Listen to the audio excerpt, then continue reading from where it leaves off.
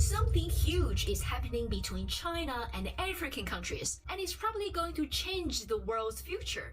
Leaders of 53 African countries, African Union, and other organizations are in Beijing from September the 4th to 6th to attend the 2024 FOCAC Summit. Thousands of delegates and guests from Africa are in China this month. Have you ever seen any other countries that can gather that many African leaders, roll out the red carpet, and show the highest respect to them? And why is it only happening between China and African countries? I want to cover the event as a reporter, so let me explain to you why it's important to all of us. This is the summit of the Forum on China-Africa Cooperation, or FOCAC, a multilateral coordination mechanism for China and the 53 African countries that have diplomatic ties with China. And under this framework, lots of life-changing projects and tangible benefits have been delivered to people both in Africa and China. Railways, airports, hospitals, schools, job creations, talents training. But the 2024 FOCAC Summit is a bit different. It is the largest in scale, with the most African leaders attending.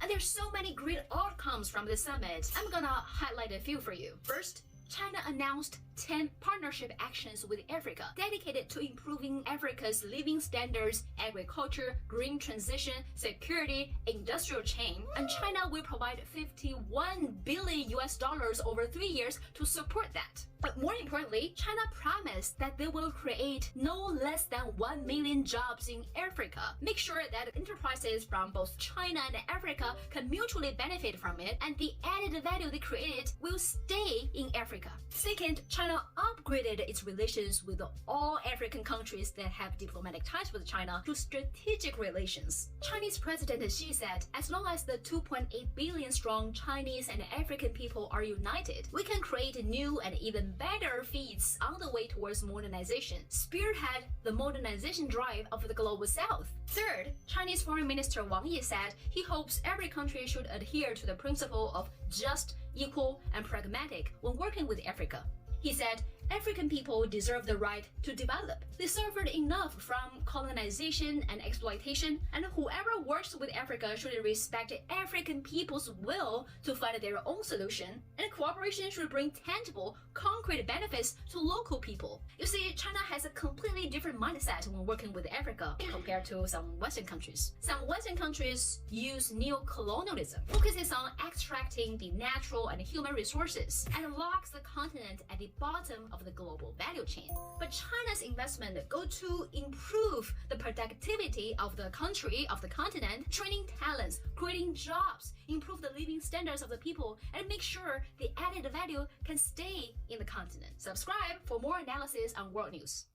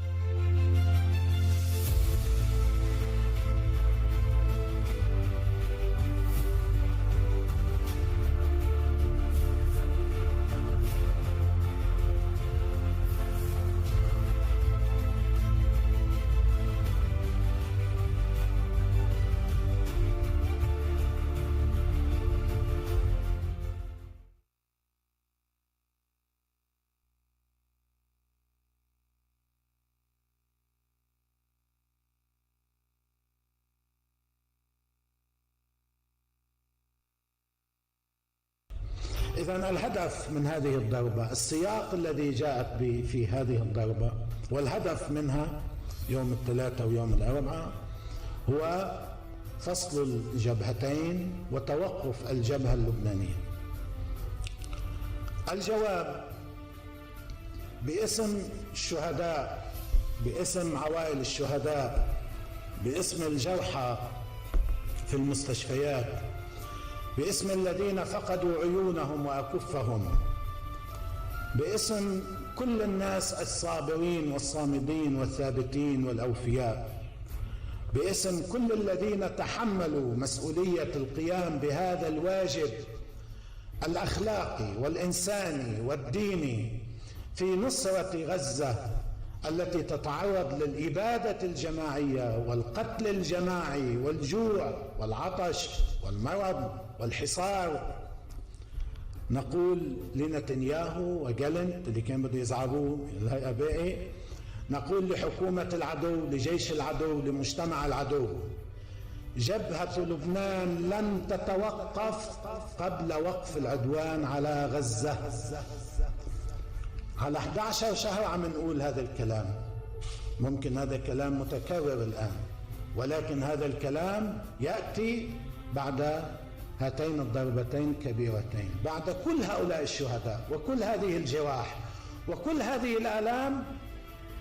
أنا أقول بوضوح: أيا تكن التضحيات، أيا تكن العواقب، أيا تكن الاحتمالات، أيا يكن الأفق الذي تذهب إليه المنطقة، المقاومة في لبنان لن تتوقف عن دعم ومساندة أهل غزة وأهل الضفة والمظلومين في تلك الأرض المقدسة.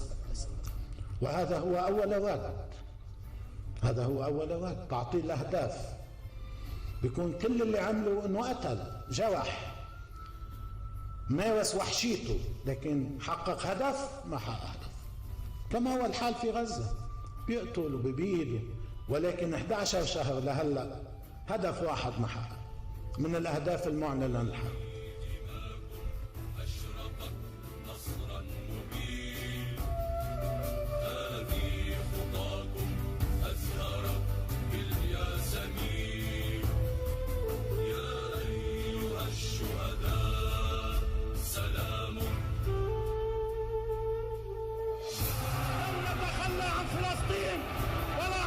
فلسطين ولا عن مقدسات الأمة في فلسطين.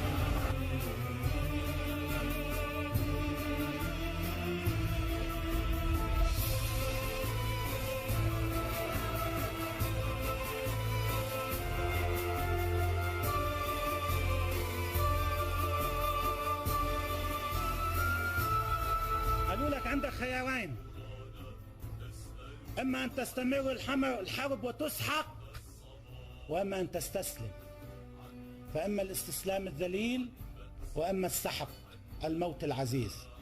في تلك اللحظة، ليش بتشوفوا أنا كل سنة وكل موسم بوقف عند هالجملة؟ حقيقة بتلك اللحظة قبل ما تشاور مع إخواني رد الخبر الذي حضر في وجداني وفي عقلي وفي قلبي مباشرة يوم 10 عندما وقف الحسين وقال: ألا إن الدعي ابن الدعي قد ركز بين اثنتين، بين السلة والذلة، وهيهات من ذا الذلة.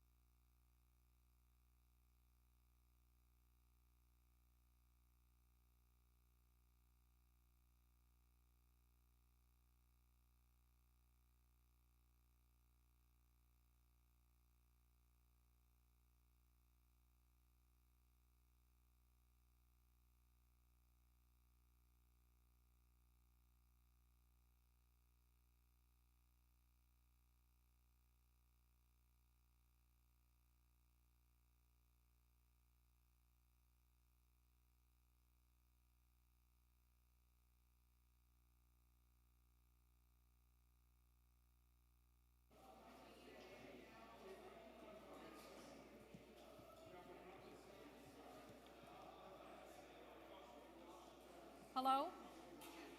Hello? Hello?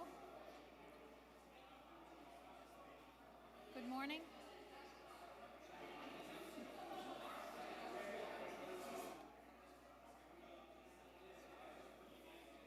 Good morning. Okay. All right, we're about to begin, but before we do, good morning. We want to ask everyone here to please, hello? We want to ask everyone here if they'd please take out your phone and turn the ringer off, before we begin. Thank you. There are a lot of people who are still arriving, but there's folks who are here on Zoom, hundreds of people, so I think we're going to start right now.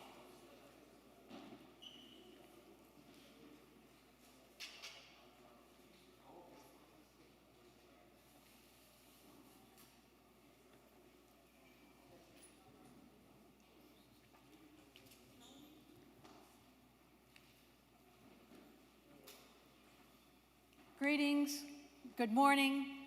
I'm Sara Flounders. I'll be chairing this opening session. I'm proud to be part of the Friends of Socialist China. We're holding events yesterday in London and today here in New York. The Friends of Socialist China has provided a valuable framework to explain China's most important contributions. I'm also part of the International Action Center and a contributing editor of Workers' World newspaper. So to everyone in the hall here today, this beautiful Malcolm X, Betty Shabazz Education Center, we can see these magnificent murals on the walls, the educational displays everywhere. Malcolm X support and defense of China during a time of total US blockade is so well known around the world. But here, the powers that be want to bury that memory and this center. This is the site where Malcolm X was assassinated 60 years ago this year.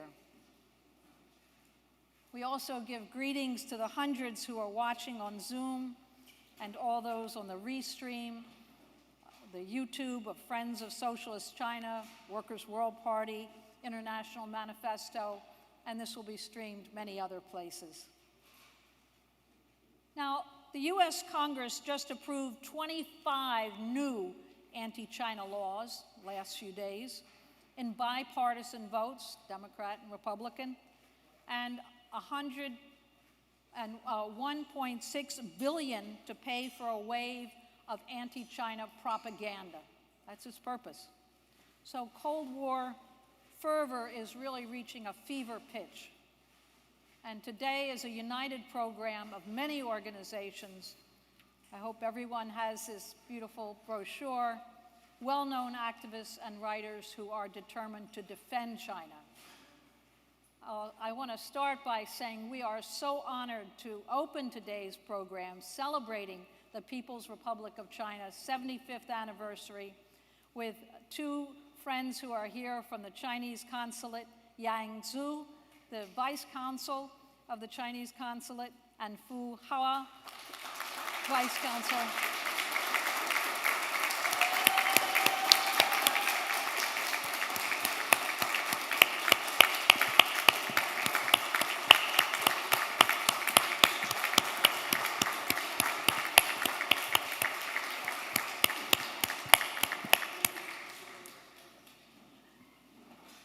Thank you for being here, for honoring us. We're going to start today with several messages from Palestine. This is a resistance that has galvanized the whole world. And in opening, I'll say that the whole world is denouncing the genocide in Gaza, this unrelenting assault now on Lebanon. This genocide, and that's the word the whole world is using, is painfully exposed in tens of thousands of photos and videos and reports and images of a charred landscape. But Biden, Harris, Trump, the US Congress both political parties, the US corporate media have forcibly banned the very mention of the word genocide in Gaza. It's banned from the corporate-owned social media. There's total censorship, total. They vote tens of billions in additional weapons and aid to the Zionist settler regime to continue this very public genocide. $8 billion additional just this week. But Congress, Biden, Harris, Trump all agree that in Xinjiang, autonomous region in Western China, there's a secret genocide, they claim, taking place, based on evidence provided by CIA organizations. They have imposed rounds of sanctions, billions of new weapons, billions in media funding to promote this lie about Xinjiang in China. Now, no country of the 57 members of the Organization of Islamic Cooperation agrees with the US propaganda on Xinjiang. The Lebanese people Not have one just experienced. Not one country of those 57 countries accepts this story of genocide in Xinjiang. No member states of the Arab League, of 22 Arab states, agrees with this US propaganda. These Arab states and the 57 Islamic countries support the peaceful development in Xinjiang today. And I'll say I've been to Xinjiang and I've seen the healthy children and the harmonious society being built. And we'll hear more on this today. I've also been to Gaza, to Lebanon, to Syria, to Iraq, and seen the horror, the destruction of US bombs, the impact of US sanctions, and seen the hungry and displaced children. So I personally and deeply agree with China and with the Arab states and with the Organization of Islamic Cooperation. So there are two sides. Who do you believe and where do you stand?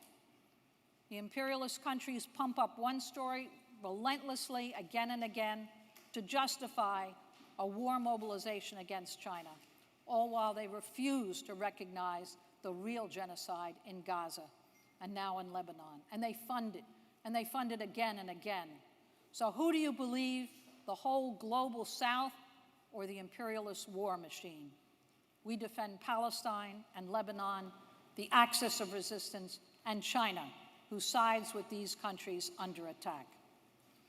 So we're going to open this with a message from the Chinese ambassador to the United Nations, Fu Kong, who is speaking at the UN defending Lebanon. It's our first message of the day.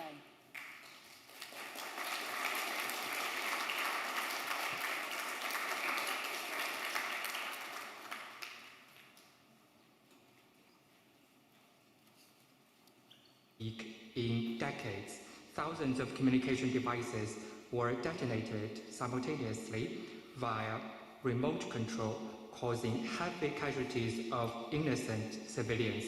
China once again condemns such unscrupulous and indiscriminate attacks.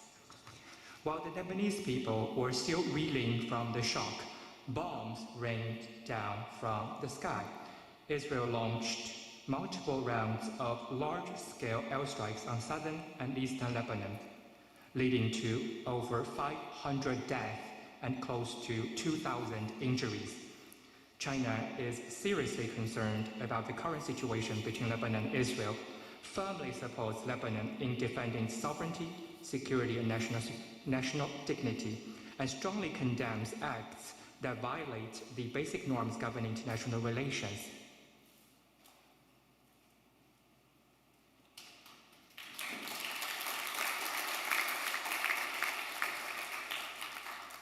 I'm next asked to read, this is a message from the organizing committee of today's conference. The organizers of the China at 75 conference in New York City condemn the Israeli state massacre of the Lebanese people and the assassination of Secretary General Saeed Hassan Nasrallah during a massive bombing attack on the Beirut suburb. And this was the awful news of yesterday. At the same time, we condemn the US government and the Biden administration for its complicity in this war crime and in the ongoing genocidal attacks on the people of Gaza. Specifically, we condemn Washington for supplying arms to the terrorist Israeli state and providing diplomatic cover for Israeli war crimes in the United Nations. Washington is promoting a drive toward war in West Asia, in Ukraine, and in the South China Seas. Our celebration of 75 years of Chinese Revolution must call attention to and mobilize to stop these crimes in West Asia and expand Israeli crimes throughout the region that threaten to blow up those other hotspots in the world. So this is a message from the organizers of today. We next want to hear messages from 3 Palestinian resistance organizations. These messages will be read by Richie Moreno from Bronx Anti-War, Workers' World, and by Lee from Freedom Road Socialist Organization.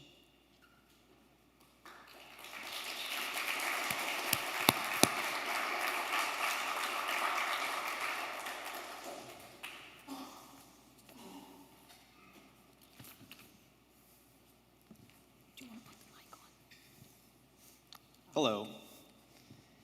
This is a message from the Democratic Front for the Liberation of Palestine.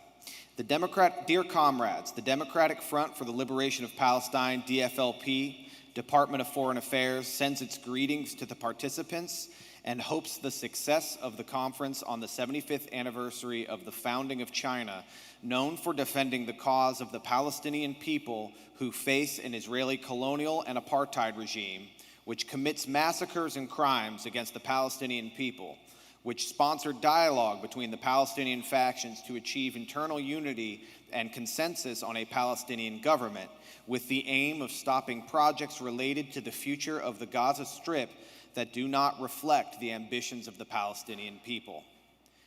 DFLP appreciates your struggle in defending the rights of the Palestinian people stipulated in international legitimacy resolutions, specifically their right to self-determination and ending the Israeli occupation of their lands based on the decision of the International Court of Justice and the establishment of an independent Palestinian state with Jerusalem as its capital and the return of refugees to their homes in accordance with Resolution 194. The Democratic Front for the Liberation of Palestine, DFLP, points out the necessity of sustaining the relationship between us in order to defend the interests of the people and confront global imperialism that contributes to the destruction of societies and countries, as well as with all leftist parties that are struggling to reach this goal. DFLP hopes to continue to provide your permanent political support to the Palestinian people and the just Palestinian cause. Yes.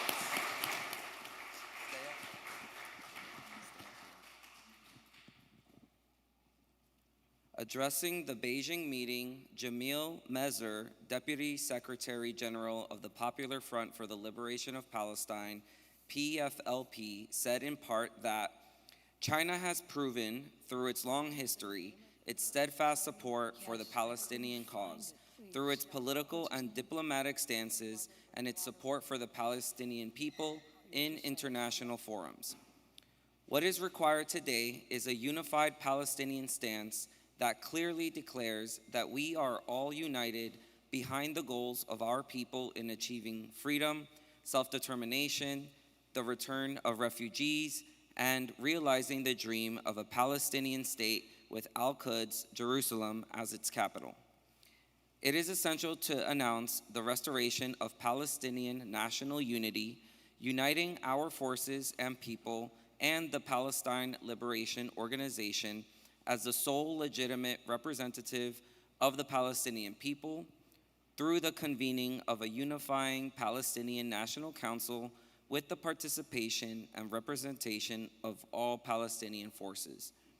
Today, our people are not only facing a genocide war, but also the consequences of decades of comprehensive political failure and deficiency, as well as the price of international bias, led by the United States and supported by all governments and tools of the dominant colonial system in this world.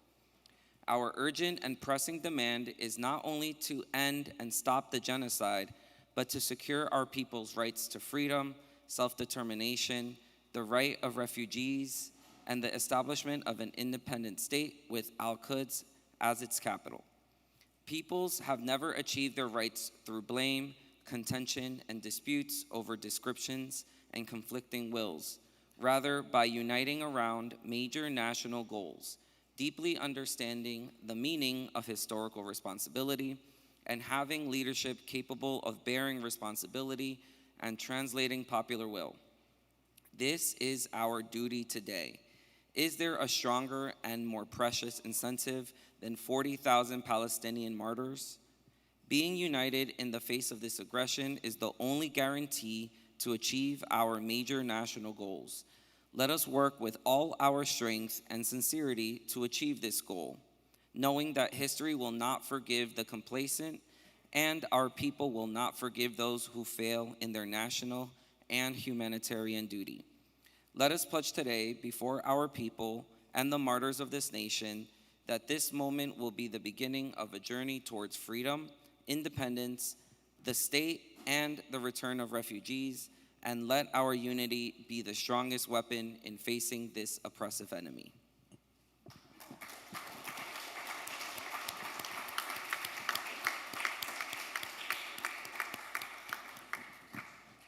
Hossam Badran, head of Hamas's National Relations Office and a member of the Hamas Political Bureau, confirmed that the Beijing Declaration is an additional positive step towards achieving Palestinian national unity.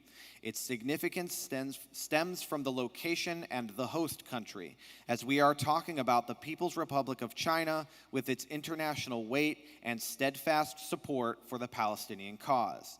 In his press statement, Badran expressed his high appreciation for the substantial efforts made by China to reach this declaration. They are moving in this path for the first time with their weight and stature, which is something we need as Palestinians to face the unilateral policies pursued by the United States regarding the Palestinian cause. The U.S. administration stands above any internal Palestinian national consensus and is entirely biased, even being partners with the occupation in its crimes against our people.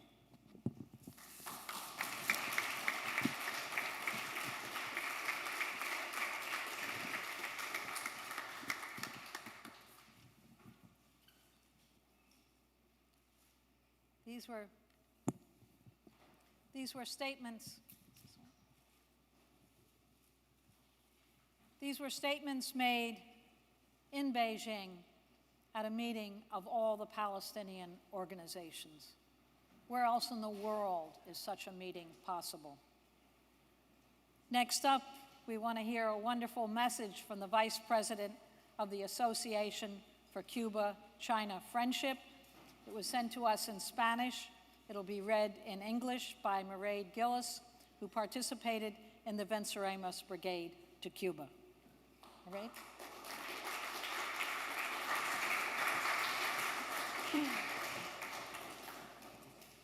Hello, everyone. So again, this is a statement written by Mr. Eduardo Regalado Florido of the Association of Cuba-China Friendship and head of the China Research Project of the International Policy Research Center. In an event on peace and solidarity, it is extremely fair and even necessary to raise our voice in favor of the People's Republic of China. China has developed a Belt and Road Initiative where it intends to deepen the collaboration between different nations with the purpose of eliminating and resolving the intense conflict that exists on the international scene.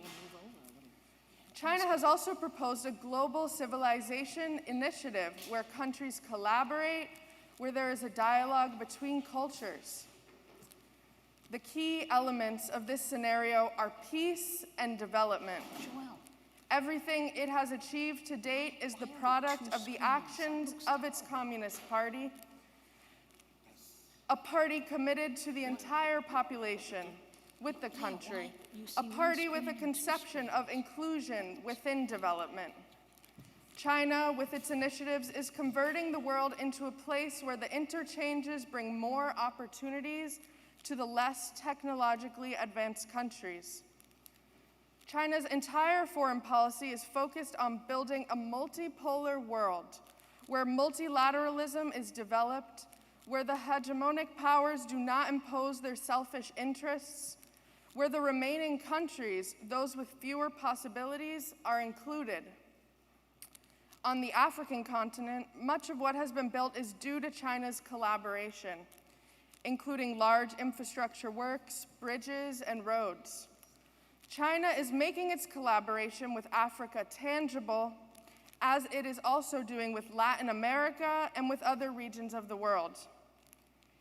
As a result of the achievements that China is making, there is no shortage of campaigns and perverse slander against this country. There's a great emphasis on highlighting China as the new imperialism. But China is a country that has improved its internal situation, and it is also improving the situation in the international environment. As long as the Chinese Communist Party continues to achieve these results, it will be excellent for the Chinese population, and it will also be excellent for the rest of the world. Relations between Cuba and China, as it is systematically repeated by the leaders, are relations between friends, between siblings, between comrades. We are very motivated by what China is going to continue to achieve in this attempt to build a modern country in an integral and socialist way, which is very different from Western modernization. China's modernization is characterized by putting the human being in the center of society and by promoting inclusion and development, by encouraging all countries to participate in the progress of science and technology for a harmonious relationship between humans and nature. Long live the People's Republic of China.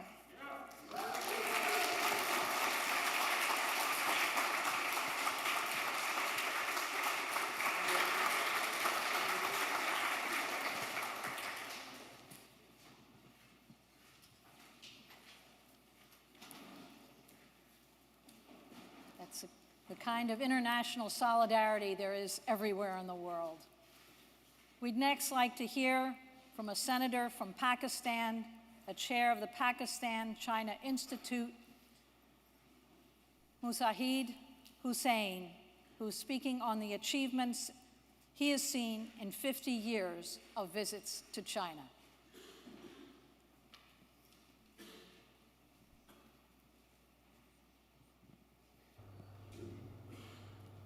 Friends and comrades, greetings from Islamabad.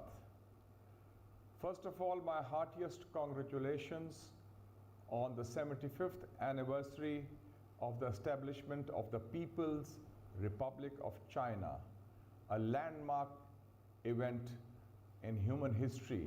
And I'm so glad that the Friends of Socialist China are celebrating this event in London as well as in New York. My heartfelt felicitations to all our friends who are gathered here in London as well as in New York. When we celebrate the Chinese Revolution, this epoch-making development led by the Communist Party of China under the great leadership of Chairman Mao, we also need to analyze some of its track record of success, of achievements, in what has been the world's largest country. I personally have been very fortunate that out of these 75 years, I have been a witness to 50 of these years. Because 50 years ago, when I was a teenager, I was 17 years old, when I first went to China as head of a youth friendship group between Pakistan and China. And I have seen China in the first phase of the revolution under Chairman Mao, Premier Zhou Enlai, Marshal Chude, Then I've seen the phase of reform and opening up under the great leader, Deng Xiaoping. And now I'm seeing firsthand the rise of China. So revolution, reform, and rise. These three phases I've seen personally. And in the last 50 years, I've traveled over 100 times to China, different cities, different parts, different stages, different periods. And the turnabout, the turnaround in China is amazing. It's unprecedented in human history. And many a time I'm asked, what are the reasons for the China success story? What are the ingredients of this success story?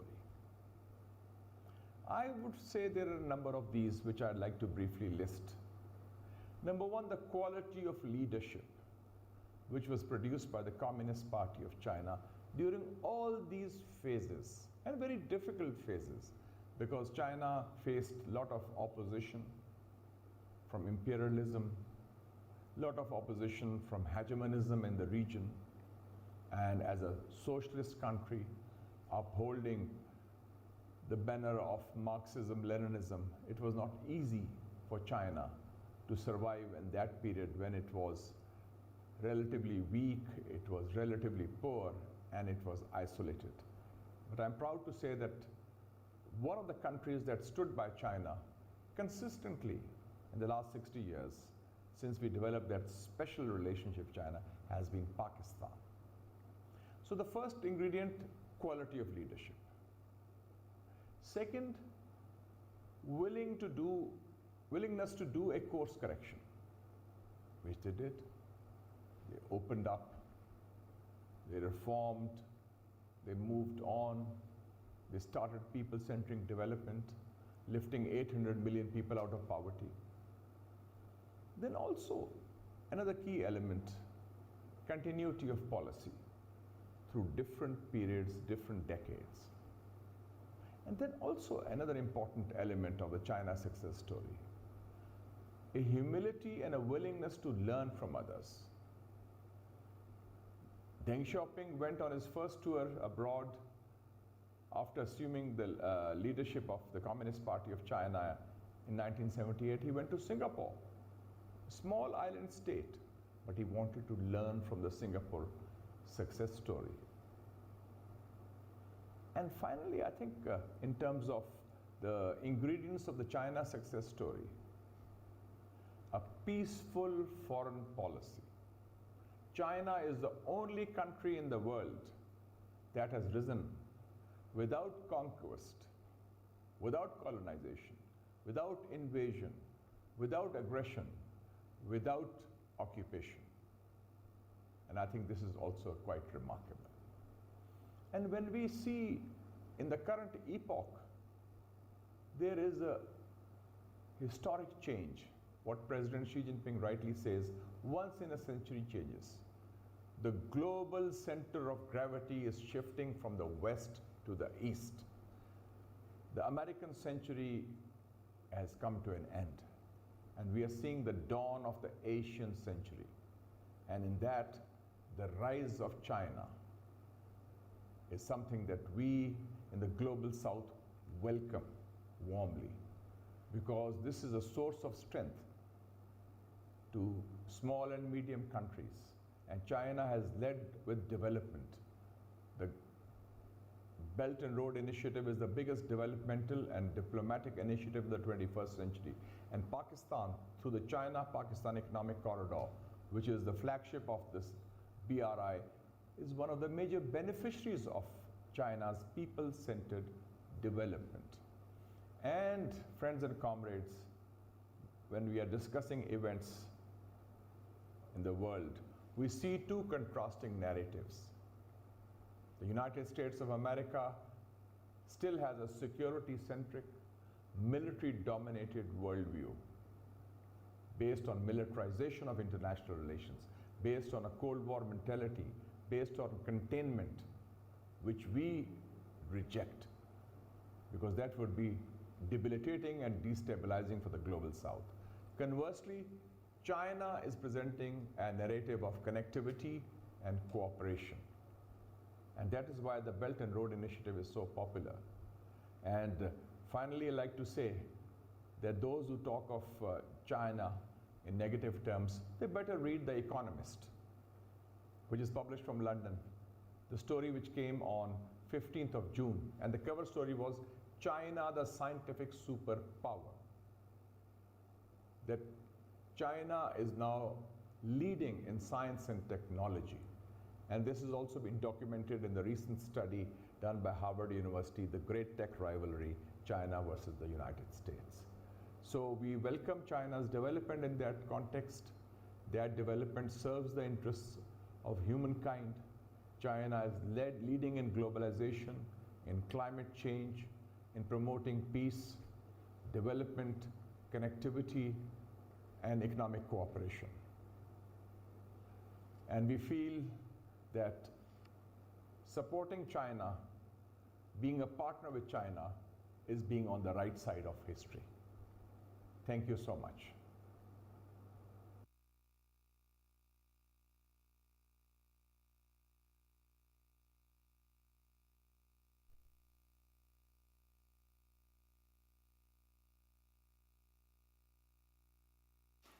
Well, I'd next like to present my view on why defense of China must include its socialist character and the role of the Communist Party of China. The US imperialist ruling class is waging an ideological assault on people's China. To combat the propaganda, we must expose the reason for this extraordinary hostility to China. The class differences of the two countries' social systems. China's emergence is a world-scale game changer with its Belt and Road initiatives to 150 countries, the Shanghai Cooperation Agreement, the BRICS Plus.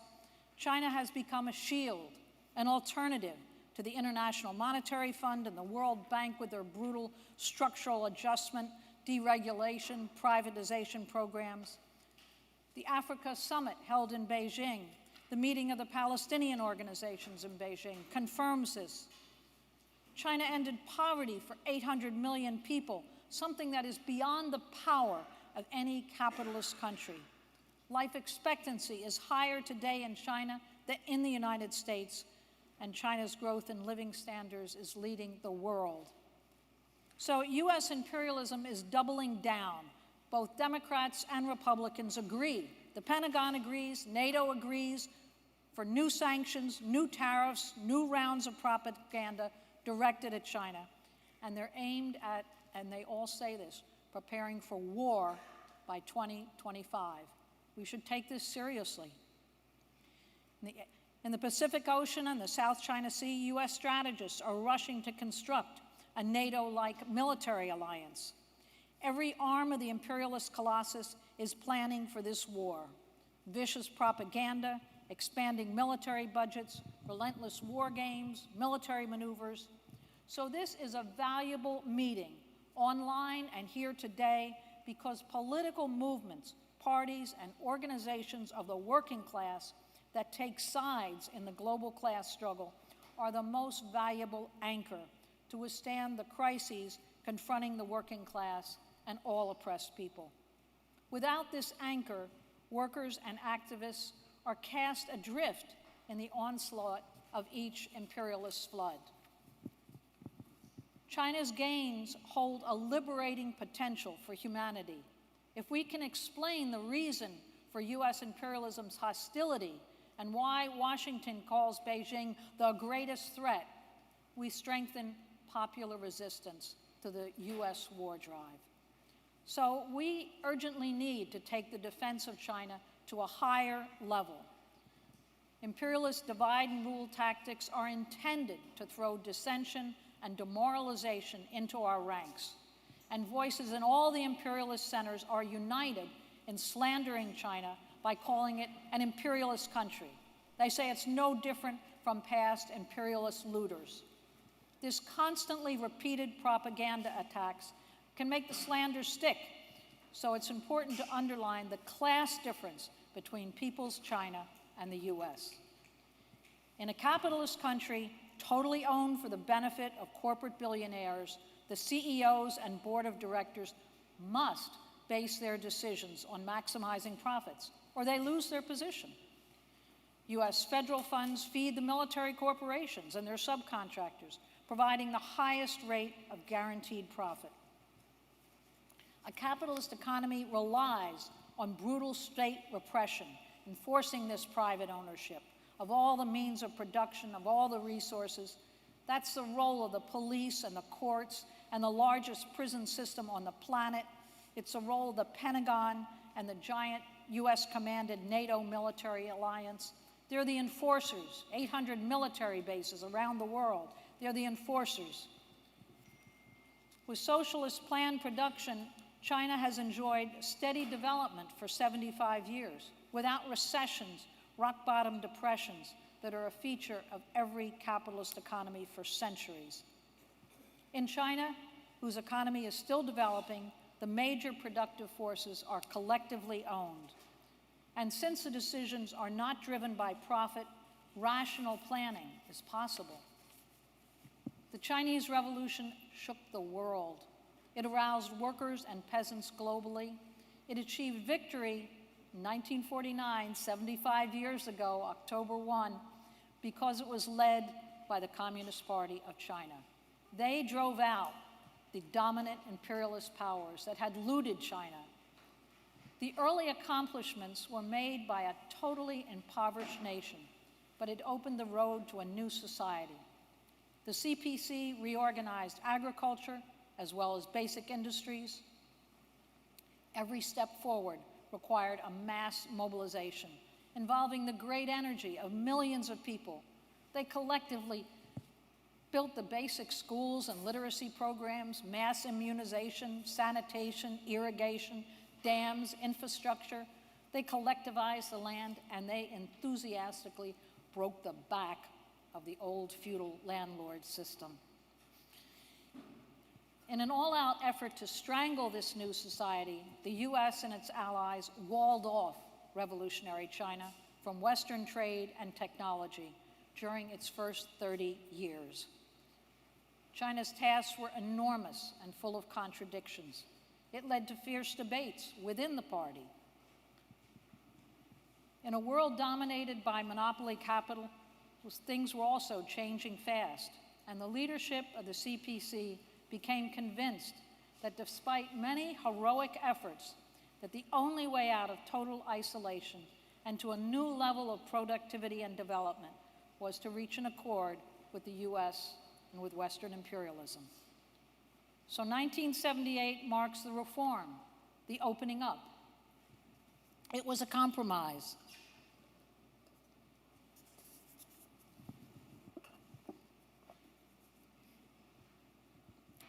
After this decision to turn toward gaining access to Western technology and trade, China focused extensively on its own development and on gaining Western investment. This necessarily opened China's economy to hostile class elements. Western investment of money, machinery, technology, and skills flooded into China. And along with this, a capitalist class grew in China. Big capitalist corporate investors internationally assumed they'd be able to overturn China's socialist base. They were wrong, and now they are angry. So let's recognize the socialist base of the Chinese economy, the leadership of the Chinese Communist Party in building an economy of a new type. This phase of socialist construction is described by the CPC as market socialism, socialism with a market, socialism with Chinese characteristics.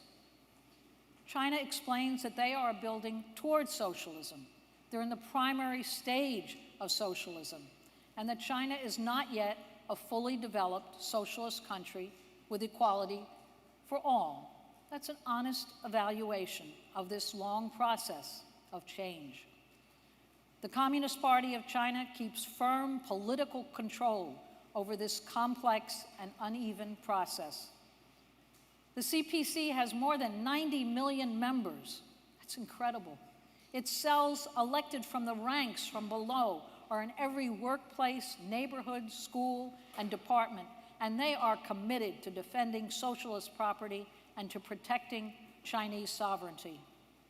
The key economic role is assigned to the state, a state controlled by the working class. Every major industry, especially banking, remains under state control, a state controlled by this massive Communist Party from the ranks on up. The central banks play a crucial role in subsidizing and developing key industries.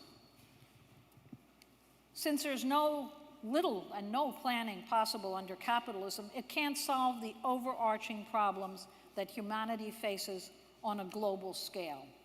So there's much more on this online. I will just close, and you can find me and find each of the speakers here online today.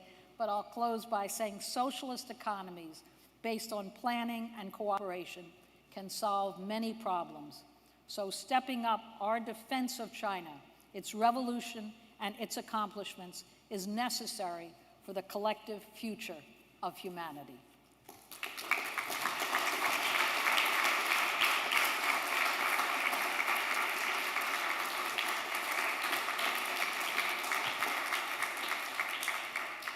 We'll close this opening panel with a talk from Zhang Huihui, who is the director of the China Institute at Fudan University, and his talk is on China's leap of development in 75 years.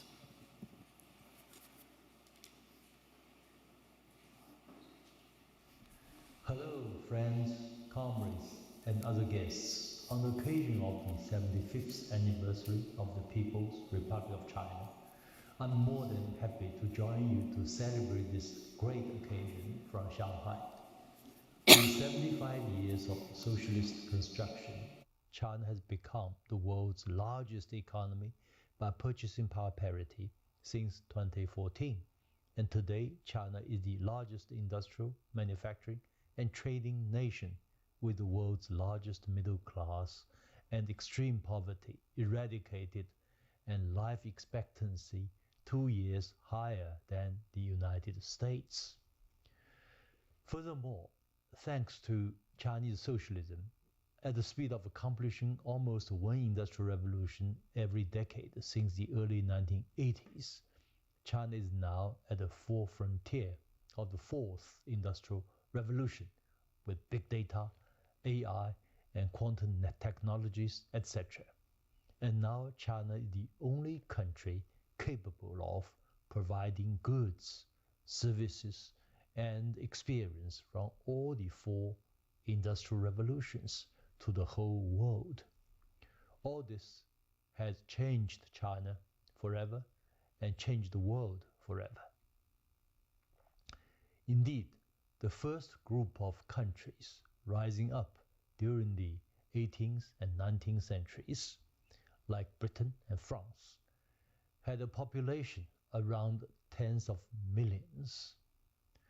The second group of countries rising up during the 20th century, like United States and Japan, had a population around 100 million.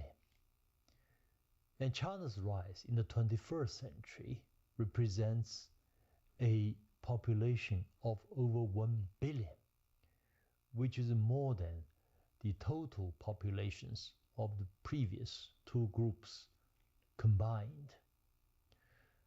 Furthermore, China's stunning success has been achieved in peace and under socialism through the leadership of the Communist Party of China, rather than through wars and plunders and through colonialism or imperialism for the West. What's more important, China's rise is not that of an ordinary country, but that of a socialist civilizational state, which means China is an amalgam of the world's longest continuous civilization and super large modern socialist state, which has at least 4 features. That is, a super large population, a super vast territory, super long traditions, and super rich cultures, each of which is a blend of ancient and modern, more specifically, a blend of China's past and its modern socialist adaptations and innovations. Taking its super long traditions as an example, China's ancient traditions have evolved, developed, and adapted in virtually all branches of human knowledge and practices. For instance, the West is very critical of China's so-called one-party system. Yet, to most Chinese, it's nothing extraordinary. Since its first unification in 221 BC, China has been mostly governed by a unified ruling entity. Otherwise, the country would have become disintegrated. China had copied the American political model with adversarial political system following its 1911 Republican Revolution, and the country soon degenerated into chaos, into warlords fighting each other with millions of lives lost. In its history, China's unified ruling entity was mostly sustained by a system of meritocracy, with officials selected through public exams or the Keju system since the Sui dynasty close to 1,500 years ago. And since 1949, under the CPC's leadership, this ancient system has been adapted into today's what I call selection plus election model.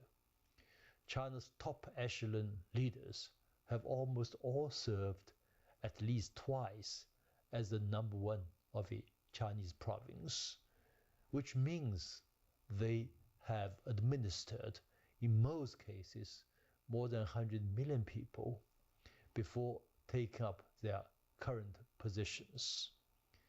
As a result, China's top echelon leadership is obviously among the most competent, experienced in the world today. The tradition of a unified ruling entity has carried with it a holistic approach to political governance. I would describe Western-style political parties as partisan interest political parties, and the CPC as a holistic interest political party. This also explains why China is able to reform and reinvent itself all the time, pioneering a way to overcome all kinds of vested interests, ensure an overall balance between political power, social power, and power of capital in favor of the vast majority of the Chinese population. As a result, most Chinese are the real beneficiaries of China's dramatic transformation, a hallmark of Chinese socialism today. Of course, China is by no means perfect, and China is still faced with many challenges. Some are really daunting challenges. Yet, I also believe that with China's extraordinary achievements over the past 75 years, China will be able to overcome these challenges and do perhaps even better in the years and the decades to come. On this positive note, I stop here and wish your celebration a great success. Thank you all. Thank you very much.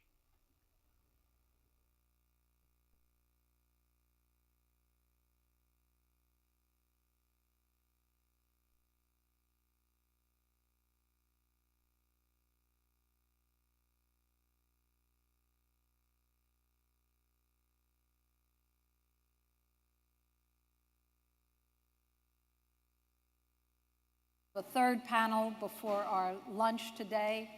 And for the hundreds watching us on Zoom during the lunch, we'll have some video streaming that I think you'll find very interesting. Also, in closing this panel, I'll say that this is a book put out by the Friends of Socialist China called People's China at 75, The Flag Stays Red, and we will be holding in the coming weeks a book signing and a welcoming of this new book, People's China at 75, The Flag Stays Red, and it's made by the Friends of Socialist China and edited by Keith Bennett and Carlos Martinez. So we'll turn it over to Margaret Kimberley and panel number 2. Thank you.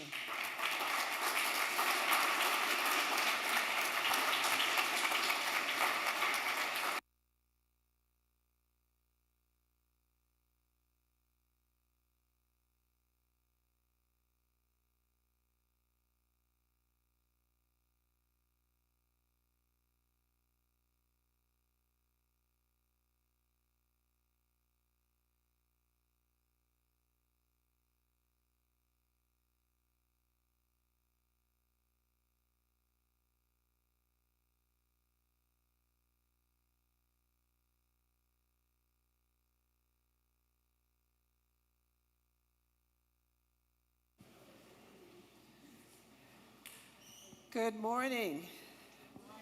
And I want to invite our speakers who are present. Some are virtual, Arnold August and R.J. Red. Okay, there they are. Good morning, everyone. And power to the people. Power to the people. All right. Thank you so much. It's a cloudy day, but we need to wake ourselves up. Thank you so much for being here today at the Malcolm X and Betty Shabazz Center. I'm Margaret Kimberley, Executive Editor of Black Agenda Report, and I'm very pleased to be chairing this panel on exposing imperialist propaganda. It's very important that we acknowledge the 75th anniversary of the birth of the People's Republic of China, which is one of the most significant events in world history. However, this is a very, very difficult week as we mourn the martyred in Gaza and in Lebanon. And I want to say, someone said 40,000 dead in Gaza. Lancet says it's more like 186,000. So we're talking about, and we don't know how many in Lebanon. But these war crimes, this genocide, makes it all the more important to learn about China's accomplishments and its role in forging cooperation among nations and its efforts at peacemaking. So we have an amazing panel on this much-needed discussion on the topic of exposing imperialist propaganda. We are awash in anti-China war propaganda.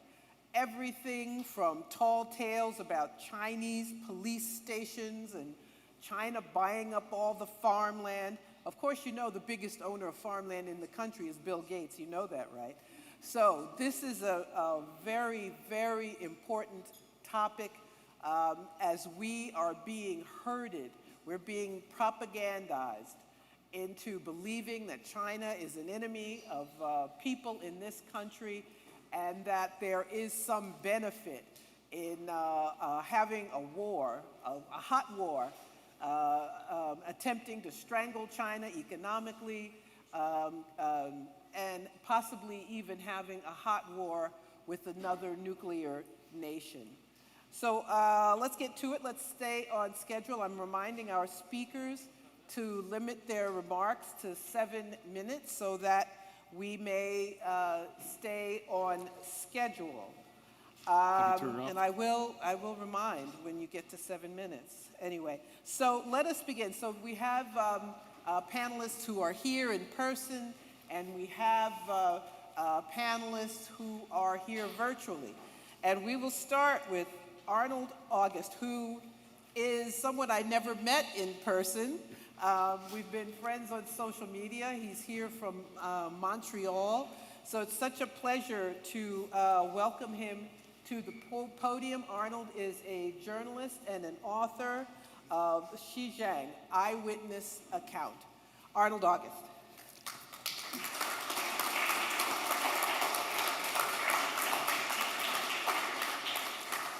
Thank you very much, Margaret. You hear me well? In fact, yes, it's a great pleasure to see you finally in person after all, I don't know, decades or whatever. My talk is it's going to, in the main, based on a visual, a YouTube that I put together of 6 minutes and 45 seconds, based on our visit to, make the point as much as possible in a visual way. I was part of a select group of 6 people from different continents, one from Oceania, Australia, one from Europe, myself from North America, and 3 people from Latin America. Now, where do we visit? We visit Xinjiang, which is often known as Tibet, even though the real name is Xinjiang. And it is the Xinjiang Autonomous Region. And we also visit Qinghai, which is the neighboring province with a very high proportion of people of Tibetan origin. So we're ready to roll my film. Hope it's ready. Because without the film, I have nothing to say. Yeah.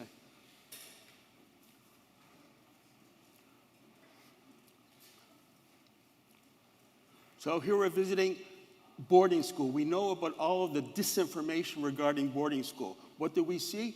Here it is.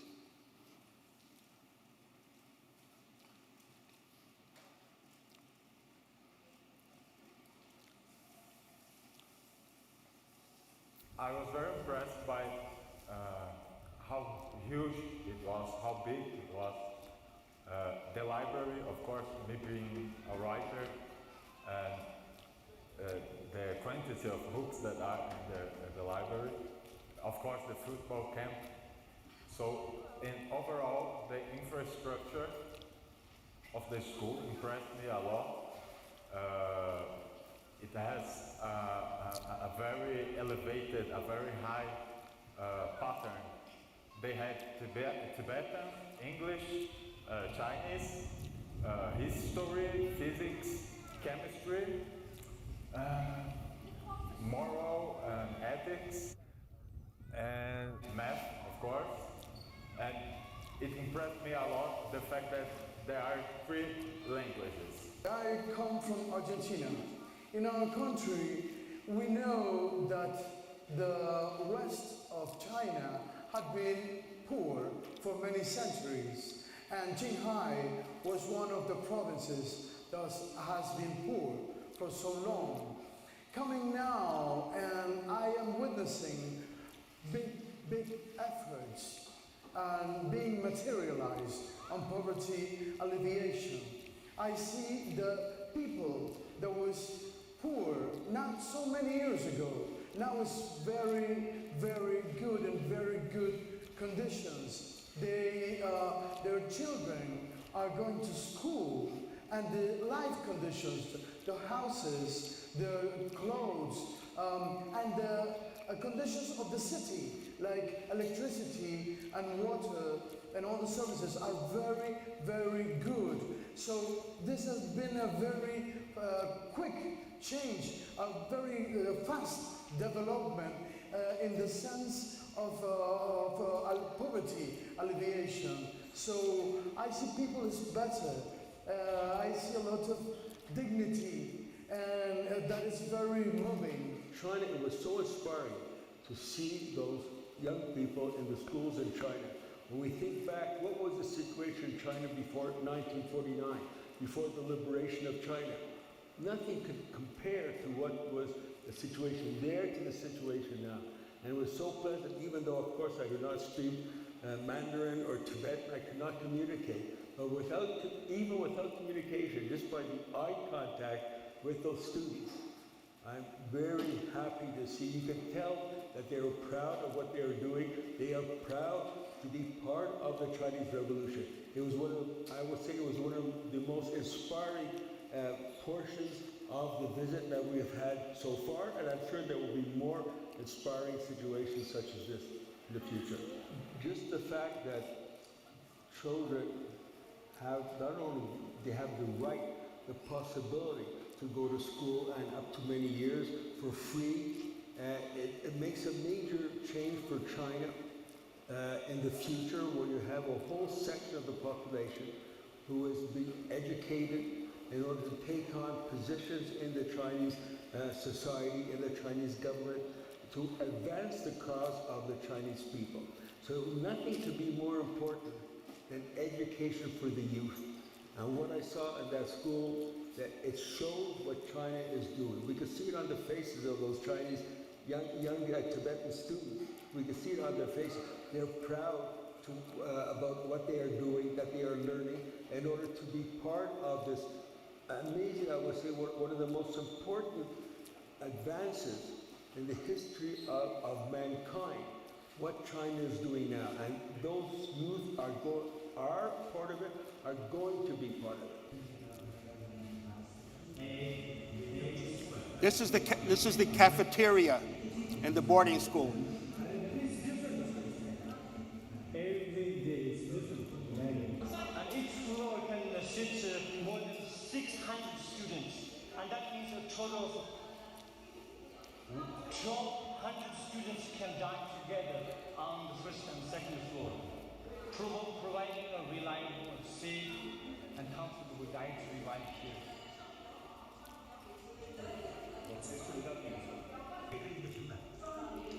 There's this multimedia room, like where students have access to iPads. And that At one point, I asked about the possibility of using cell phones in the classroom.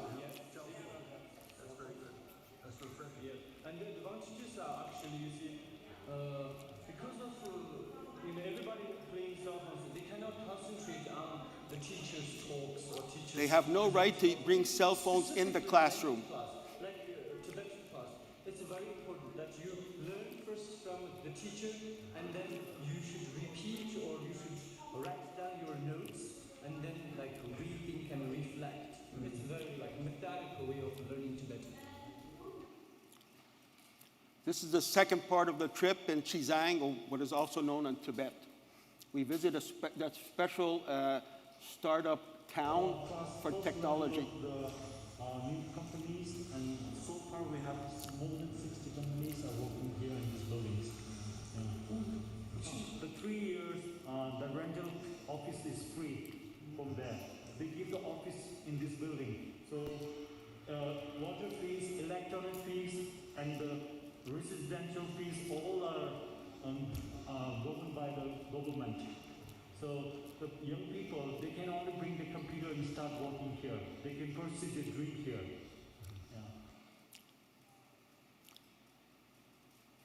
Yeah, so as he just finished saying, in that special tech town that was developed a few years ago, they provide everything to anyone who wants to participate. Just bring your computers and you could do anything you want to develop your own ideas, your own enterprise. So the question comes now, well, where's socialism and all that? Well, it's very, very much a part of it.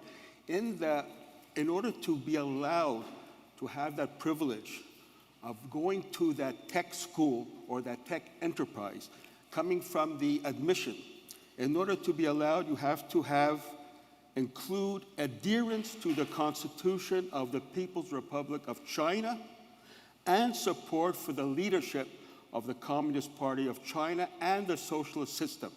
It does not say you have to be a member of the party, but you could not be expelled from the party and being admitted to the school. So that's my main point about this. Of all places in the world, there you have Chinese socialism with Chinese characteristics. The proper balance between individual initiative, at the same time, the social goals of the Chinese Revolution. For the people, young people who succeed, they also succeed in further developing socialism in China. Thank you.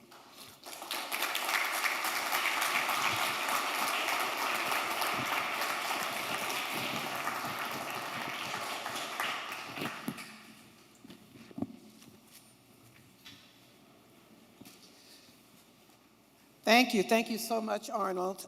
Excuse me. And our next speaker is virtual, Lee Soo-hin.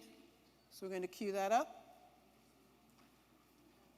He's director of the China-U.S. Solidarity Network, China Xinjiang versus U.S. on Palestine.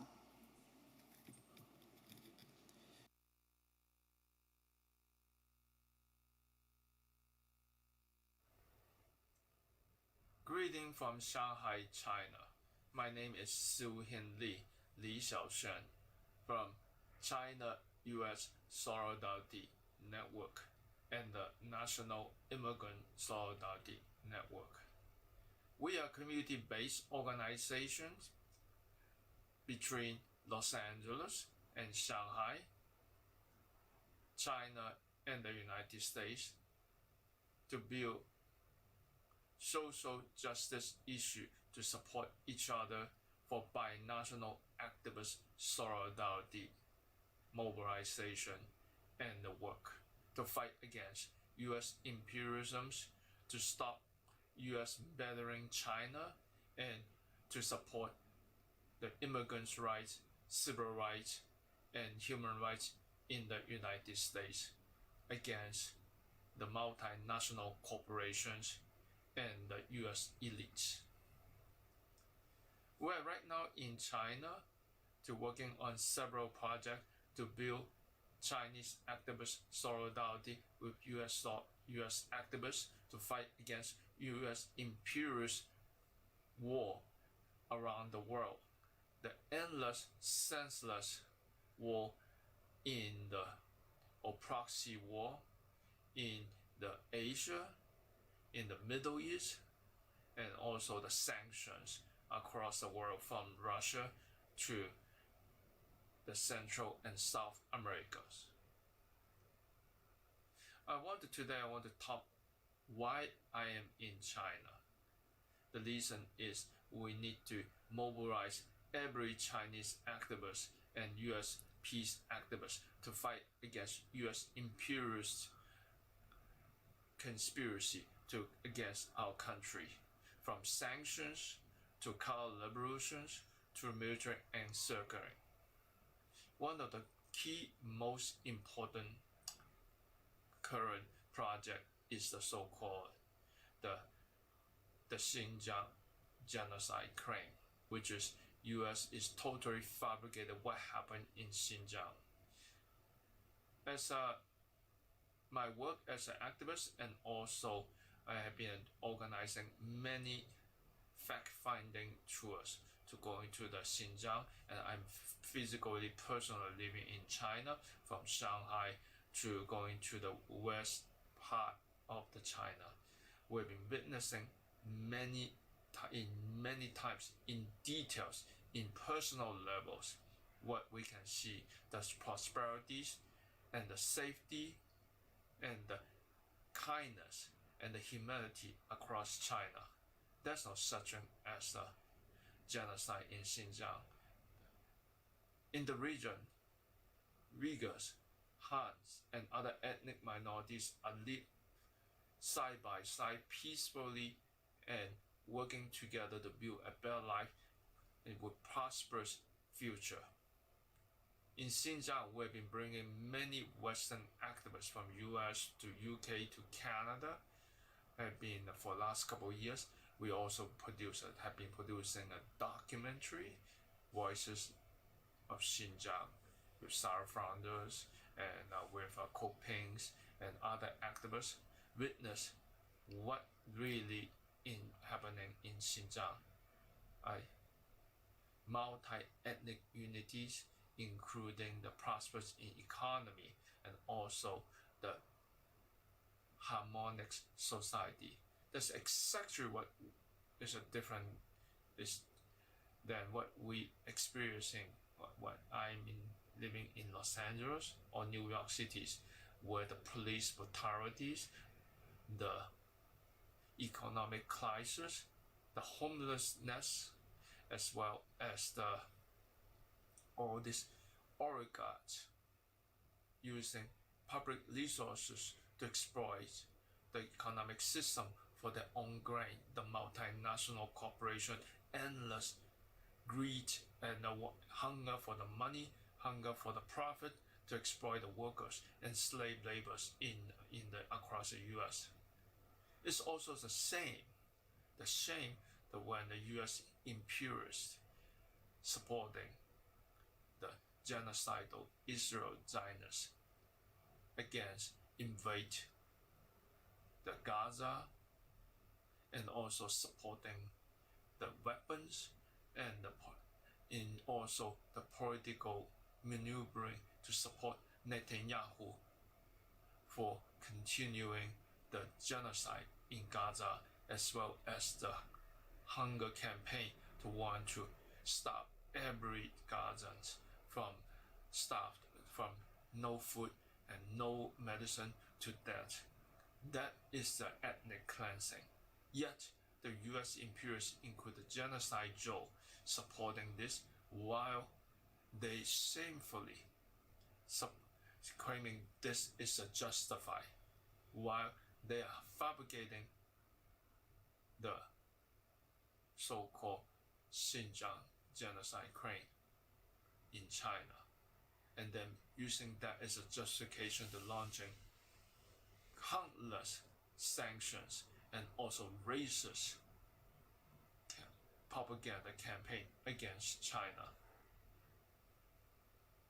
I want to encourage every activist, peace-loving activist in the US and around the world can see through this, can talk to the activists in China, or you're coming to visit China, to see by yourself, to come to China, to communicate with the activists, to build a true multi-ethnic international solidarity between China, US, and the Western countries' activists. China-US Solidarity Network is going to work on this project to support to build this. Currently, we are organizing our delegations. I hope you can come to join our next delegation end of this year and the next year.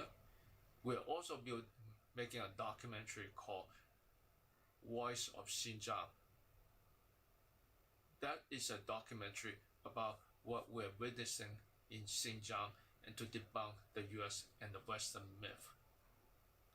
I hope you can join us, support our work, and we can build our solidarity to fight against the US imperialists and also the census war, their census war across the world. Because people united will never be defeated. 世界人民大团结，万岁！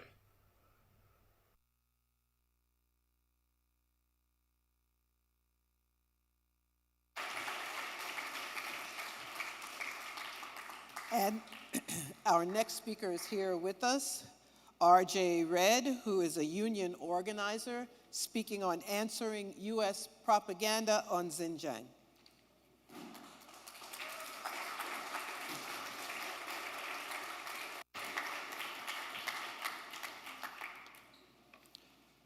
Hello, everybody. Thanks for having me. I'm RJ. I'm a union organizer, founding member of Starbucks Workers United in Buffalo. Thank you. I'm an anti-imperialist activist. I'm a staunch defender of the People's Republic of China and a member of Workers' World Party. And I'm very honored to be a part of this program today. I think the timing couldn't be better.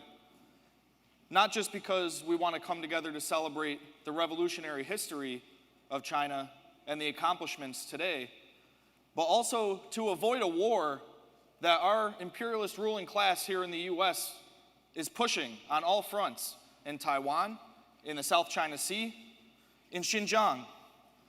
I especially want to talk about Xinjiang because I think that this is a region of China that is most often lied about. We're told that China is committing a genocide against Uyghur people, that they're suppressing languages, different cultures, religion. We're told that China is using slave labor. This is the common narrative. The media says that what China is doing to the Uyghurs is what Israel and the United States are doing to the Palestinians in Gaza, in the West Bank, in all the occupied land. Many in the anti-imperialist movement don't know how to respond to this. But we need to be able to tackle this head on. We can't be afraid to talk about this. So I want to talk about what I saw when I was in Xinjiang. I want to give a special thanks to Li Suhin and the China-US Solidarity Network. My comrade Sara Flounders and I got to spend a lot of time in China, almost 2 weeks in Xinjiang. And what I saw was the complete opposite of what I was told by the US media. I saw economic development at a pace that most countries have never seen. I saw the creation of jobs, bringing in new industries, the creation of housing on a mass scale, public transportation, high-speed rail, things that working class people in this country don't even have, in the richest country on earth, the imperial core. Education opportunities, affirmative action practices, all of these things that China is doing to develop in Xinjiang. I saw grants for businesses. We talked to farmers, Uyghur families, Kazakh families. They explained that they had been nomadic farmers for generations and they have been receiving grants to open up new businesses, open up dairy farms, producing yogurt, producing all these products that they didn't have the means to. They didn't have the capital. And that's changing now at a fast pace. I saw a diversity of culture like I've never seen anywhere in the world. Dozens of ethnic groups that have shared this region for hundreds of years that call it home. I saw a diversity of languages being spoken. Children, school children, 6 years old, they can speak 3 different languages. I saw street signs, both, government street signs as well as on businesses, shops that had multiple languages listed. If you've got 4 or 5 different languages listed together, these are not being suppressed, they're being taught, they're being encouraged, and people are being brought together. When I was there, I saw a communist party that was attentive to the needs of the people living there, both in the rural areas as well as the urban areas. We talked to people that explained buildings that were damaged by earthquakes, historic areas of Kashgar and other cities that had to be rebuilt, and the democratic processes that went into how to rebuild it, which buildings do we restore, and things like this. You don't see that kind of a democratic input when developers in this country wipe out entire blocks, gentrify them, turn them into condos or parking lots. We talked to people who explained during the COVID crisis how the Young Communist League was going around doing food distribution, bringing groceries to people, providing them the things that they need. We talked to people in state-run farms, little villages, that explain that the Communist Party has officers in each of these villages that checks on what people need. One example I'd like to give. We met with a couple different farmers in this village, and they explained, we have these sheep and different cattle, and they get sick, and the closest veterinarian is in the city, and we can't get there. We need a veterinarian. The party took this information, they got grants together, they found people to make it happen that lived in the village, they sent them to school, they studied to be a veterinarian, they gave them the resources they needed to start up their own veterinarian practice. They're developing parts of the economy that hadn't been there, bringing Xinjiang into the future. And I asked them, okay, well, what happens if the farmers don't have enough money to get their sheep treated? And they said, well, the government will pay for it. And I realized that the sheep in China had better health care than we have here. But this is just an example. This is many examples of development and attentiveness to the needs that we saw. And the main thing that I want to talk about, the comparison to what's happening in Gaza We have to debunk that loud and clear. Because what we see in Gaza, we all see it. We go on social media. We see destruction. We see genocide. We see an economic blockade that's been in place for years. Gaza is an open-air prison. And what does this narrative about China accomplish? Well, it justifies U.S. sanctions.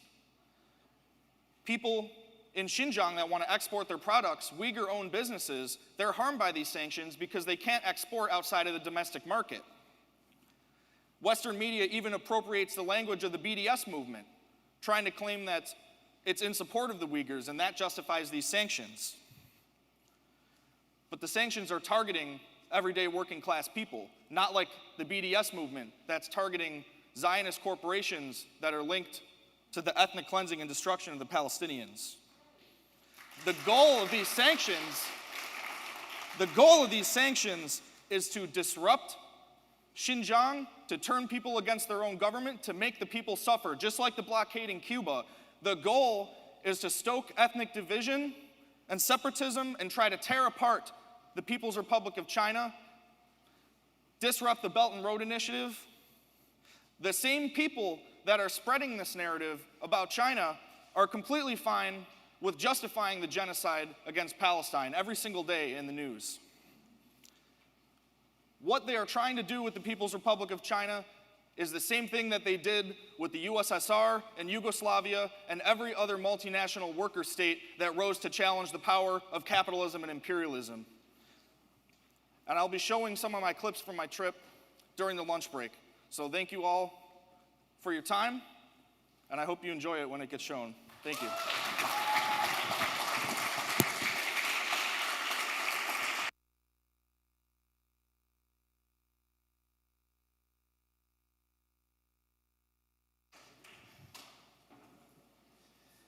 Thank you, RJ.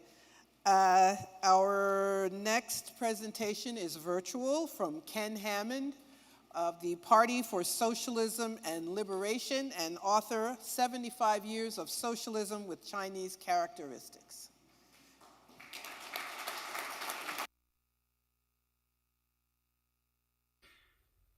Greetings, I'm Ken Hammond. I'm a professor of East Asian and Global History at New Mexico State University. I'm a member of the Party for Socialism and Liberation and an activist with the organization Pivot to Peace, working to defuse the tensions between the United States and China and create a world where we're not pivoting to Asia with American military assets, but working together for a more peaceful and prosperous world. I'm very happy to be here today as we are celebrating the 75th anniversary of the establishment of the People's Republic of China. And I would just like to take a few minutes here to say something about the idea of socialism with Chinese characteristics, which has been the animating principle in the history of the People's Republic and indeed in the Chinese Revolution overall over the past a little more than a century. When we think about socialism with Chinese characteristics, what we're really considering is a practical application of the ideals, the principles, the analytical methodologies of dialectical materialism, looking at the actually existing conditions in China and adapting the theoretical prospects or the theoretical propositions of Marxism, Leninism to the realities that are on the ground in China.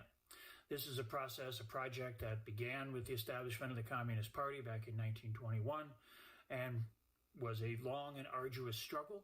The 1920s was a very difficult period, but finally, by the 1930s, under the leadership of Mao Zedong, the Chinese Communist Party placed itself on a successful path of revolution by understanding the idea that the peasantry were, in a sense, rural proletarians, as Mao described them, and were the natural allies of the industrial working class. That methodology, that principle, that tactical approach led to the success of the revolution in 1949, and China embarked upon its course of development since then. And these past 75 years have seen this idea of applying dialectical materialism, applying Marxism, Leninism to the real conditions of China take us down a long and complicated path with lots of ups and downs, lots of victories, lots of failures, lots of successes, lots of defeats. It's been a tumultuous history in many ways, but one which has unfolded along a course aimed at improving the lives of the Chinese people, building a socialist future for China, and creating a system that was based on the public ownership of wealth and its application through the instrumentalities of the Chinese state to improving the livelihoods of the people and raising the standards of living and all that. From 1949 to 1976, this was a very difficult process, a process where tremendous growth was made and housing conditions, healthcare, educational opportunities, all kinds of things were improved and enhanced. But there was a lot of conflict within the party, within society, over what the best path forward was.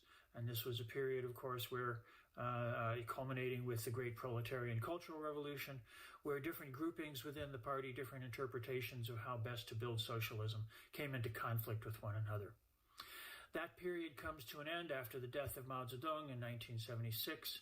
And since 1978-79, China has been embarked upon a path of reform and opening to the outside. That path has itself had different phases, different periods of time.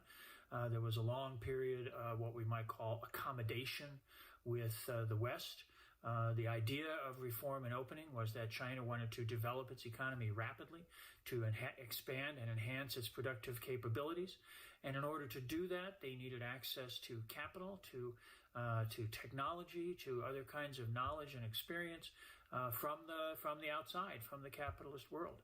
And this necessitated, for a period of time, the 80s, the 90s, even into the beginning of the present century, where China accommodated itself to the global capitalist system. It went along to get the things that it needed for its own development.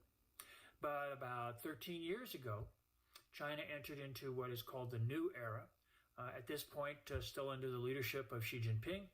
And this is a period where we have seen China, in a sense, the Chinese people once again standing up. Mao Zedong very famously in 1949 on October 1st said the Chinese people have stood up. And as they have made their way forward and as they have struggled to build a better future for themselves and indeed to become something of a model for other developing peoples in the world, once again now the Chinese people have stood up. And they are no longer making this sort of accommodation with the West, particularly with the United States. That has led to a period of conflict, a period where the United States has become increasingly hostile and aggressive. The pivot to Asia is aimed at encircling China, containing China, and that's something that all of us who support the Chinese Revolution and support the struggle for socialist construction everywhere that it's possible, this is something that we have to fight against. The struggles against American imperialism, of course, aren't only concerned with China. Right now, of course, we know that American imperialism is aggressively asserting itself in the world in places like Ukraine, in the Israeli genocide in Gaza, and we have to oppose all of those things as well. The key to the success of socialism with Chinese characteristics is the maintenance of the socialist core in China. The new era where China is today, this era of reform and opening and the ending of the accommodation with capitalism, with Western capitalism, this is unprecedented territory. China is charting a new path every single day, and it's one in which that struggle, that effort to build a socialist future, we need to support it, we need to encourage it, and we need to congratulate the Chinese people on the wonderful things they have accomplished over the last 75 years. So as I say, it's a wonderful thing to be here today and share this moment with you. And I express my solidarity with the people of China and with all of you comrades who are here celebrating it together. Thank you very much.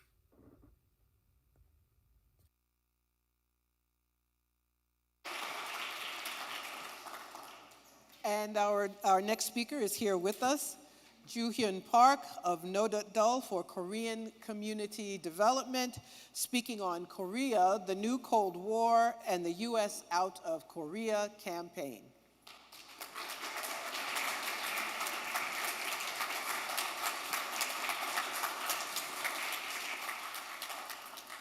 Good morning, comrades. It's a joy to be here with you today to mark 75 years of the People's Republic of China and to commemorate the world historical contributions of the Chinese Revolution. And while today is a very happy occasion, we are also meeting in perilous times. The crisis of the imperialist system has led to the outbreak of punishing wars in Eastern Europe and Western Asia. And as we speak, war clouds are gathering in East Asia under the auspices of the new Cold War. And it is our belief that the Korean Peninsula has now emerged as the most volatile flashpoint in the region. Korea today is at the highest risk of war that it has been in for decades.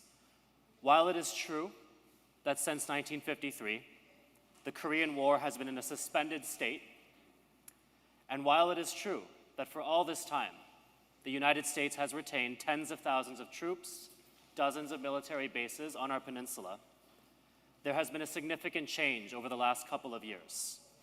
What I'm speaking of is changes in the political conditions within the peninsula itself, which have now deteriorated to the point that we can say we are in a new era of Korean history and therefore the history of the region as well. What is the cause of this change? To begin, the South Korean regime today has deteriorated to a more reactionary and subservient position than it has been for decades. Under the current president Yoon Suk-yeol, the Republic of Korea has declared its right to launch preemptive strikes against the DPRK. It has also declared Pyongyang its so-called principal enemy. Last year, the Republic of Korea betrayed the masses of Korean people on both sides of the peninsula and around the world by entering into a military alliance with Japan, our first colonizer. It has also rolled out the red carpet for a massive escalation in US war threats in Korea. In 2023, US forces Korea engaged in 200 days of war exercises on our peninsula. This spring, the militaries of 12 nations were invited to participate in these barbaric war games for the first time ever. And just last month, the United States and the Republic of Korea held a series of nuclear war exercises on our peninsula, initiating rehearsals for a nuclear strike on Korea, which are likely to only grow in their complexity and severity in the years to come. So given these and other escalations, the DPRK made the momentous decision earlier this year to abandon the strategy of peaceful reunification with the Republic of Korea. The DPRK now recognizes a paradigm of two hostile states on the Korean Peninsula for the first time in its history. This marks a definitive end to the era when peaceful reunification remained a possibility in Korea. The only party at the present moment that is speaking of reunification in explicit terms is the Republic of Korea, under the auspice of what it calls a new freedom-based unification doctrine. This calls for regime change in the DPRK via means of color revolution or by any means necessary. It is simply a recipe for war. So we are now in a sharper and more dangerous stage of the Korean anti-imperialist struggle. Consequently, the peninsula has now become the most volatile flashpoint in East Asia, where the contradiction between the forces of imperialism and anti-imperialism are at their highest, and therefore so is the threat of war. We must note that there has not been a single conflict on the Korean Peninsula since 1895 that did not involve outside powers or eventually spiral into a regional confrontation. If the US imperialists and South Korean ruling class succeed in achieving a war in Korea, this will spiral into a regional war and likely into a global one as well between nuclear powers.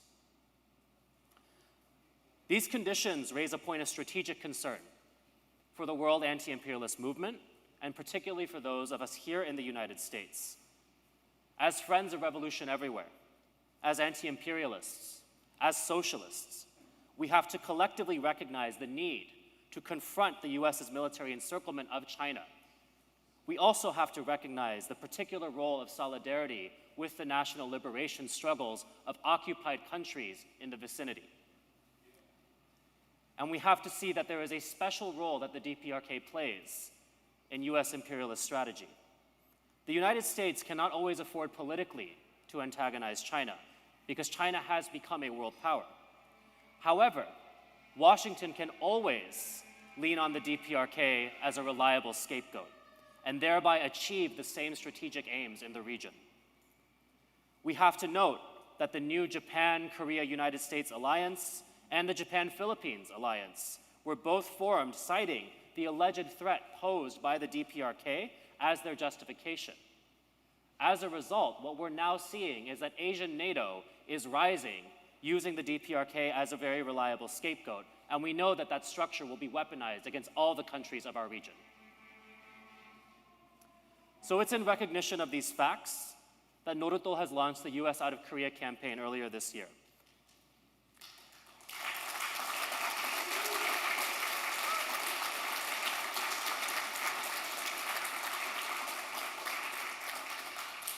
I'm very proud and happy and grateful to note that a number of the organizations in attendance today have endorsed this campaign, joining more than 60 organizations around the US that have thrown their weight behind the call for the United States to leave Korea for good.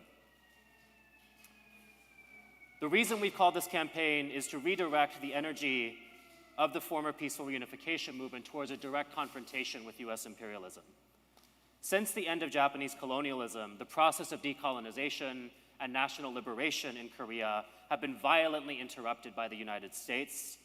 For the past 79 years, the United States has waged a war against the Korean people, which is in actuality a war against all the peoples of Asia, all the working peoples of the world. And it's in that spirit that we recognize that this campaign is not only for Korean people, but for all progressive peoples of the United States and the world who oppose imperialism and struggle for a common future. Consequently, we've put forward the following demands, and I urge everyone here and all of you listening on Zoom to visit usoutofkorea.org to learn more. Our first demand is the full and permanent withdrawal of US troops and weapon systems from Korea and the immediate return of all Korean land, water, and airspace appropriated by the US military to the Korean people.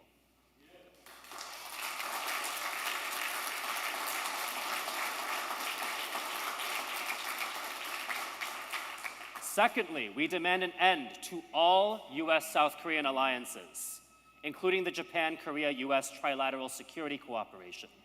We demand an end to all US-South Korea joint command structures, the Combined Forces Command, the United Nations Command, any form in which they may take, recognizing that these primarily exist for the US to dominate South Korea militarily and use it as an appendage. Third, we demand an end to all US military exercises in Korea, all forms of war threats against the DPRK, including sanctions against the North Korea, whether they be implemented through the United States government or the UN Security Council. And fourth, we demand the US government divert spending from war, prisons, and policing. We demand housing, education, healthcare, and climate justice for working people. There are $1.5 trillion that the US expends on war alone every single year. Meanwhile, we have hurricanes buffeting Appalachia. We have homeless people in the streets of this city. We have more child poverty than we have seen in decades. We say enough is enough.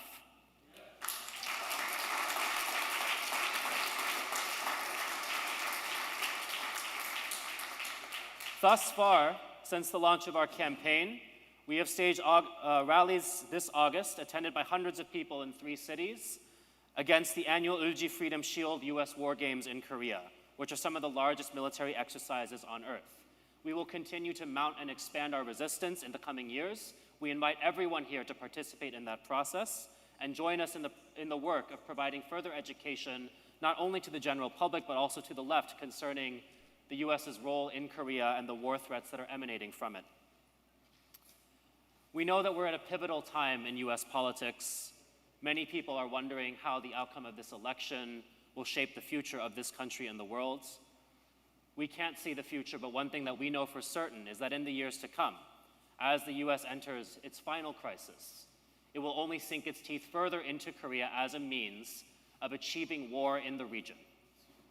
So we stand ready to interrupt that process, to organize people, to mount resistance, and fight for a liberated future where we no longer have to contend with the threat of imperialism domestically or abroad.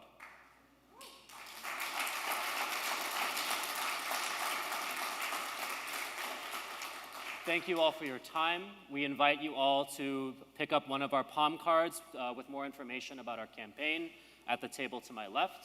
We'll be around all day, and we look forward to meeting with all of you soon. Thank you.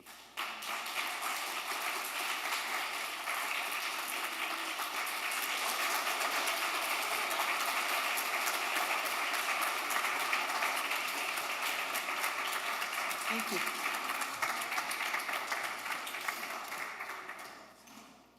Thank you so much. And our next speaker is a virtual participant, Chen Huihua, who is the EU Bureau Chief of China Daily, and speaking on China's peaceful rise and responsible foreign policy. And I urge you, if you are not on the X platform, formerly Twitter, you must read Chen Huihua's posts. They are the best. They're so wonderful. Someone even created a parody account, Victims of Chen Huihua, because he is sharp and witty and great. So Chen Huihua will join us virtually. It's a great honor for me to speak to you here in my personal capacity at this very important event marking the 75th anniversary of the founding of the People's Republic of China. I want to first express my personal appreciation for Friends of Socialist China for your good work in advocating world peace and justice and in supporting China against the U.S. new Cold War and against its reckless smear campaign against China. Chairman Mao's declaration 75 years ago that the Chinese people have stood up, have made Chinese extremely proud of being Chinese after the nation had suffered a century of humiliation inflicted upon by imperial and colonial powers. China's rapid peaceful rise, especially since the reform and opening up in the late 1970s, is a miracle and unprecedented in human history. China has lifted 800 million people out of poverty, greatly raised the living standards of its people, advanced the capacity in education, public health, science, and technology. And China has become a global manufacturing powerhouse, including in renewable energy and other clean industries. China has been playing an important and responsible role on the world stage and as a permanent member of the UN Security Council and as a voice for the developing world. It's exactly such China's independent foreign policy, unique development path, and its rapid peaceful rise that have made many in Washington feel threatened. And in sustaining the U.S. global hegemony. That is why U.S. has been going all out to contain China's development.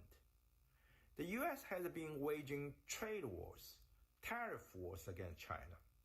It has put hundreds of Chinese tech companies on its notorious entity list for export control. The U.S. has been forcing countries to choose sides in its bid to divide the world into Cold War type of political blocs. The U.S. has also been provoking China in potential hot wars by boosting arms supplies to Taiwan, which is internationally recognized as part of China. The U.S. has been flexing its muscle for decades in air and sea near China's shore, not to mention its hundreds of military bases aimed at encircling China. In March this year, U.S. President Joe Biden approved a classified nuclear strategy to counter the so-called China threat. It is the invitation to nuclear arms race and poses a real threat to the existence of humanity. NATO Secretary General Jens Stoltenberg made a similar dangerous nuclear warmongering back in June. U.S. leaders, lawmakers, politicians, and even the news media have indulged in demonizing China amid a resurging Marxism in Washington. The bill passed recently by the U.S. House of Representatives to provide $1.6 billion to deliver anti-China propaganda overseas is just the tip of the iceberg of such U.S. smearing and disinformation campaign against China. U.S. often portrays China as a major threat to global peace. The truth is that China has one of the best records for peace. The U.S., on the other hand, has engaged in constant wars and regime change, from Afghanistan to Iraq to Libya, just to name a few.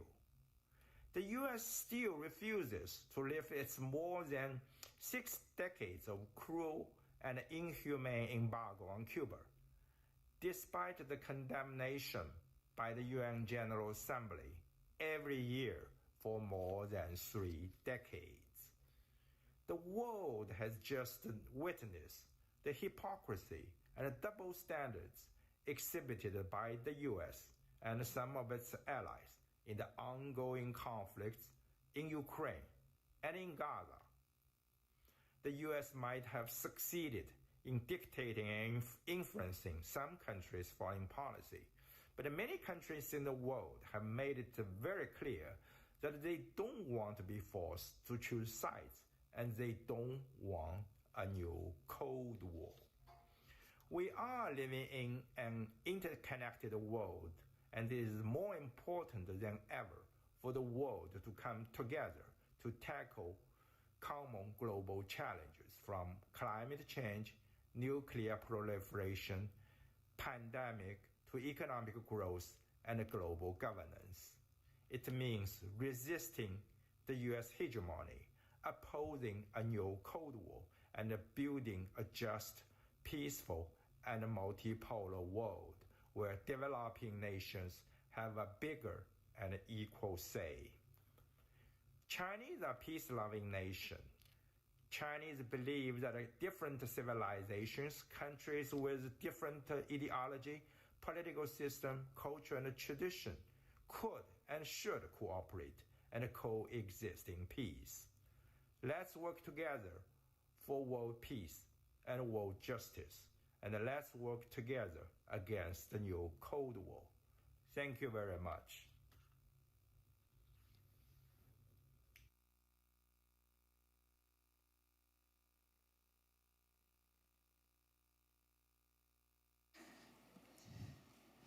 And our next virtual, before I say that, Arnold August is leaving palm cards or cards on the table if you want to reach him for more information about Tibet.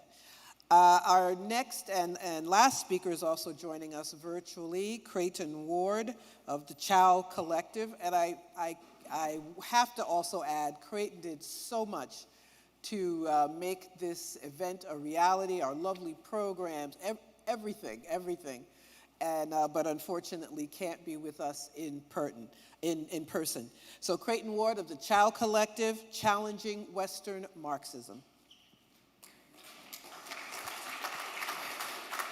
Hello everyone, it is an honor to be joining you today to celebrate the 75th anniversary of the founding of the People's Republic of China. My name is Creighton and I am a member of Chow Collective.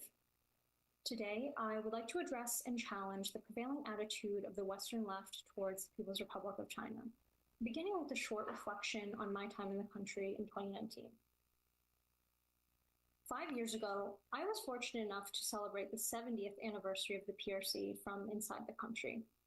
It was a bittersweet occasion, marking the year that the PRC surpassed the USSR in longevity. This milestone represented the endurance of China's revolutionary process and the stability of the world's largest socialist state. It also served as a reminder that the more empowered socialist China becomes, the more US imperial aggression against it intensifies. In the same year, China weathered a color revolution attempt in Hong Kong and a media blitz on Xinjiang. 2 months later, the discovery of the novel coronavirus would unleash a new wave of xenophobic propaganda and plunge the world into crisis.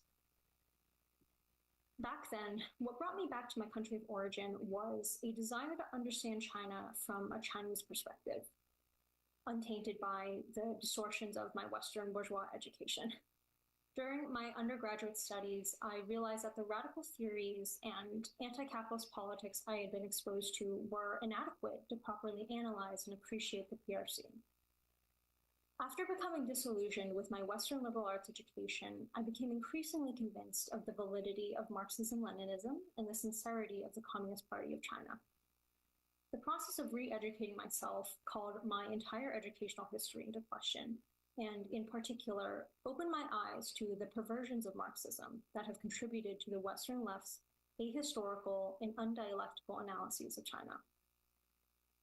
One of the best resources that anti-imperialists in the West can use to understand this phenomenon is Western Marxism by the late Domenico Losordo.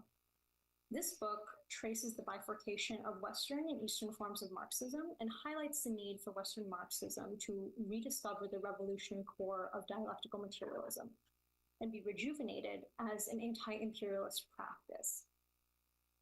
The Western Marxism that Losordo speaks of is not merely a geographic category, but refers to the commodified, chauvinist, and accommodationist form that is marketed by the academic presses and intellectuals of the imperial core as the best inheritor of the Marxist tradition, whereas Western Marxism is largely confined to academic critique and characterized by its defeatism, utopianism, and anti-communism.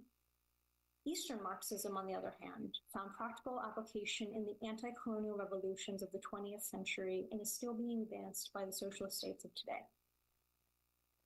I will now pivot to read a short excerpt from the appendix of Western Marxism, summarizing the main points of the book. In the West, Marxism was schooled primarily in condemning the destructive consequences of inter-imperialist rivalry and war, while in the East, the October Revolution found an extraordinary echo thanks to the call to the, quote, slaves in the colonies, unquote, to break the chains of oppression and national humiliation. In the West, the nation-state was the bloodthirsty Moloch that sacrificed millions of people to the greed for power and interests of big business. In the East, it was a question of shaking off the colonial yoke and putting an end to the genocidal and enslaving practices used by the great capitalist powers against the, quote, barbarians, unquote. In the two zones into which the world was divided, imperialism was experienced in different ways. There is no contradiction, but rather a full convergence between these two aspects. But have Western and Marxism ever met? Has the first ever really grasped the second? Since the initial difficulties and tragedies of the system that emerged from the October Revolution became apparent, but especially since the crisis of, quote, real socialism, unquote, became clear, the split between Eastern and Western Marxists has led to the fact that Marxists in power and Marxists in opposition, the latter increasingly focused on critical theory, deconstruction, and the condemnation of power and of power relations in general, are alien to each other. And so Western Marxism was born, which increasingly understood its distance from power as a favorable condition for the rediscovery of an authentic Marxism that was no longer reduced to a state ideology. In Western left discourse, it's not uncommon to hear arguments that China is imperialist, that China has betrayed its revolution and restored capitalism, that it has turned its back on the global South, etc. Western Marxists have built entire careers criticizing actually existing socialism, most notably in the Chinese form, demonizing it as authoritarian, campist, statist, etc., while sowing confusion about actually existing imperialism. These are fundamental misapprehensions of China in the world we live in. Within the imperial core, solidarity with China is an embattled position against the Western left intelligentsia's reflexive anti-communism, rejection of the national question, and anti-materialist conceptions of imperialism. Marxists supportive of China are put in a defensive position from the start. These are the terms of discourse that bourgeois institutions have set for us and that we must refuse if an anti-imperialist Marxism is to develop in the West. In Western Marxism, Losordo observed that the, quote, war that the United States is preparing for is against China, the country born of the greatest anti-colonial revolution in history, and directed by an experienced Communist Party, unquote.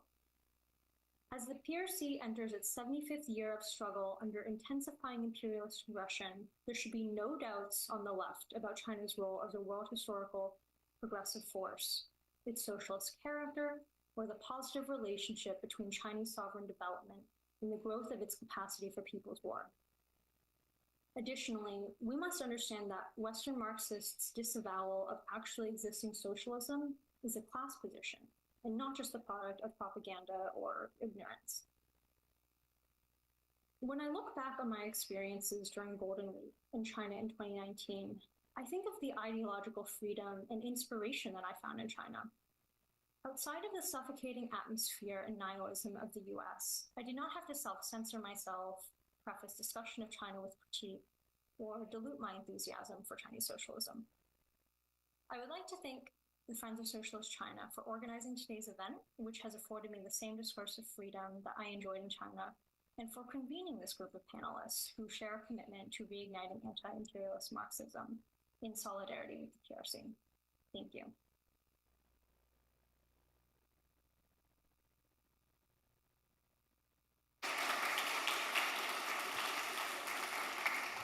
Thank you all, and that ends our panel exposing imperialist propaganda. Arnold August, Lee Soo-hin, R.J. Red, Ken Hammond, Joo-Hyun Park, Chen Wei-Hwa, and Creighton Ward. Thank you all so very much. And our next panel can come up.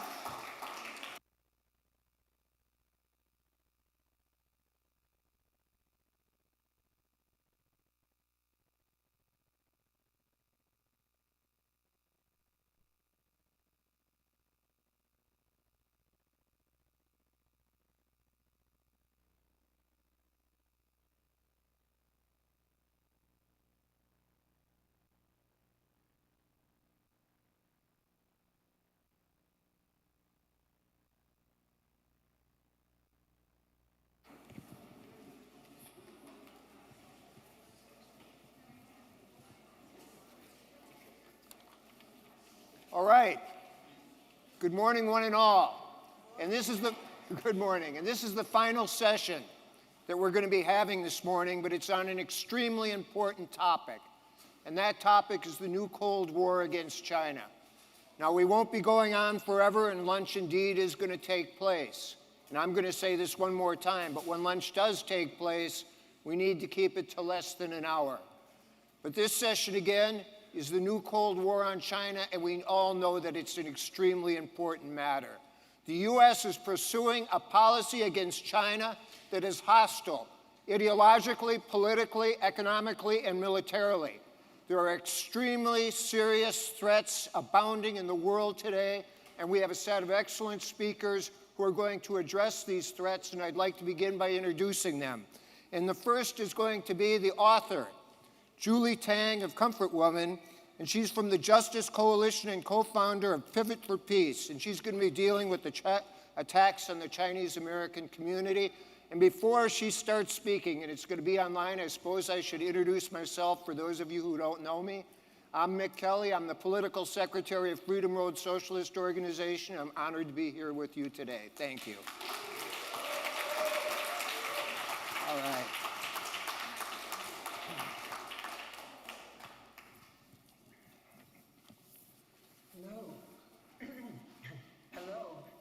The U.S.-China Cold War has negatively impacted the Chinese-American community with devastating consequences.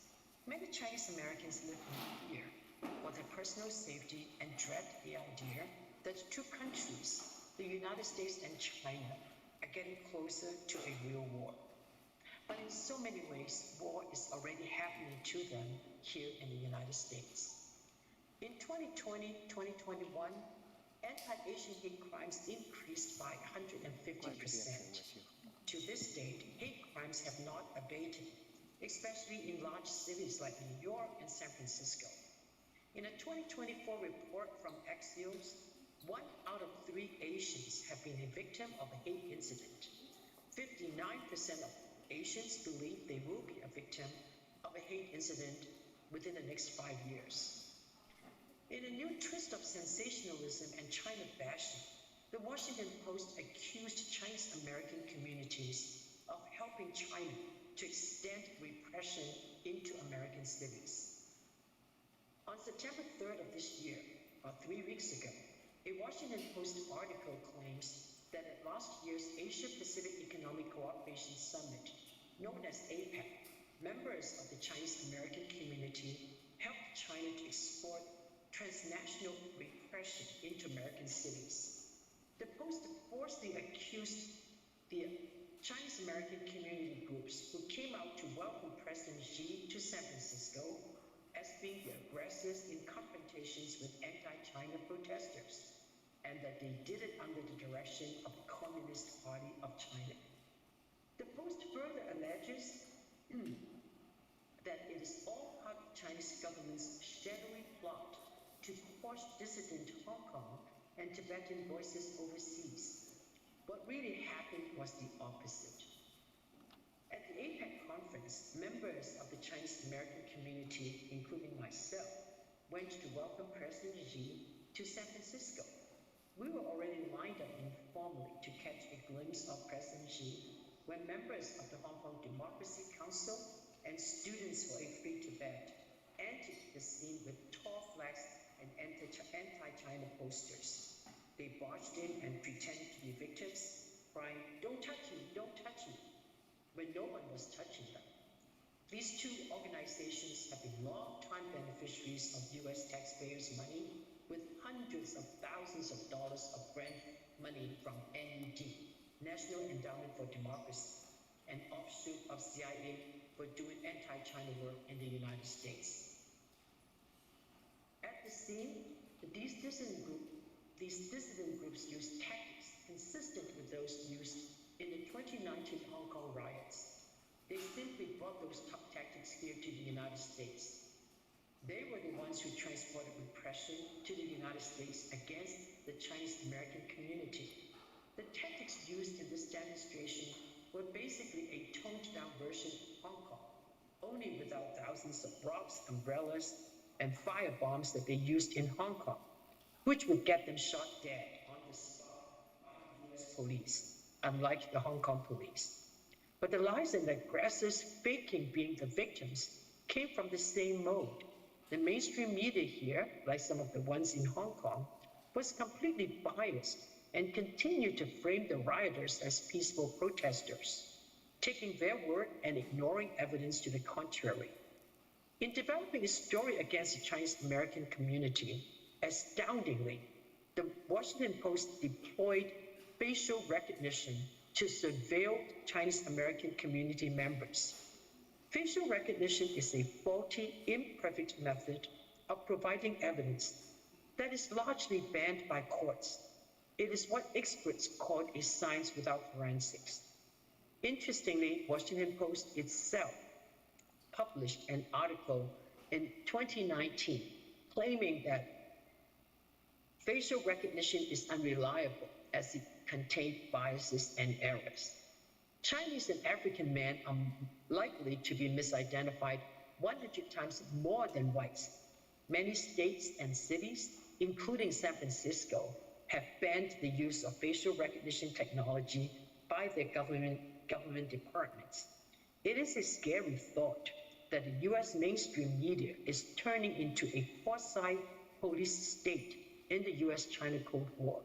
And by the way, the Post never reported that the only person being arrested on the scene by the San Francisco police and charged by the district attorney with numerous counts of serious felonies for beating up and seriously injuring a member of the Chinese American community was one of those anti-China demonstrators.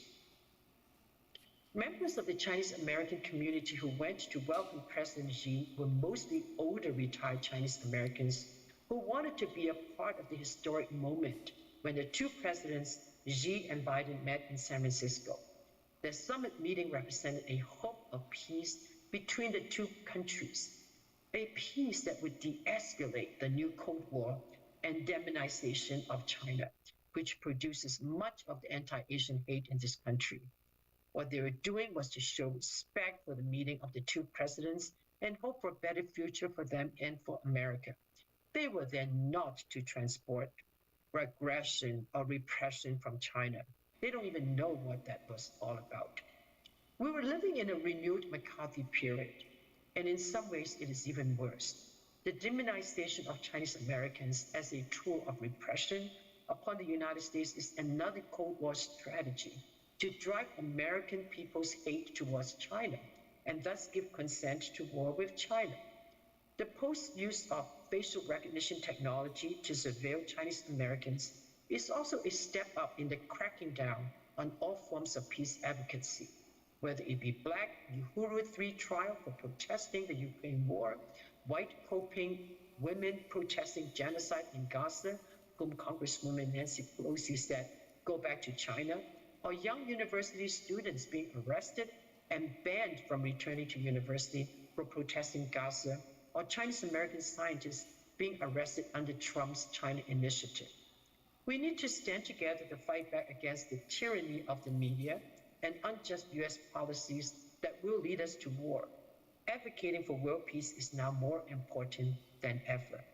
Thank you very much.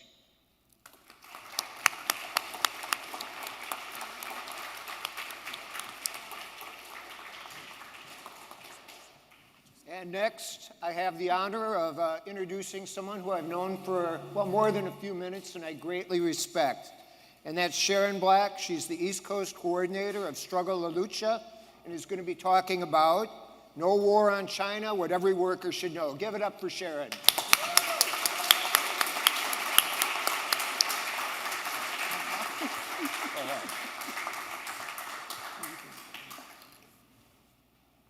I'm worried about dropping this thing. Long live the Chinese Revolution! Long live China! Free, free Palestine! Long live Lebanon!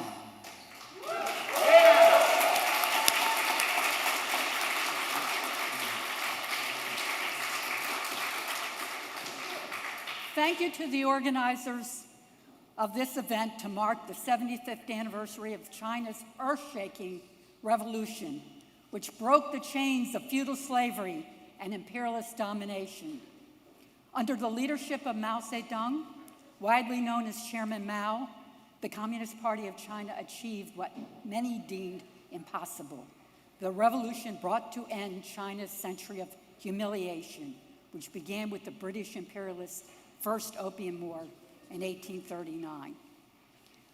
Over the past 75 years, there has been incredible progress for the masses in China's working class. In 2012, China's President Xi Jinping, General Secretary of the CPC Central Committee, vowed to eradicate extreme poverty. In 2020, despite the additional challenges posed by the COVID-19 pandemic, the Chinese government proudly proclaimed this feat. And I raise this first because I come from Baltimore City, a city where 25% of the people live in poverty. People lay in the streets. People are homeless. And just last night, I was in Harlem, and the same situation exists there, extreme poverty. In the West, they could do something about it, but would rather spend trillions on the war budget. China is now a world scientific power. It has built high-speed trains and affordable electric cars, reduced pollution and carbon emissions, and engaged in space exploration. The People's Republic of China's accomplishments have spanned the gamut from healthcare to education and sports. I could go on and on. I could talk about the Belt and Road Initiative, but time doesn't allow it. So I just wanted to say, revolutionary change and the struggles of the working class don't happen in isolation. International events and global pressures influence them. The same applies to the material conditions that shape them. What the Communist Party of China and the Chinese working class have faced, whether through external or internal pressures, trade wars, attempts at dismemberment, military threats, or hot war, can best be described as a global class war. The struggle primarily pits U.S. imperialism against the working class worldwide, especially in countries intent on building socialism and liberating themselves from imperialist control. The orientation of U.S. monopoly capitalism has not for 1 minute had a hands-off policy towards China, and for that matter, the rest of the world. They are for intervention everywhere. It's important to underscore that in the decades preceding the success of the 1949 revolution, the United States military and government were already playing a role in attempting to defeat the Chinese communist revolutionaries by supplying arms to the reactionary Kuomintang. Both the bloody Korean and Vietnam wars were equally about containing, encircling, and strangling China, along with defeating the liberation aspirations of the Korean and Vietnamese people. The Pentagon visited unfathomable destruction on both Northern Korea and Vietnam. It bombed North Korea to rubble and engaged in carpet bombing and deforestation in Vietnam. An estimated 2.5 million Koreans lost their lives, and the estimated deaths of Vietnamese range from 1 to 3 million. The people of both the Democratic People's Republic of Korea and the Socialist Republic of Vietnam successfully moved heaven and earth to rebuild. The 1989 reactionary Tiananmen Square so-called student rebellion, characterized as a massacre by the West and later exposed as a lie, might possibly be described as a much earlier attempt, failed as it was, at color revolution, the name given to Western-backed attempts at regime change, starting with the Rose Revolution in the country of Georgia in 2003. Throw in the Dalai Lama and the CIA-led Tibetan independence movement and the Falun Gong project, and you can see the pattern of lies meant to turn all manner of sympathy against the CPC and direct efforts to dismember the People's Republic of China. The key to China's ability to hold off counter-revolution and to weather imperialist schemes is that the Chinese Communist Party and its government, backed by the People's Liberation Army, have continued to hold state power in the name of the working class. China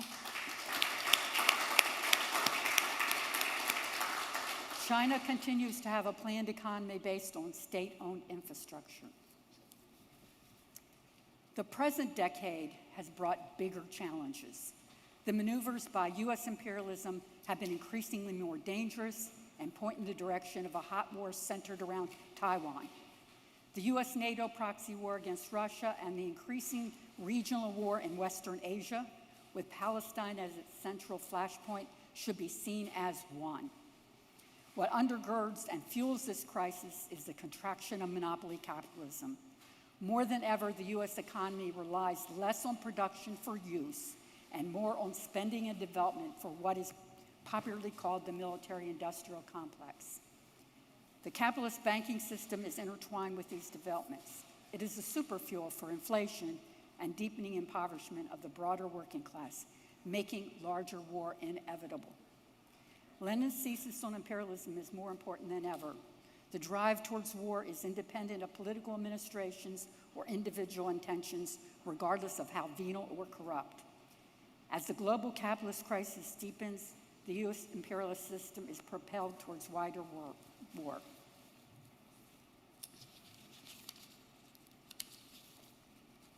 Our role in the belly of the beast is clear. The global working class, including US workers who increasingly embody a diverse collection of nations, must be united in solidarity with the working class of China.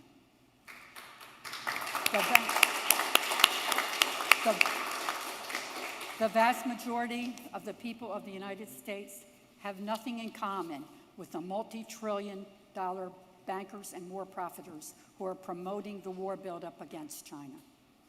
Struggle Lucha's soon-to-be published book, The U.S. War Drive Against China, What It Means for Workers, is an effort to expose the increasing danger of a U.S. war against China and to reveal the real enemies of the working class. Hands off China, down with U.S. imperialism. And I'd like to end in the words of Che Guevara, the revolution is not an apple that falls when it's ripe.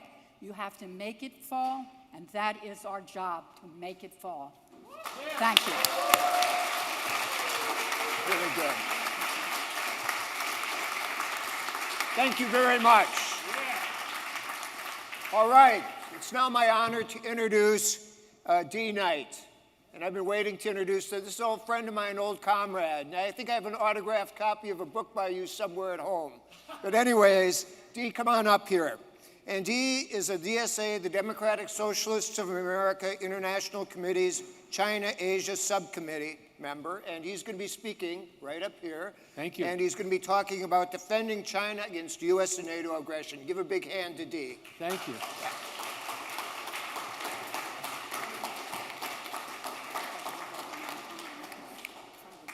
I'd like to start by thanking the Chinese leadership for its unconditional solidarity with Palestinian liberation and continuous efforts to stop Israeli slaughter and apartheid. I'd also like to thank Li Xiuhin from the China-U.S. Solidarity Committee, who was our guide in Xinjiang last November, so we could witness for ourselves there is no slavery or oppression there. I want to dedicate this talk to my friends Terry Klug and John Catalinato, who devoted much of their youth to organizing active duty U.S. soldiers and sailors through the American Servicemen's Union. John later wrote Turning the Guns Around, a political memoir of this experience. I recommend it. And Terry devoted much of the rest of his life to regular labor union work. I knew them for their work in the resistance, which I shared. It's also good to take this opportunity to highlight the inestimably powerful contribution Malcolm X made to forging anti-imperialist consciousness among the entire U.S. population, but especially among African American youth, which inspired the Black Panther Party, the Student Nonviolent Coordinating Committee, SNCC, and many other formations which were key factors in the development of a movement that helped stop the U.S. war against Vietnam.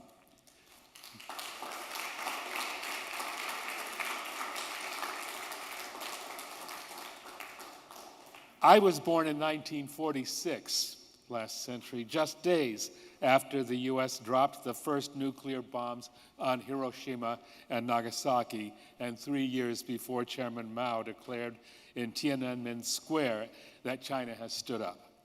Very soon, a hysteria raged in Washington, D.C. over who lost China. Almost immediately, General Douglas MacArthur launched plans to invade or bomb the new revolutionary republic before it could start its socialist transformation. But during the so-called Korean War, which was also specifically aimed at China, U.S. war efforts were stymied by 500,000 Chinese volunteers. General MacArthur called for nuking China, but failed to get a green light for his vicious plan.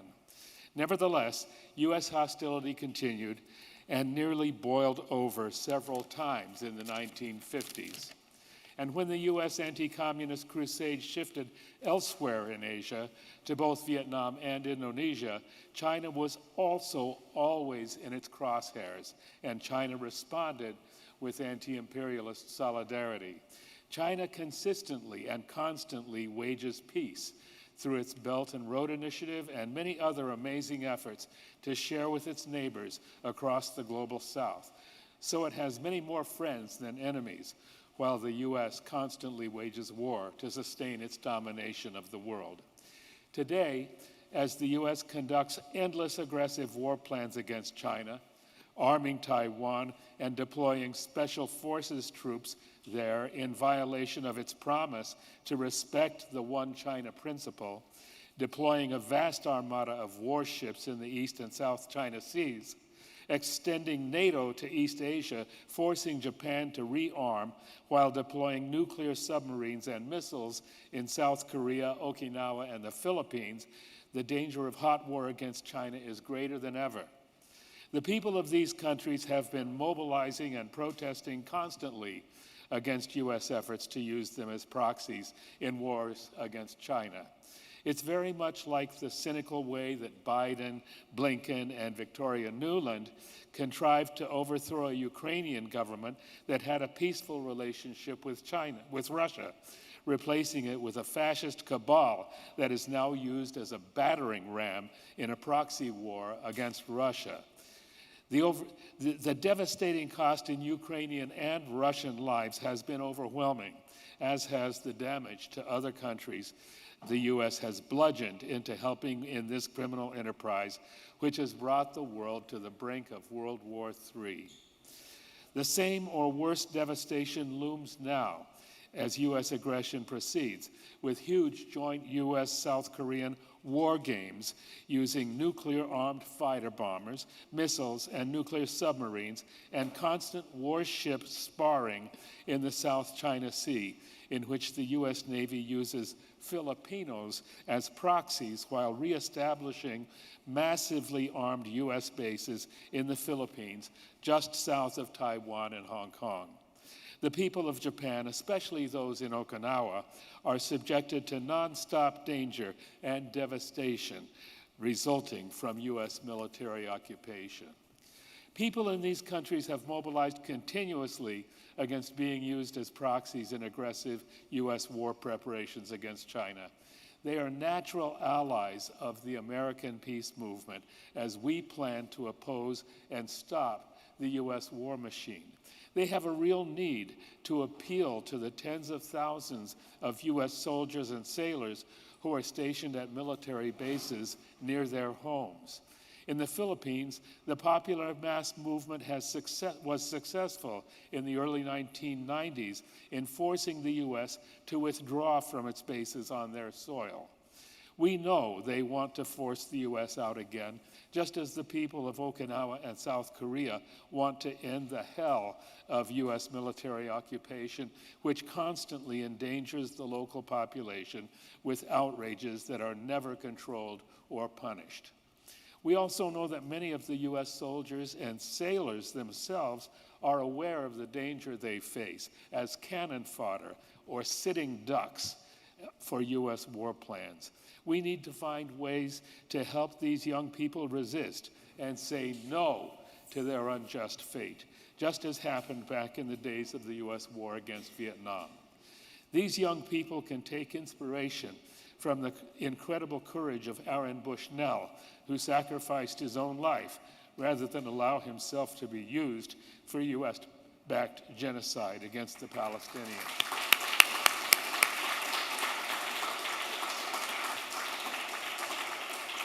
It's worth noting that Bushnell specifically was refusing to be part of U.S. military Air Force orders to help Israel target their murderous, their murder victims from satellites and from the air, just as has happened recently in Lebanon. It's also, we also need to be aware of the growing number of U.S. government employees who have resigned rather than participate in this monstrous genocidal lie. We need to encourage more of that. Desertion, resistance, resignation, refusal. The people can decide. And we can do it. We can stop the U.S. war machine and bring peace. Thank you. Keith, thank you very much. It is my pleasure to introduce at this point Radakai Dise, who's the convener of the International Manifesto Group, who's going to be appearing online and is going to be talking about the success of China in the geopolitical economy of the capitalist world. Here it is.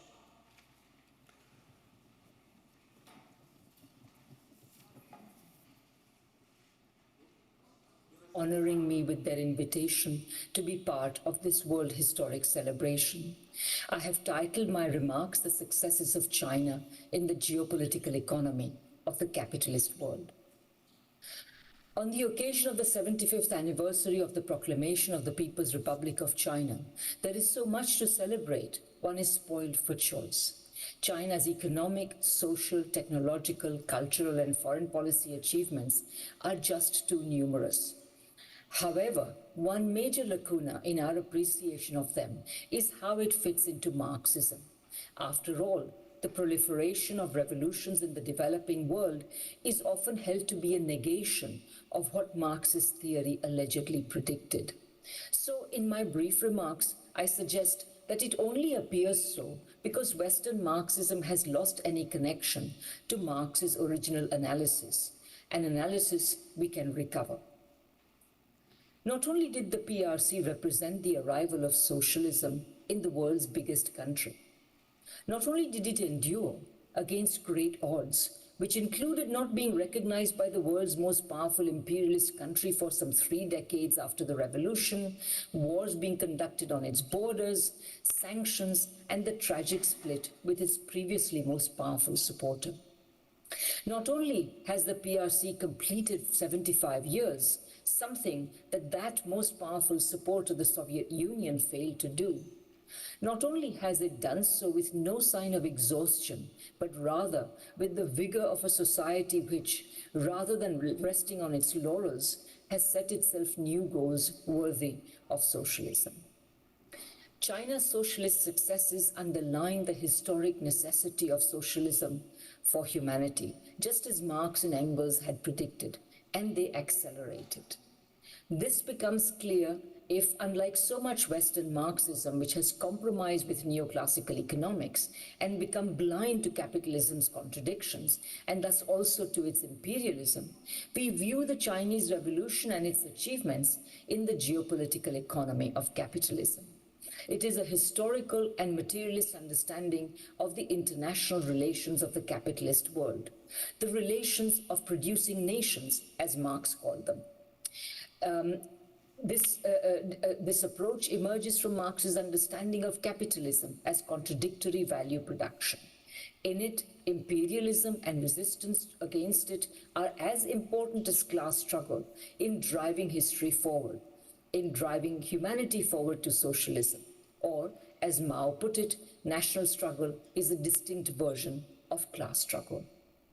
In this analysis, Third World socialist revolutions were definitely among the possible openings to socialism.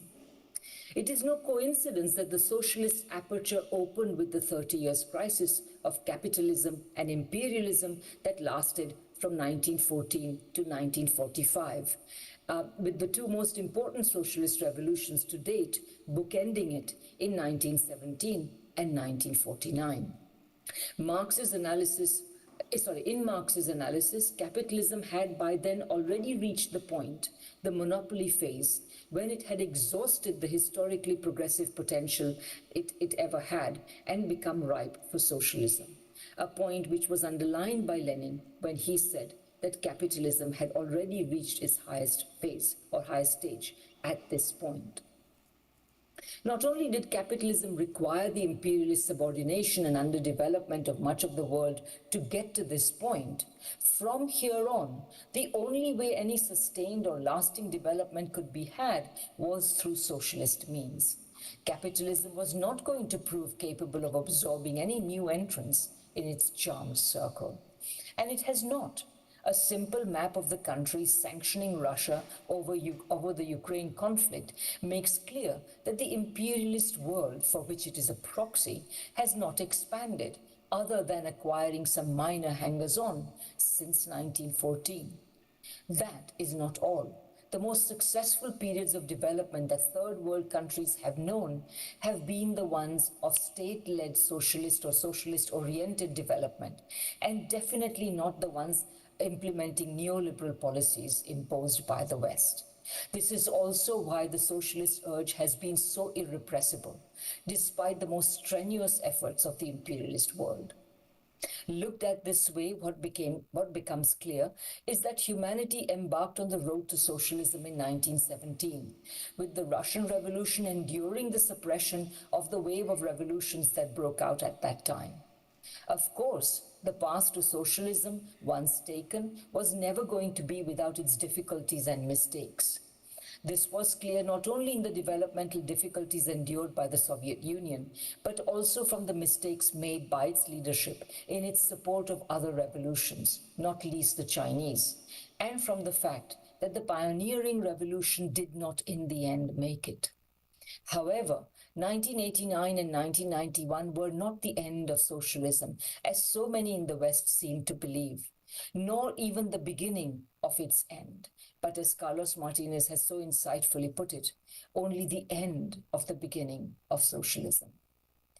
The People's Republic of China's onward march, its remarkable successes, and in particular its widening and deepening advances on the technological frontier underline that capitalism, which briefly thrived in the decades after the Second World War only thanks to socialistic Keynesian welfare state reforms in its homelands, has since sunk into a neoliberal funk of low growth, low investment, technological failure, financialized speculation and predation, and militarism, and can no longer advance humanity on any front and cannot even develop the forces of production. The great achievement of the People's Republic of China, perhaps an instance of the success of the second comer, is that it can now lead humanity towards the socialism that Marx and Engels long ago identified as humanity's destiny. Thank you very much.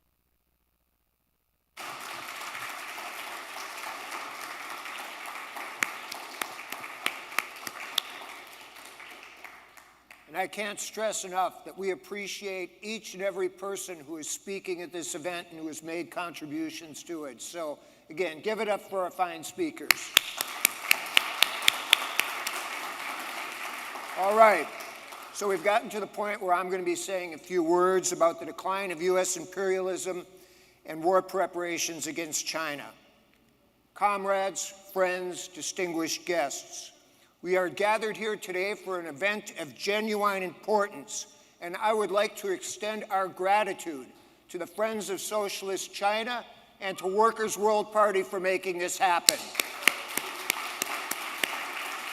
Like Margaret, I would also like to thank Crichton for all the work that went into this project. Really, this is an astounding success, and it was put together by many, many people, and we thank each and every one of you. For the past 75 years, the People's Republic of China, under the able leadership of the Communist Party, has accomplished so much for so many. From Mao Zedong's proclamation in 1949, the Chinese people have stood up right up until the present moment. China has set an example in everything from attacking poverty, a real war on poverty, not like the fake ones they have here in the US, to implementing green technology. It really is astounding. China has been showing the way. And greater things lie ahead.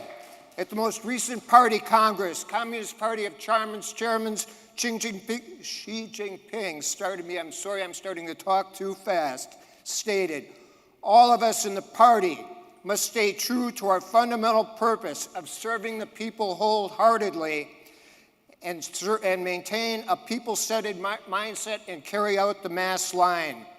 And later in the speech, he noted, the party has made spectacular achievements through its great endeavors over the past century, and our new endeavors will certainly lead to more spectacular achievements. And I think I certainly speak for all of us, each and every one here, in wishing the People's Republic of China many more victories on its 75th birthday. And that includes hoping for a speedy and successful conclusion of the last unfinished piece of business of the Chinese Revolution, and that's reunification with Taiwan province.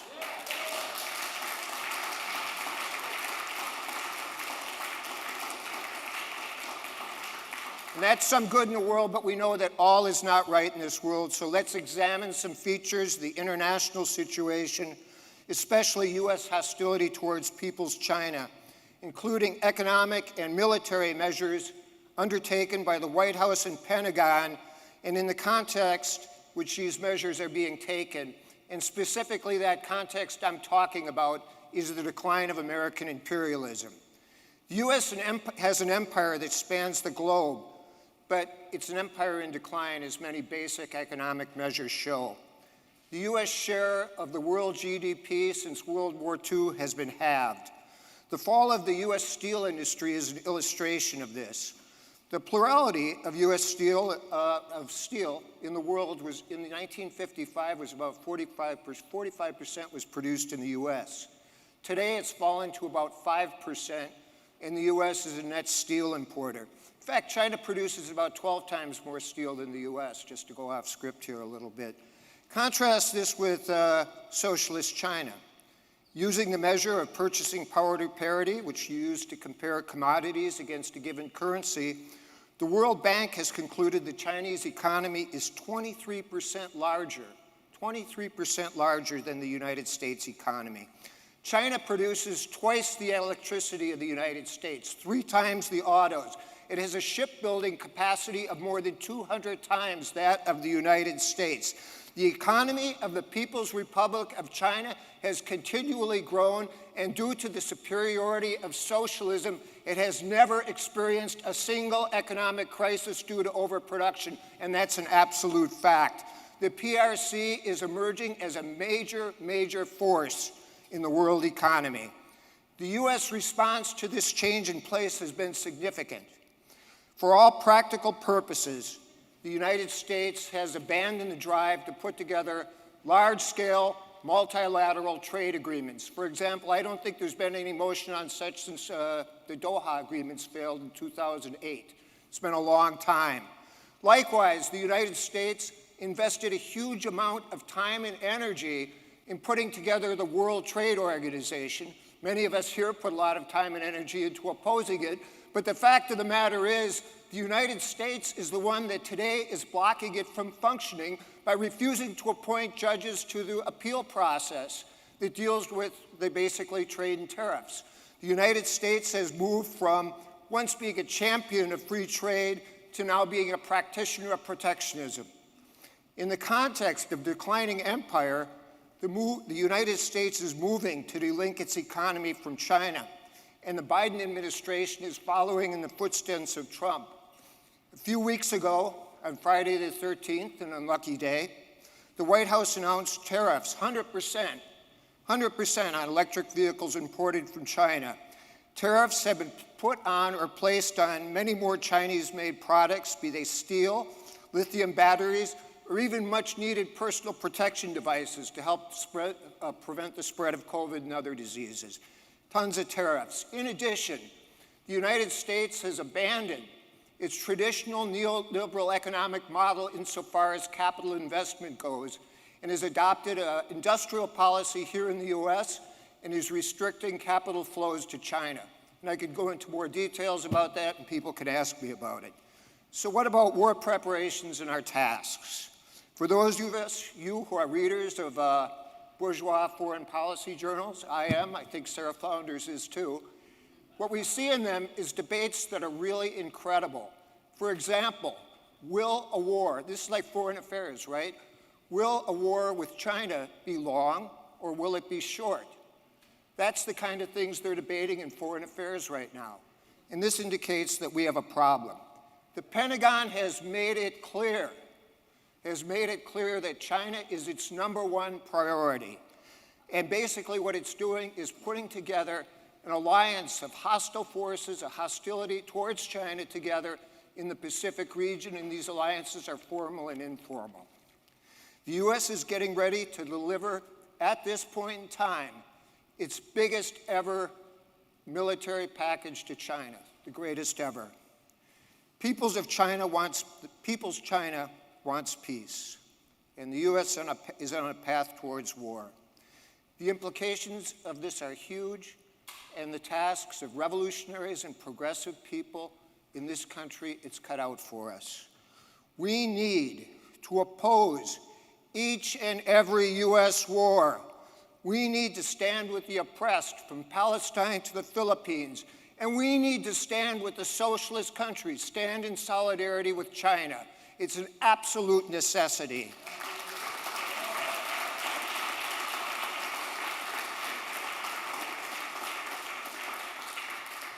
The People's Republic of China is making the world a better place. The United States, with its ally Israel, is practicing genocide. The choice is clear. We have a common enemy in the monopoly capitalists that rule the United States. By standing together as one, the peoples of the world have a bright future. And I'm wrapping it up now, but the peoples of the world have a bright future. Mao Zedong in 1956 noted, "Now, US imperialism seems quite powerful, but in reality it isn't. It is very weak politically because it is divorced from the masses of people, and it is disliked by everyone, including the American people." He said it. "In appearance, it is very powerful, but in reality, it is nothing to be afraid of. It is a paper tiger. Outwardly, a tiger, it's made of paper, unable to withstand the wind and rain." So in conclusion, away with the paper tiger. Long live the unity of the peoples of the world. Long live socialist China. And thank you very much. Happy 75 China. There we go. Oh, and I'm not to sit down because I'm going to introduce our final speaker. And I actually know the name of our final speaker, but I'm just going to make sure because we don't want to have two speakers because I know people are waiting for lunch. But it's Michael Wong. I'm going to be appearing online from Veterans for Peace, National Board of Veterans for Peace, and part of the China Working Group. So give it up for Michael Wong. There we go. Our historical moment. The U.S. empire right now is at a critical moment. We're bogged down in Ukraine. It's a war of attrition that our empire cannot win and cannot sustain forever.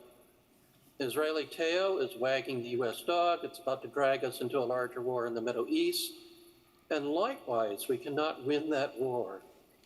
The United States could not defeat Afghanistan or Iraq. Iran is 3 times the size of Iraq, both in population and in geographical size. China continues to surge ahead technologically, and we continue to try to provoke China into war, but it's a war that we cannot win. Not only that, as the United States continues to wage war after war on other nations, innocent nations in the global south, nations in the Middle East, Russia, China, and lay sanctions on nation after nation, we alienate most of the world and we unite most of the world against us. The United States is trying to arm Taiwan. It's encouraging noises of declaring independence for Taiwan, escalating tensions between the 2 Koreas. It's joined South Korea, Japan, the Philippines, Australia, and New Zealand as treaty allies. And it's bringing NATO forces into the Pacific region, doing joint military exercises along the coast of China. Its formed alliances called AUKUS, the US, the UK, Australia, the Quad, India, Japan, Australia, and the US. It's developed a system called Link 16, which is a tactical military data link that it's a network basically connecting all of these nations together the same way NATO communicates and acts together as a whole in war games. But most of these war games show that even with all these forces, the US cannot win a conventional war with China. China has missiles, drones, aircraft, large modern navy, and other forces capable of defending itself and destroying even our combined forces. If we cannot win, what else can we do? Will we go nuclear?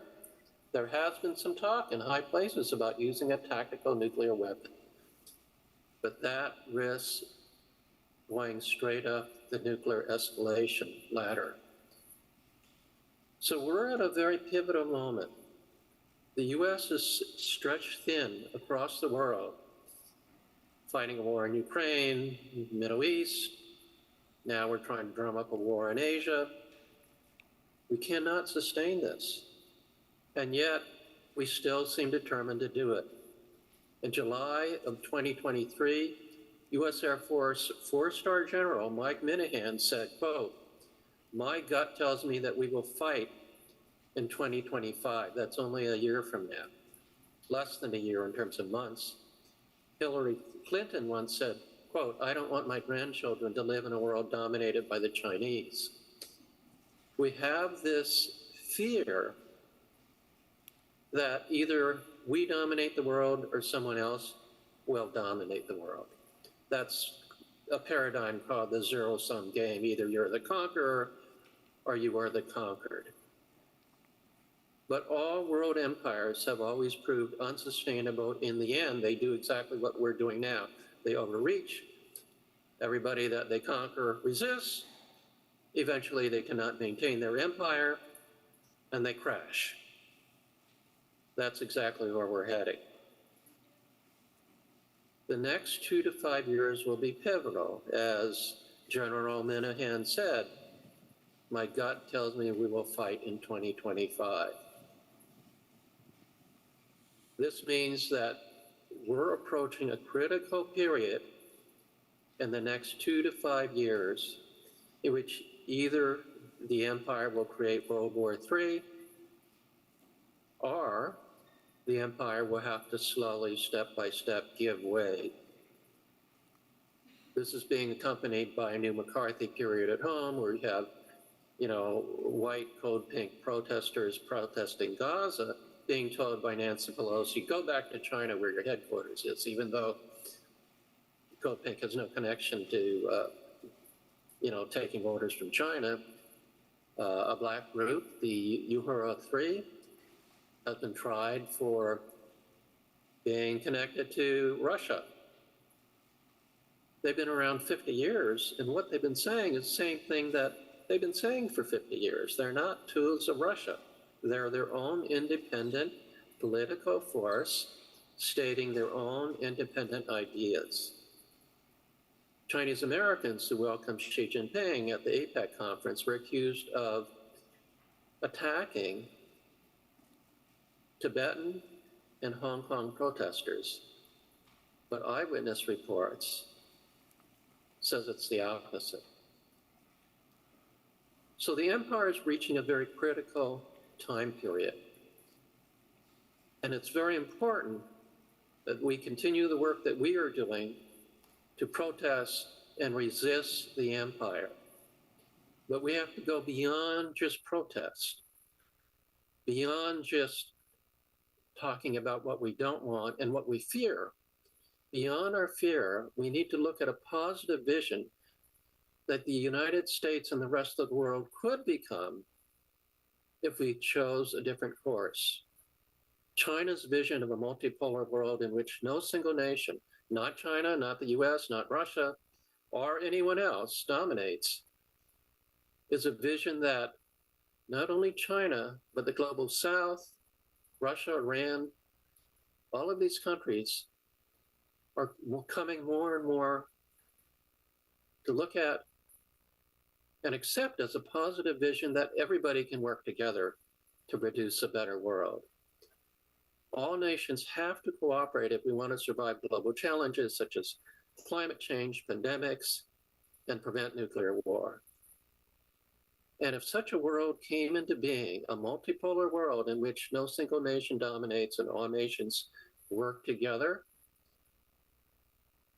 to mitigate global challenges, if we produce such a world, all nations and all people could prosper and thrive together. And the US would be in a very good position. We're a large nation with good natural resources, advanced technology, an educated workforce, easily defended borders. If we got our act together and just behave like a normal nation, we could thrive in such a world. It's very important to avoid World War III, promote a positive vision of the world we do want. And if we and the rest of the world together promote that vision, we can all live in a historic global turn towards the beginning of a better world. Let us be aware of our fears, let us talk about our fears, but let us also look beyond our fears and promote a positive vision that we can all move forward with. Thank you.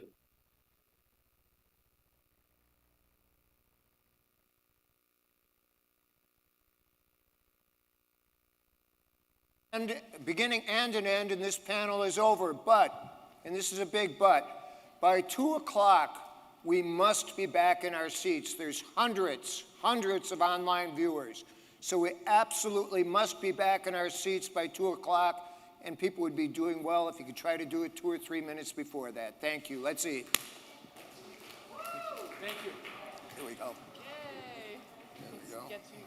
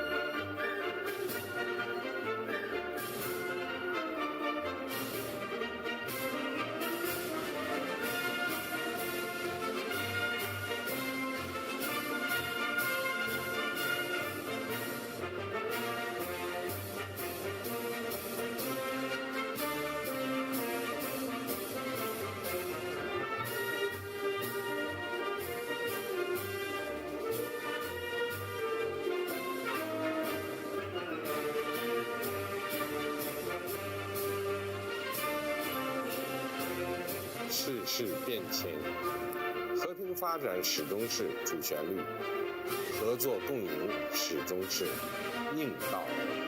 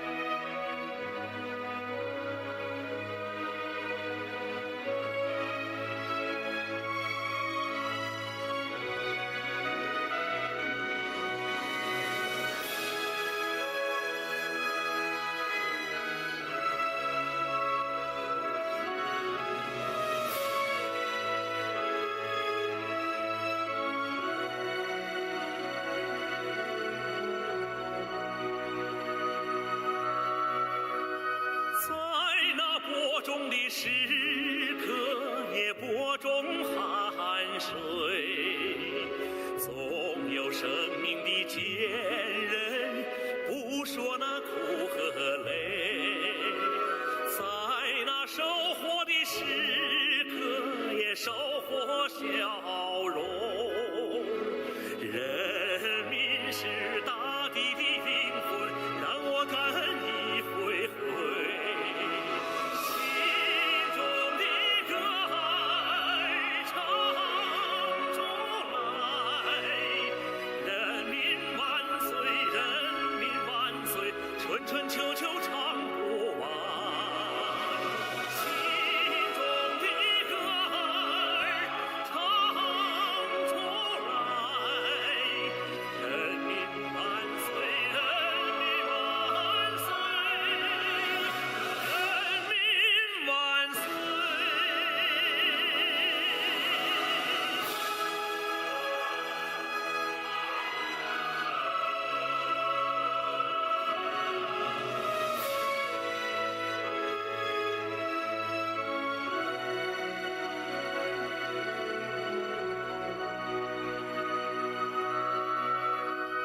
面对再大的风雨也那样无畏，总有生命的刚强挺起那脊背，创造更多的奇迹是那样风光。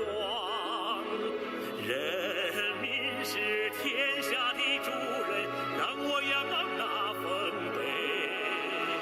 心中的歌儿唱出来，人民万岁，人民万岁，世世代代唱不尽。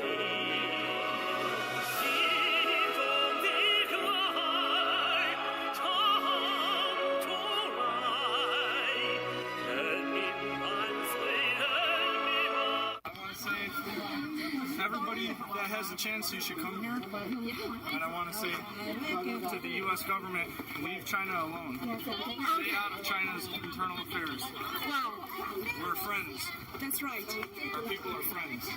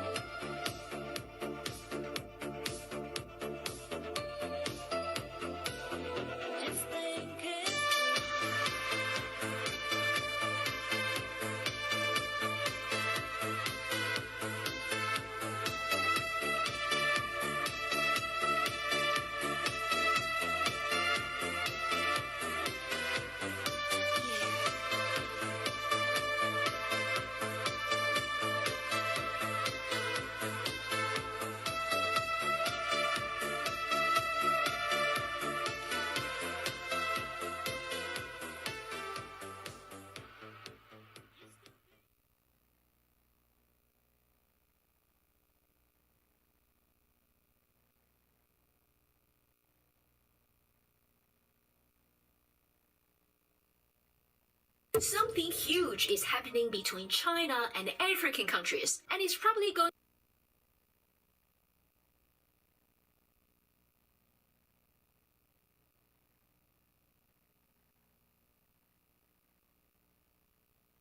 to change the world's future. leaders of 53 African countries, African Union, and other organizations are in Beijing from September the 4th to 6th to attend the 2024 FOCAC Summit. Thousands of delegates and guests from Africa are in China this month. Have you ever seen any other countries that can gather that many African leaders, roll out the red carpet, and show the highest respect to them? And why is it only happening between China and African countries? I want to cover the event as a reporter, so let me explain to you why it's important to all of us. This is the summit of the Forum on China-Africa Cooperation, or FOCAC, a multilateral coordination mechanism for China and the 53 African countries that have diplomatic ties with China. And under this framework, lots of life-changing projects and tangible benefits have been delivered to people both in Africa and China. Railways, airports, hospitals, schools, job creations, talents training. But the 2024 FOCAC Summit is a bit different. It is the largest in scale, with the most African leaders attending. And there's so many great outcomes from the summit. I'm gonna highlight a few for you. First, China announced 10 partnership actions with Africa dedicated to improving Africa's living standards, agriculture, green transition, security, industrial chain. And China will provide $51 billion over 3 years to support that. But more importantly, China promised that they will create no less than 1 million jobs in Africa. Make sure that enterprises from both China and Africa can mutually benefit from it, and the added value they created will stay in Africa. Second, China upgraded its relations with all African countries that have diplomatic ties with China to strategic relations. Chinese President Xi said, as long as the 2.8 billion strong Chinese and African people are united, we can create new and even better feats on the way towards modernization, spearhead the modernization drive of the global south. Third, Chinese Foreign Minister Wang Yi said he hopes every country should adhere to the principle of just, equal, and pragmatic when working with Africa. He said, African people deserve the right to develop. They suffered enough from colonization and exploitation, and whoever works with Africa should respect African people's will to find their own solution, and cooperation should bring tangible, concrete benefits to local people. You see, China has a completely different mindset when working with Africa compared to some Western countries. Some Western countries use neo-colonialism, focuses on extracting the natural and human resources, and locks the continent at the bottom of the global value chain. But China's investment go to improve the productivity of the country, of the continent, training talents, creating jobs, improve the living standards of the people, and make sure the added value can stay in the continent. Subscribe for more analysis on World News.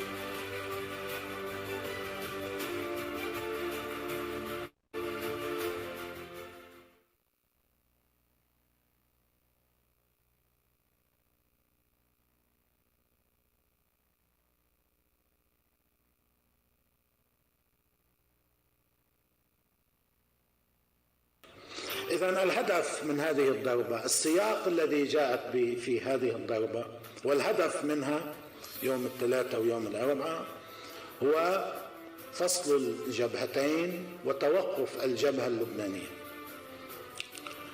الجواب باسم الشهداء، باسم عوائل الشهداء، باسم الجرحى في المستشفيات، باسم الذين فقدوا عيونهم وأكفهم، باسم كل الناس الصابرين والصامدين والثابتين والأوفياء، باسم كل الذين تحملوا مسؤولية القيام بهذا الواجب الأخلاقي والإنساني والديني في نصرة غزة التي تتعرض للإبادة الجماعية والقتل الجماعي والجوع والعطش والمرض والحصار، نقول لنتنياهو وجالنت اللي كانوا بده يزعروه الهيئة باقي، نقول لحكومة العدو، لجيش العدو، لمجتمع العدو: جبهة لبنان لن تتوقف قبل وقف العدوان على غزة. على 11 شهر عم نقول هذا الكلام، ممكن هذا الكلام متكرر الآن، ولكن هذا الكلام يأتي بعد هاتين الضربتين الكبيرتين، بعد كل هؤلاء الشهداء وكل هذه الجراح وكل هذه الآلام.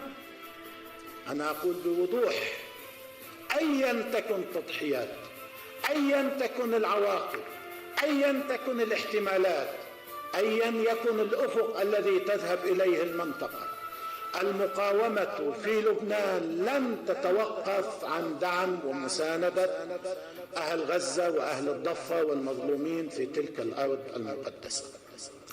وهذا هو أول رد، هذا هو أول رد. تعطيل الأهداف، بيكون كل اللي عمله أنه قتل، جرح، مارس وحشيته، لكن حقق هدف؟ ما حقق هدف.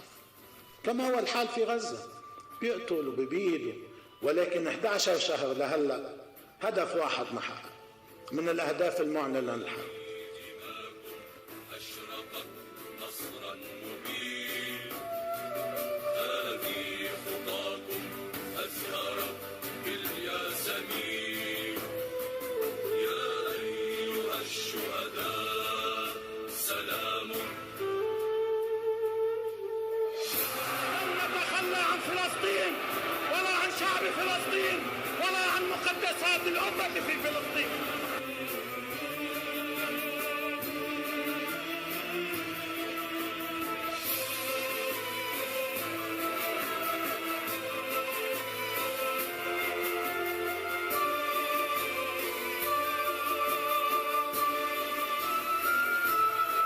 قالوا لك عندك خيارين: إما أن تستمر الحرب وتسحق، وإما أن تستسلم. فإما الاستسلام الذليل وإما السحق، الموت العزيز. في تلك اللحظة، ليش بتشوفوا أنا كل سنة وكل موسم بوقف عند هالجملة؟ حقيقة بتلك اللحظة قبل ما تشاور مع إخواني ود الخبر، الذي حضر في وجداني وفي عقلي وفي قلبي مباشرة يوم 10 عندما وقف الحسين وقال: ألا إن الدعي ابن الدعي قد ركز بين اثنتين، بين السلة والذلة، وهيهات من ذا الذلة.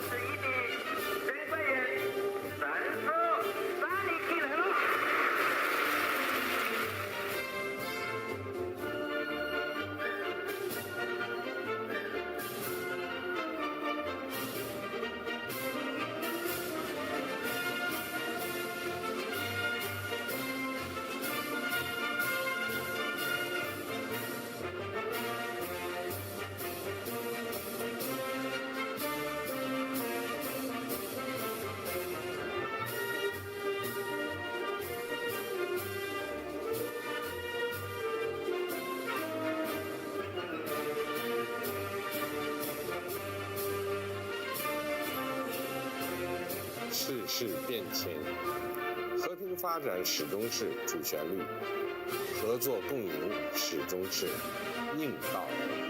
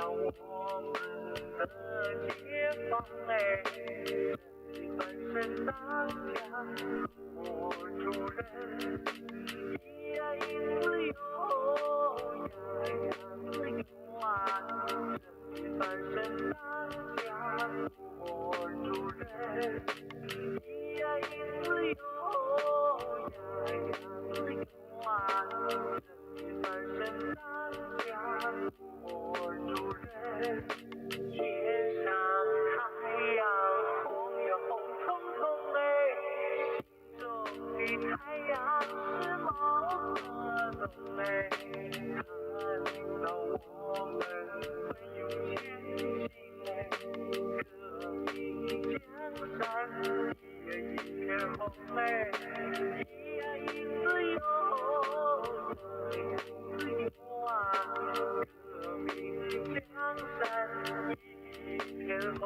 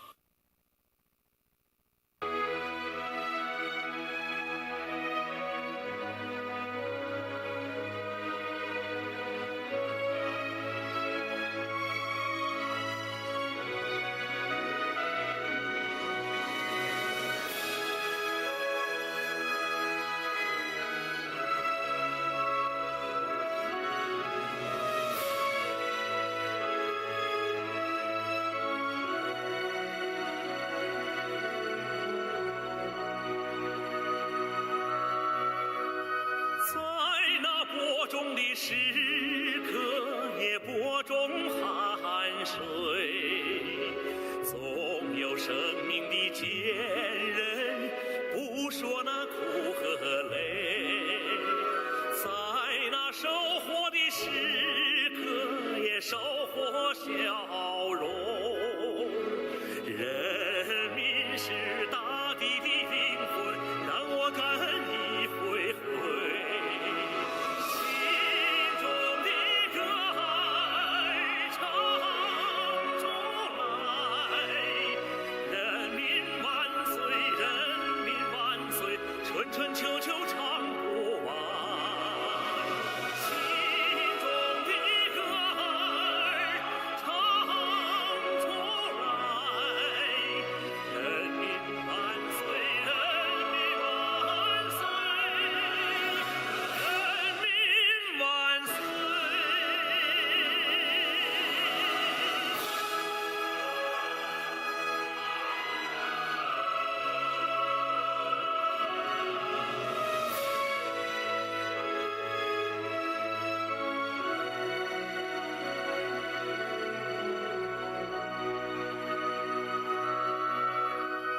面对再大的风雨也那样无畏，总有生命的刚强挺起那脊背，创造更多的奇迹是那样风光。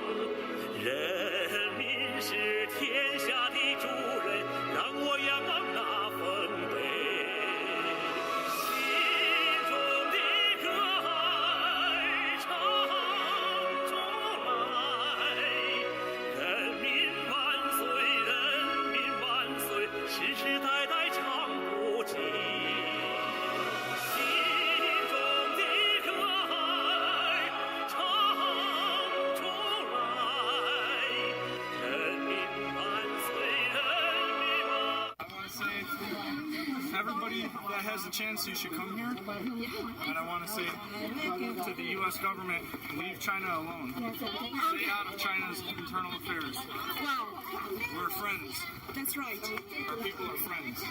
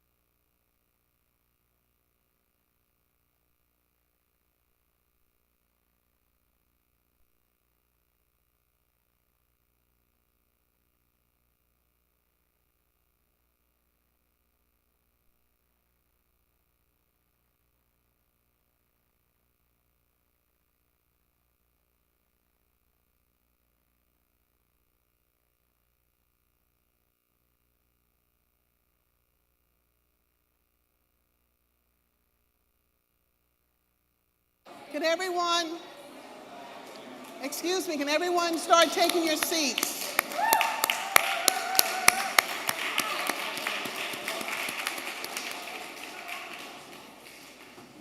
Oops.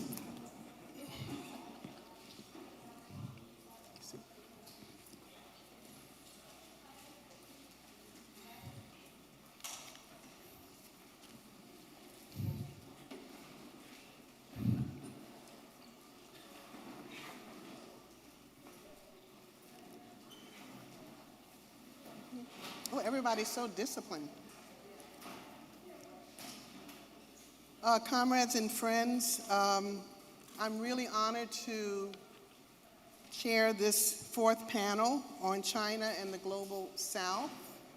My name is Moorehead, and I'm a managing editor for Workers' World newspaper.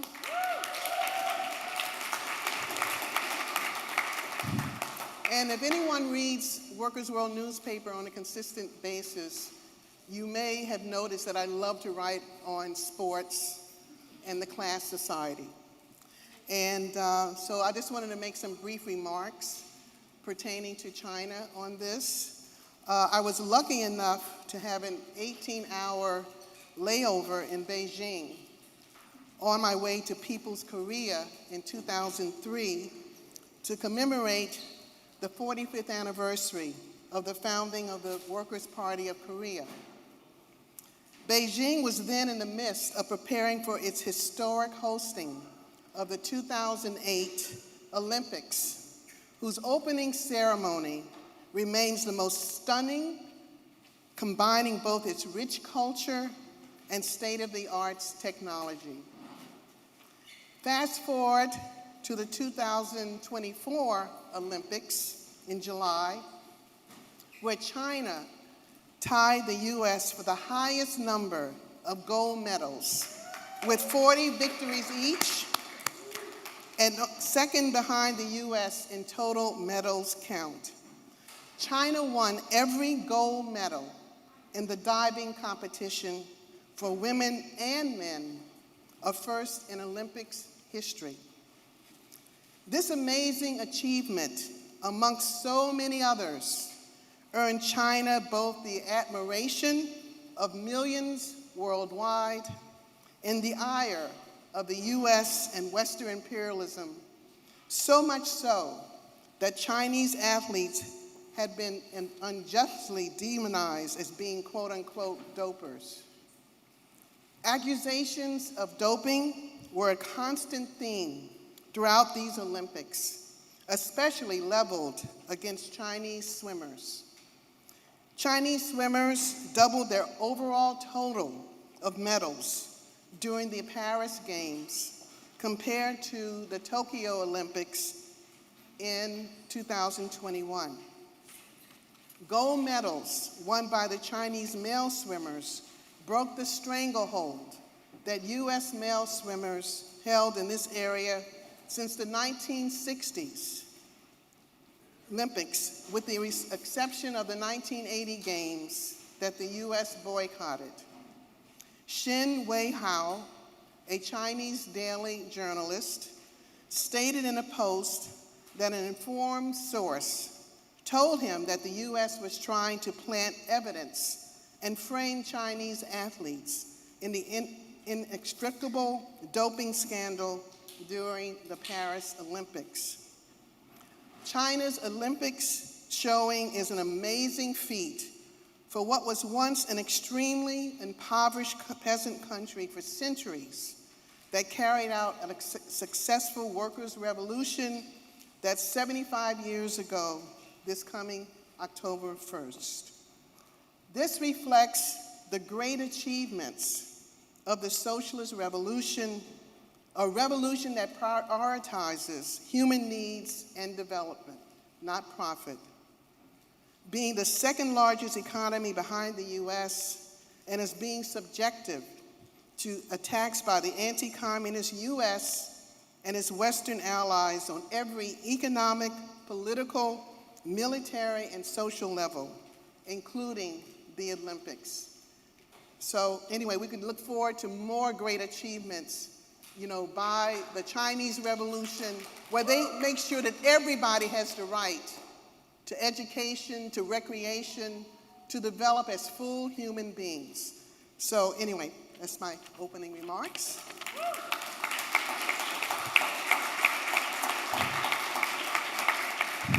So next, we're going to hear a virtual message from Gerald Horne, an author and historian on China, Africa, and the future.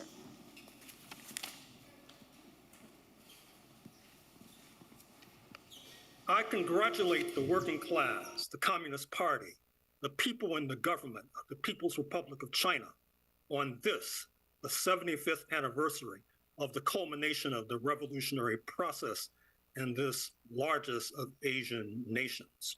Of course, I have a special interest in China, having taught at the University of Hong Kong a quarter of a century ago, having written a biography of the noted African-American communist and intellectual and writer Shirley Graham Du Bois, who died in China in 1977, having written a number of books about her spouse, W.E.B. Du Bois, who visited China a number of times, both before and after 1949, and having written other books, including on Zimbabwe, Southern Africa more generally, and most recently the Black Panther Party, all of which deal to a greater or lesser extent with China.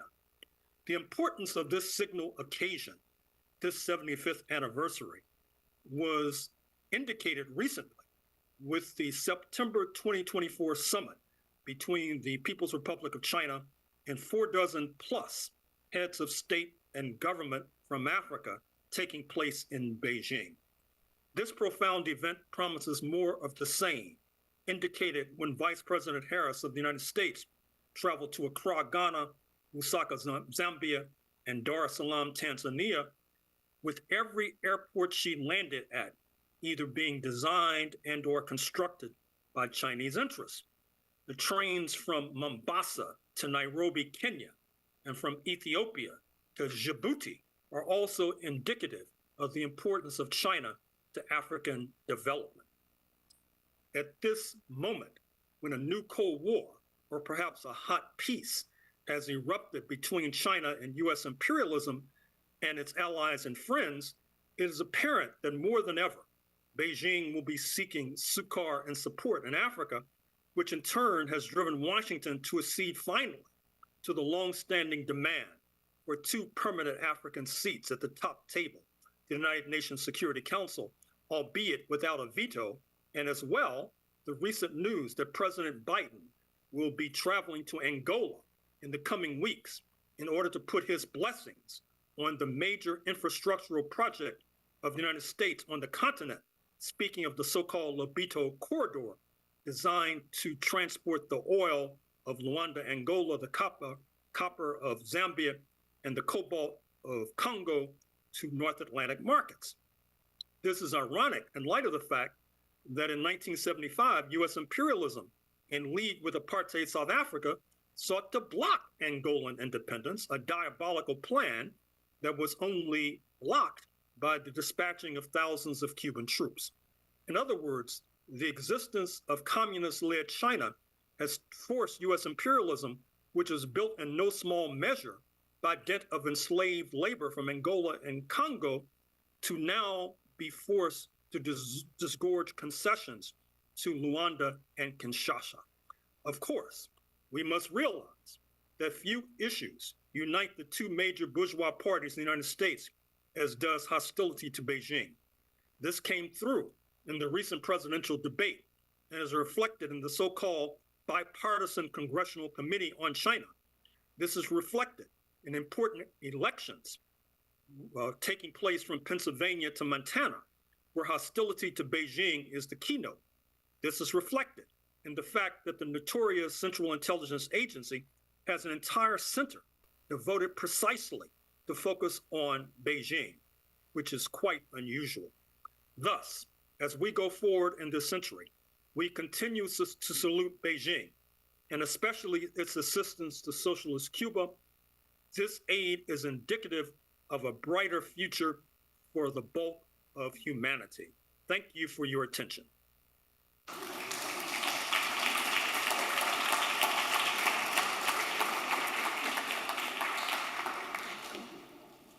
Okay, next we're going to hear from Margaret Kimberley, who chaired one of the opening sessions. Margaret is executive editor of Black Agenda Report, and she's going to be speaking on China and multipolarity, Forum on China, Africa, Cooperation, and the BRICS. Margaret?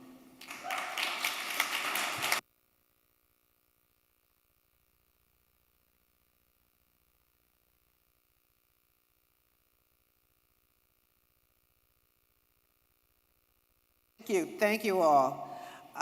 Good afternoon, good to see you again, and power to the people. Power to the people. Excellent, very well said. My mentor Glenn Ford, may he rest in peace, he always started, and so I don't speak without saying the same thing. But thank you all again for being here, as we're just 2 days away from the 75th anniversary of the founding of the People's Republic of China.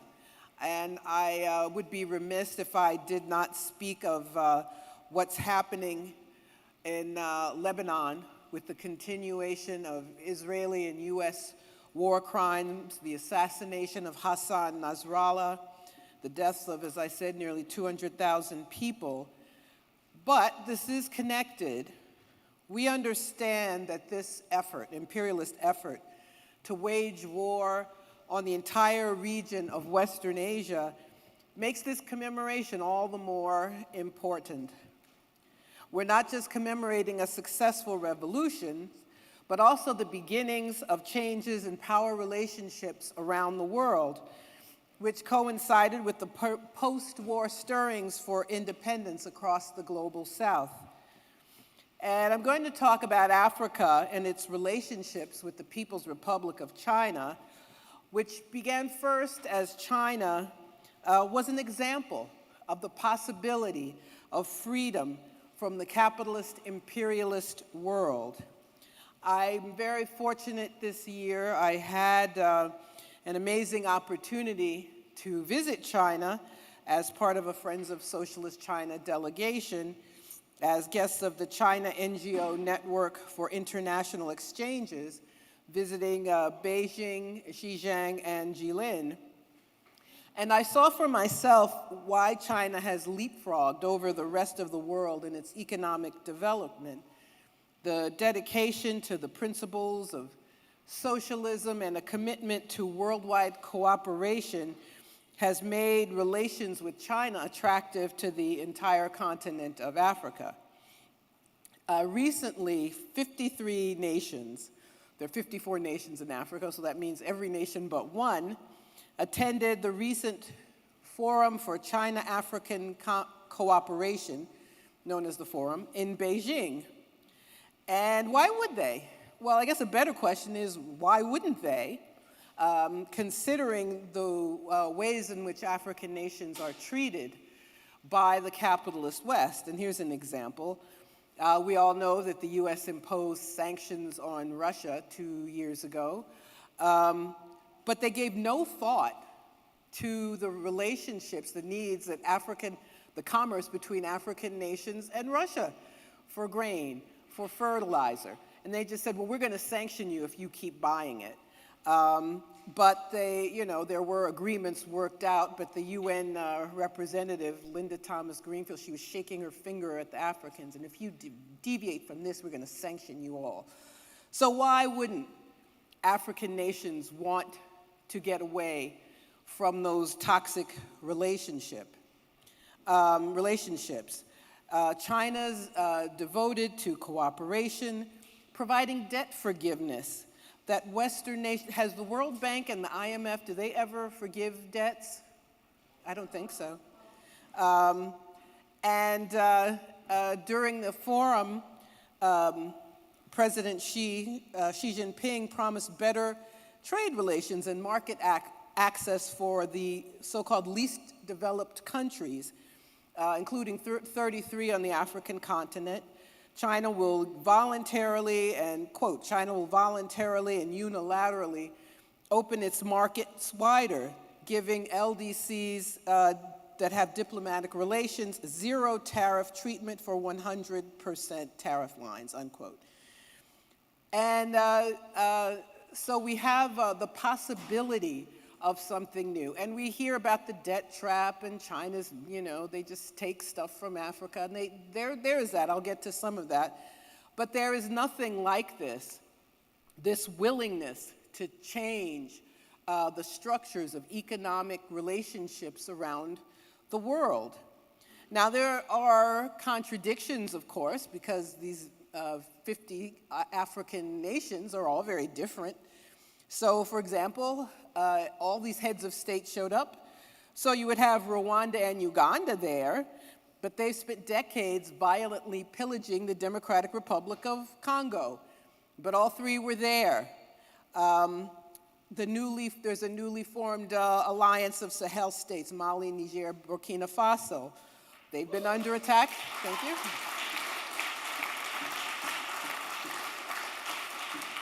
By some of their neighbors in the ECOWAS, which is supposed to be an economic grouping, but it's under the thumb of the US, who even threatened military intervention against those same countries. So we have the Western stooge nations and those who are seeking independence that were all present. And I want to point out, if I talk about African nations, I think we should always mention Eritrea, the one country that has maintained its commitment to socialism, which is why it's always under attack. That's why it's considered a slur. It's called the North Korea of Africa, as if North Korea, the DPRK, is some kind of weird slur. Eritrea is just a country that has maintained its independence, that doesn't want to take loans from the World Bank, and it suffers because of sanctions.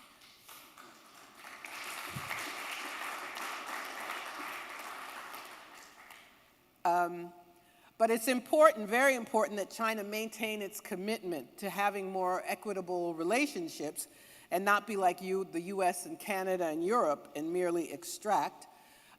Chinese construction companies in DRC, Democratic Republic of Congo, for example, have agreed to invest up to $7 billion in infrastructure projects as part of their agreements in mining there in the DRC, which is very important. What happens in the DRC is it's a human rights catastrophe.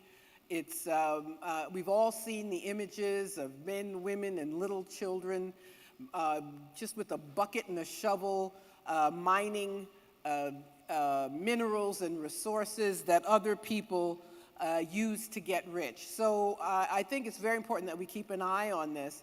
And the Chinese corporations live up to these commitments to change these relationships so there's not merely extraction from that country. So the theme of the forum was flowery title, Joining Hands to Advance Modernization and Build a High-Level China-Africa Community with a Shared Future. Great title. But it encapsulates how China is approaching nations of the global South. And that explains why African nations want to join the BRICS. Originally, Brazil, Russia, BRI.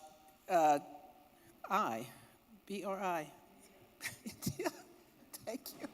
China and South Africa, now Iran, Ethiopia, UAE, and Egypt. And the BRICS have yet to create their own currency.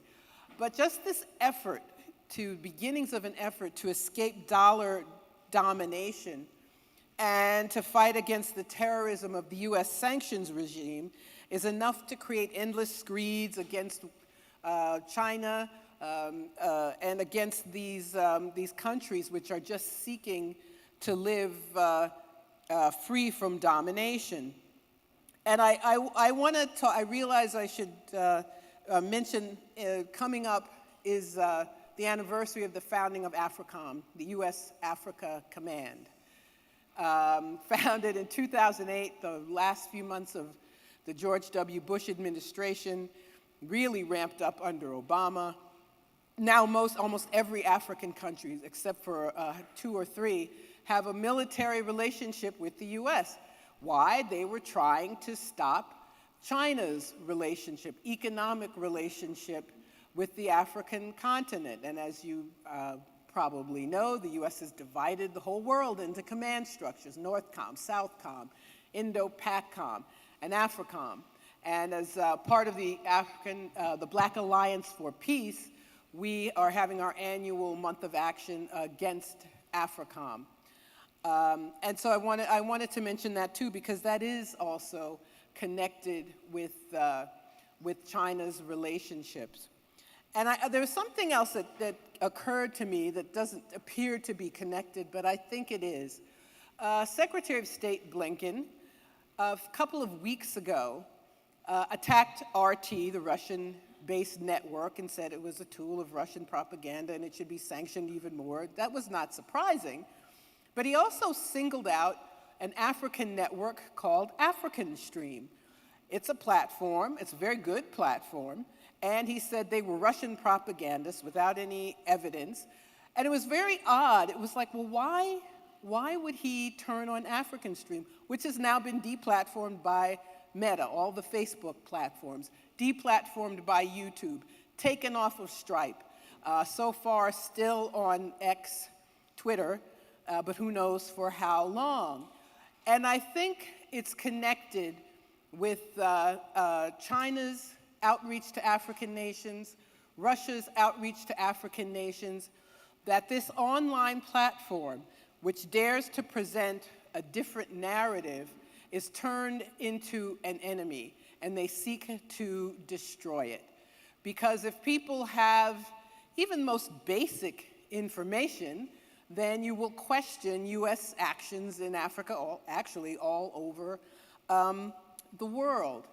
So I thought that was important to bring up in talking about China's relationships with African nations. The U.S. and Europe want to cut off those relationships, as it does for the rest of the world. They don't want African nations to have a different relationship. And as African people throughout the diaspora, they don't want us to have different relationships. And I think it's important to mention not just the nations of the African continent, but the relations of the African diaspora, of Dr. Horn referred to Shirley Graham Du Bois, and there has been constant, on the part of revolutionaries, this urge to connect with China, to see China as this example, which is why, in general, anti-Chinese propaganda is so dangerous. It's an effort to indoctrinate. It's an effort to stop revolutionary activity. And so W.E.B. Du Bois visiting China, and Paul Robeson visiting China, and Huey Newton visiting China, it's all connected, and it tells you how important it is that African people maintain these relationships, see China for ourselves, and judge for ourselves. And the fact that that is something that is condemned so strongly tells us quite a lot. So I brought in a lot, but I know I'm approaching my 7 minutes, so I will wrap it up here. Long live the People's Republic of China. Thank you so much.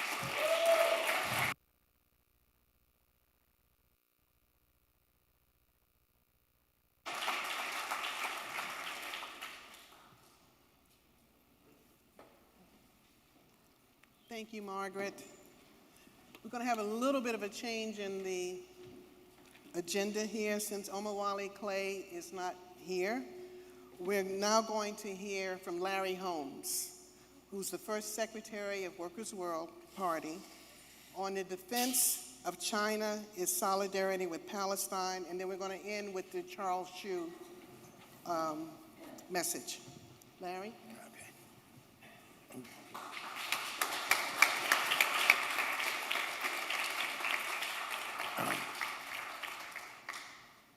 Good evening, comrades and friends. First, on behalf of the Central Committee of Workers' World Party, we would like to extend our fraternal greetings to the Communist Party of China on this historic occasion. I think it's relevant even though our event is about China, to ask ourselves, what should we make out of the assassination of the leader of Hezbollah 2 days ago in Beirut? I think it's a warning to the world from the warmongers. This was so important to them. And I'm not forgetting the genocide in Gaza, but this event coming at this time, they dropped 80 bombs on a neighborhood in Beirut. 2,000-pound bombs. One of these military analysts on CNN said the only thing bigger they could have dropped would have been a tactical nuclear weapon. And these 2,000-pound bombs were given to Israel by who? Last October, the U.S. gave them thousands of them. I forget the exact number, but thousands of them. I do not buy for a second this idea that, well, we didn't know about it. They didn't tell, the Secretary of War over here. I think that's BS. If they weren't down with it, they could have stopped it. The message was just not from Netanyahu. It was from Washington, D.C. It was from the Pentagon. And I'll tell you what I think is the relevance to China and the whole world. Everything in the world struggle is connected. Everything is dots all together. They wanted to let the world know that you don't have to speculate about a wider war. You don't have to lie to us about we don't want one and we're having all this diplomacy trying to stop it. That's not what's really going on. The wider war is already here. It's already here, comrades.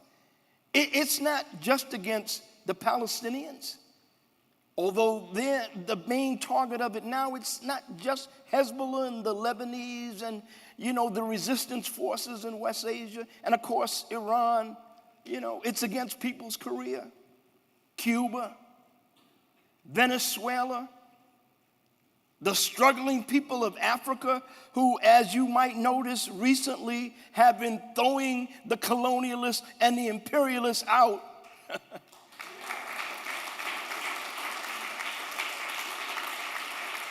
And it's against Russia through the Ukraine. And ultimately, it's against China. It's against China. Why? Why is this? Is it because China supports the Palestinians? That's part of it, but that's a small reason. China has on a number of occasions brought the Palestinian groups together to try to help them forge unity. It's very, very important. But the bigger reason is because China is so powerful now. It's so powerful and so developed, and its people are rising up. And this has changed the balance of forces in the world. But we need to be very clear about something. China does not want war. China wants peace. It wants to continue its development in peace. It wants to help the world develop in peace, especially the people of the global south who have been the big victims of imperialism and colonialism. It wants to help them. But U.S. imperialism does not want peace. It doesn't want China to develop in peace. It doesn't want the world that it does not control to develop. And this is the problem. And what this murder in Beirut tells us, and the almost 1,000 people who have been murdered in Lebanon over the past couple of weeks, and the genocide in Gaza, what it tells us is that U.S. imperialism is willing to go to almost any lengths, unimaginable lengths of violence and terror to maintain its empire, which is crumbling. They're willing to flirt with World War III, which could mean the end of all life on planet Earth. And you know, when an empire is crumbling, that's when it's most desperate and dangerous. That's when it's most likely to resort to violence. And this is what we're witnessing, comrades. There are some in the ruling class here who are afraid of war, a wider war, a world war. They don't think the U.S. will win. As a matter of fact, they think it will hasten the demise of U.S. imperialism, and we think that they're right about that. And they'd like to maintain U.S. hegemony by other means, you know. But comrades, whoever that is in the ruling class, they're losing. They're not winning. They're not in the driver's seat. It's the warmongers who are in the driver's seat. And so we see the people rising up all over the world against the empire. We see the people demonstrating in the streets over the murder of the leader of Hezbollah. Actually, as I was leaving home, I saw on social media that there was a demonstration of thousands of people in Baghdad. They had entered the green zone and were trying to get into the U.S. embassy. And I'm sure you've heard about the demonstration everywhere, particularly in West Asia, but around the world. Shows you that, you know, this is a punch, but they're not going to take it lying down. As a matter of fact, it's going to wave on the resistance. And, of course, the countries that are under attack, in particular China, that are in the crosshairs of U.S. imperialism, they're going to fight back. They can defend themselves. They can defend themselves. But we have to ask ourselves this, comrades. Are we going to just leave it up to people in other places, to China? They're willing to do it. They'll do what they have to do. But are we just going to leave it up to them? Especially those of us who happen to be at the centers of world imperialism, particularly here in the U.S., which we used to call the belly of the beast. We can't do that. That's not right. We have to seriously consider what our responsibilities as anti-imperialist revolutionaries are. And we have to shoulder that responsibilities. And we've got to do whatever it takes. You see, the people of the world, they're demanding this of us. History is demanding us. Saving this planet, if it could talk, it is demanding this of us. That we do whatever is necessary, however we need to do it, however long it takes, and it better not take too long, for the anti-imperialist, anti-war forces to get so big and so strong that we can shut the world down to stop war. What other choice do we have? We've got to get away from complacency if that's an issue. I know that those of us here are doing on a day-to-day basis whatever we can. We've got to get away from, you know, our routine, what they call routinism. Well, you know, it's almost like a semi-conscious feeling that, yes, that needs to be done, but somebody else can do it, you know. We need to, sometimes I think we have a partial kind of disconnect, a partial, you know, denial of what's happening, perhaps because we feel somewhat powerless. But all those things, we got to push them aside now. We got to push them aside, and we got to figure out what we're going to do. I think, I'm not sure, that Comrade Maduro in Venezuela a couple of months ago called for an international united front against imperialism. I'm not sure whether it's just something that he floated or whether it was real and how he's following up on that. But I'll tell you, comrades, if there was ever a time for that, and I'm not talking about just a name. It's easy to have a name. I'm talking about something with flesh and blood and strength and power that's real. If there was ever a time for that, it's now. I think in about a month from now, the BRIC countries are meeting in Russia. Last week of October. And that's good. And, you know, people have talked about it from this podium, and we could talk about that.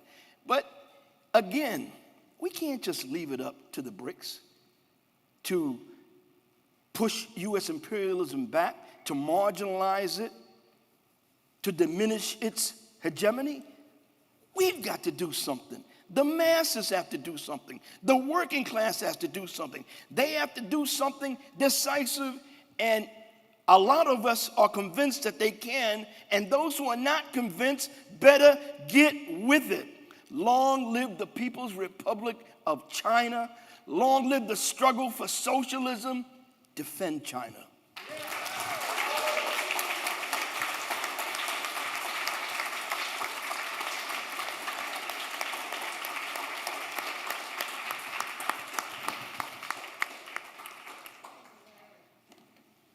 And lastly, in this panel, we're going to hear a virtual message from Charles Hsu, who is with the Chow Collective, speaking on 75 years of Chinese solidarity with Palestine, Al-Aqsa flood, and People's War in the New Era.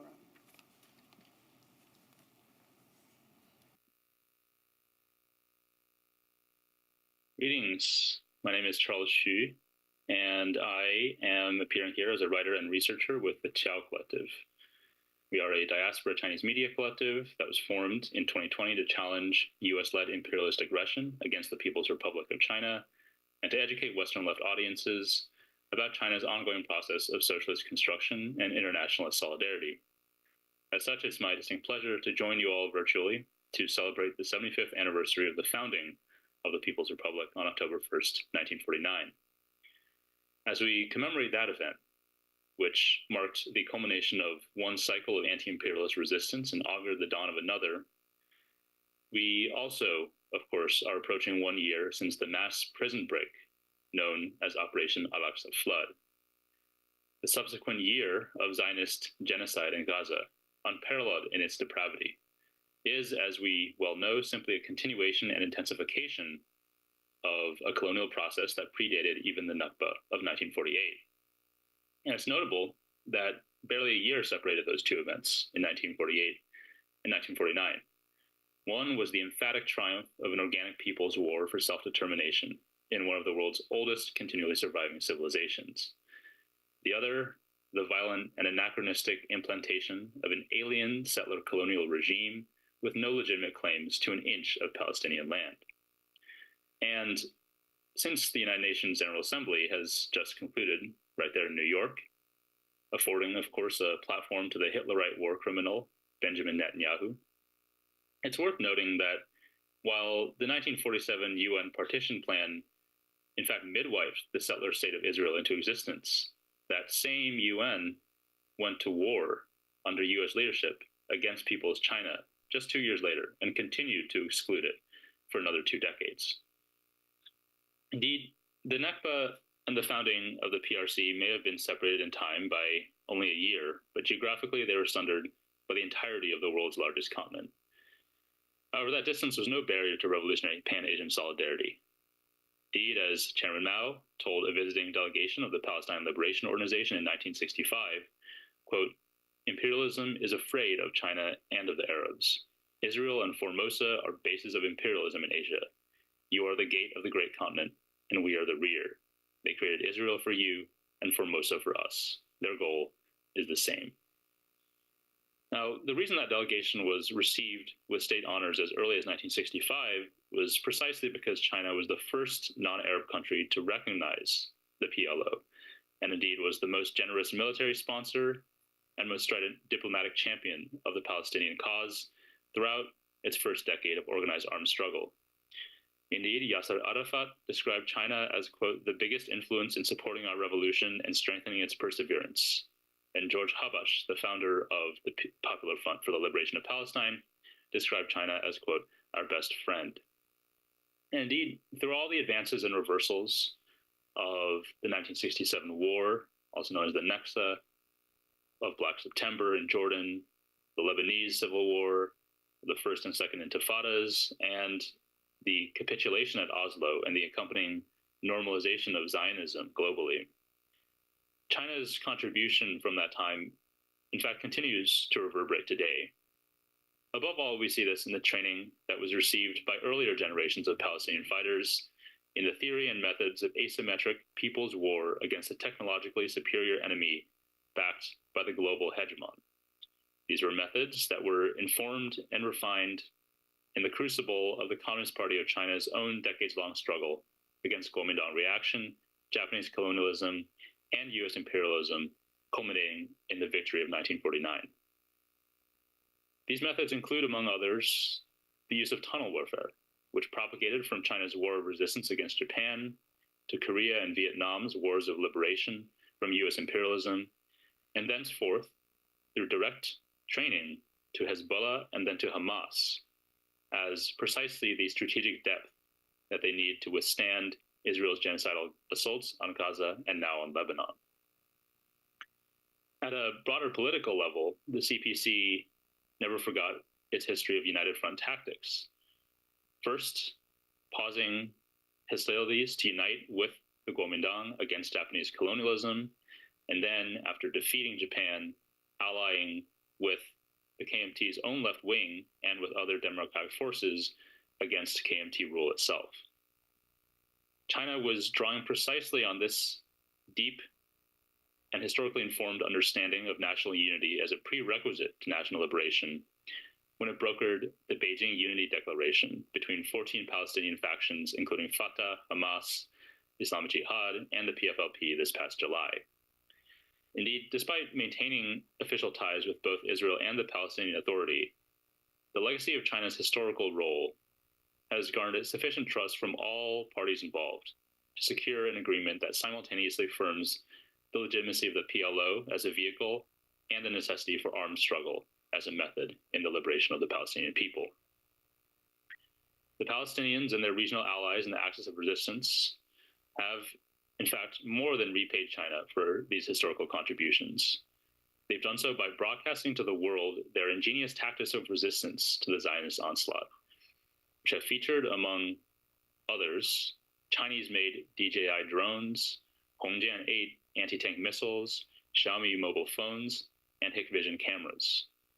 In so doing, the Palestinians have revived anti-imperialist consciousness and popular interest among China's people in their own country's foundational history of people's war waged against similarly daunting odds. And here, I want to conclude by noting that the global solidarity movement has also done its part, even and especially right here in the heart of the imperial core, where the US student intifada of April and May, which kicked off not far from here at Columbia University, drew innumerable comparisons among Chinese netizens to the May 4th movement of 1919.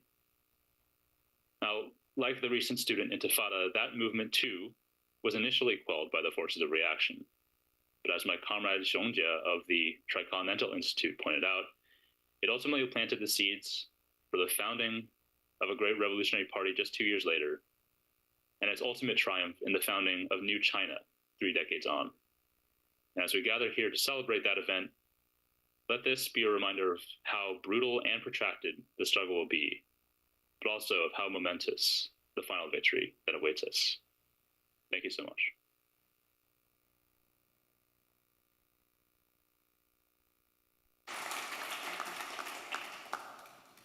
Okay, this officially ends the 4th panel, and I want to thank you for your patience. We're now coming up to our last panel. That's going to be chaired by Danny Haiphong. So maybe you can stretch for a minute or two while we mic up Danny. And thank you for your patience, and we're almost finished. So.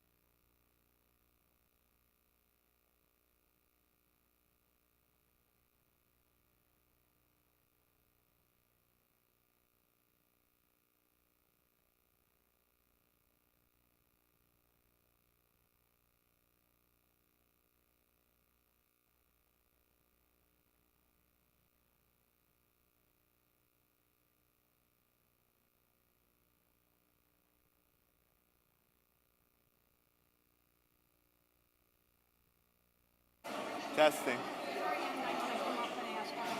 Is this thing on? Yeah, it's on. All right, everybody. Please take your seats. Please take your seats.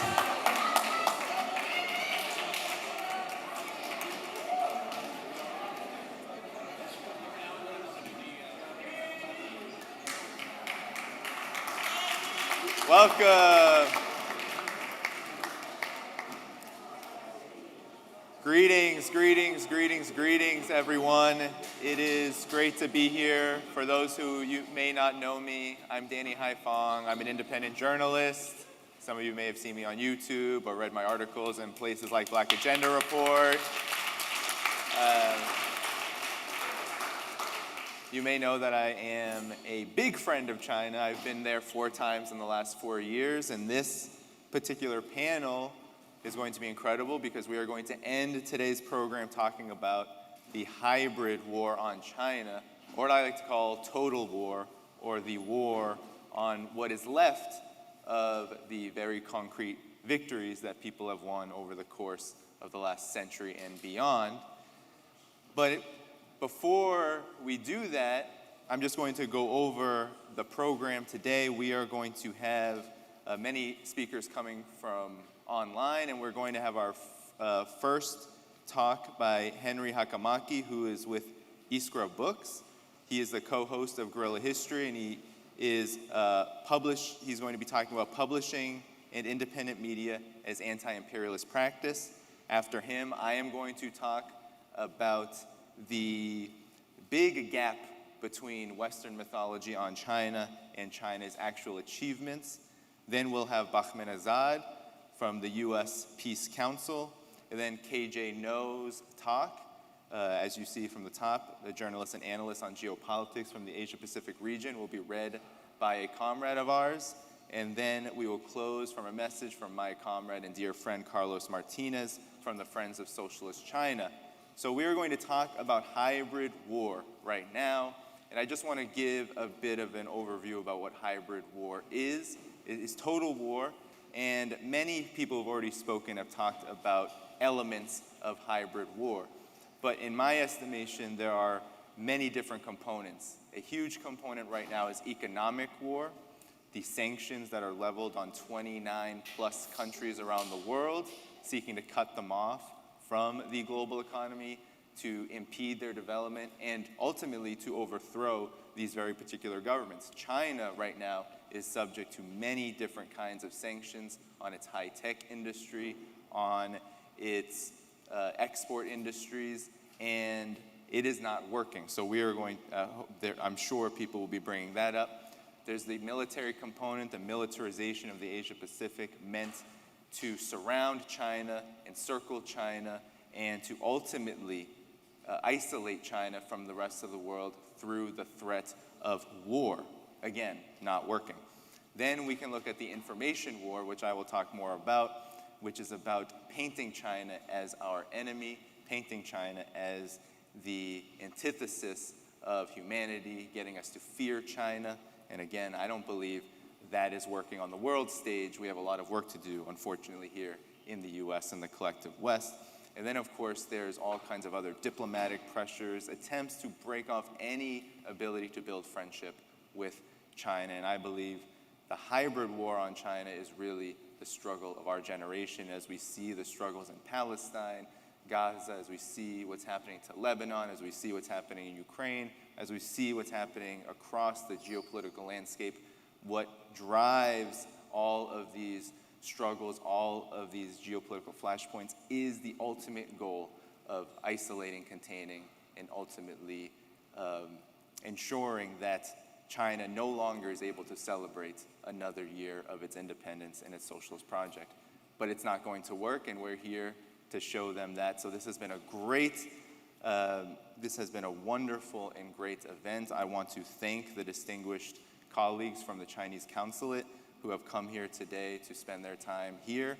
I want to thank the Friends of Socialist China.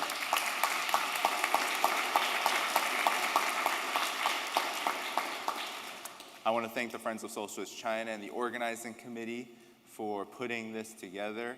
and all the hard work from comrades like Creighton Ward building a great program and a wonderful program, and of course all of you who have decided to attend today here in person and online. But without further ado, let's get to Henry Hakamaki of Iskra Books, co-host of Guerrilla History. Comrades, my esteemed fellow speakers, listeners, and dear friends of Socialist China. I'm Henry Hakamaki, and I'm honored to be invited to this seminar today as a representative of Guerrilla History and Iskra Books to discuss a topic that is crucial in the fight for a more equitable and just global society: publishing and radical, socialist and communist independent media as anti-imperialist practice. As we celebrate the 75th anniversary of the People's Republic of China, it is essential that we reflect on the power of knowledge and narrative in shaping our understanding of the world. The imperialist West has long dominated the global media landscape, constructing and disseminating narratives that serve to uphold its hegemonic capitalist system. This narrative is designed to obscure the realities of imperialism and to vilify alternative systems such as socialism and communism. It is within this context that the role of publishing and independent media becomes paramount in the struggle against imperialism.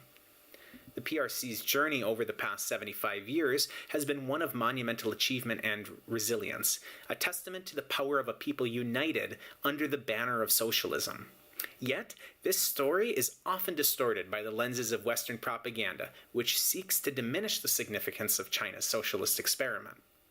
To counteract these distortions, we must engage in a rigorous practice of publishing and media creation that provides accurate and nuanced accounts of China's history and its contributions to the global socialist movement. Domenico Lasordo's work, which I have had the privilege of co-translating and editing, offers a profound analysis of this phenomenon. In his book, Stalin, History and Critique of a Black Legend, Lasordo deconstructs the prevailing narratives about Stalin and the Soviet Union, revealing how these narratives are not merely historical misinterpretations, but are politically motivated to vilify socialism. His methodology underscores the importance of critically examining sources and questioning the ideological and political motives behind historical narratives. Similarly, in our quest to deepen the understanding of socialism and the PRC, we must challenge the dominant narratives that have been crafted by the imperialist West. This requires publishing works that are not only factually accurate, but also provide a holistic and emancipatory perspective, one that centers the experiences of the oppressed and marginalized, one which highlights the achievements of socialist systems in the face of imperialist aggression, and imagines and critically theorizes a communist horizon beyond the capitalist reality that our historical moment situates us in. Independent media and publishing houses play a pivotal role in this endeavor. They serve as bastions of radical thought and intellectual resistance against this hegemonic system, providing a platform for marginalized voices and dissenting opinions that are systematically silenced by mainstream outlets in the imperialist West. Through the dissemination of such works, we can arm ourselves with the tools necessary to critically assess the information we receive and to resist the seductive allure of imperialist ideology. The construction of narratives is not a passive process. It is an active and dynamic endeavor that is shaped by the prevailing power structures. For, as functional linguist Michael Halliday says, language does not passively reflect reality.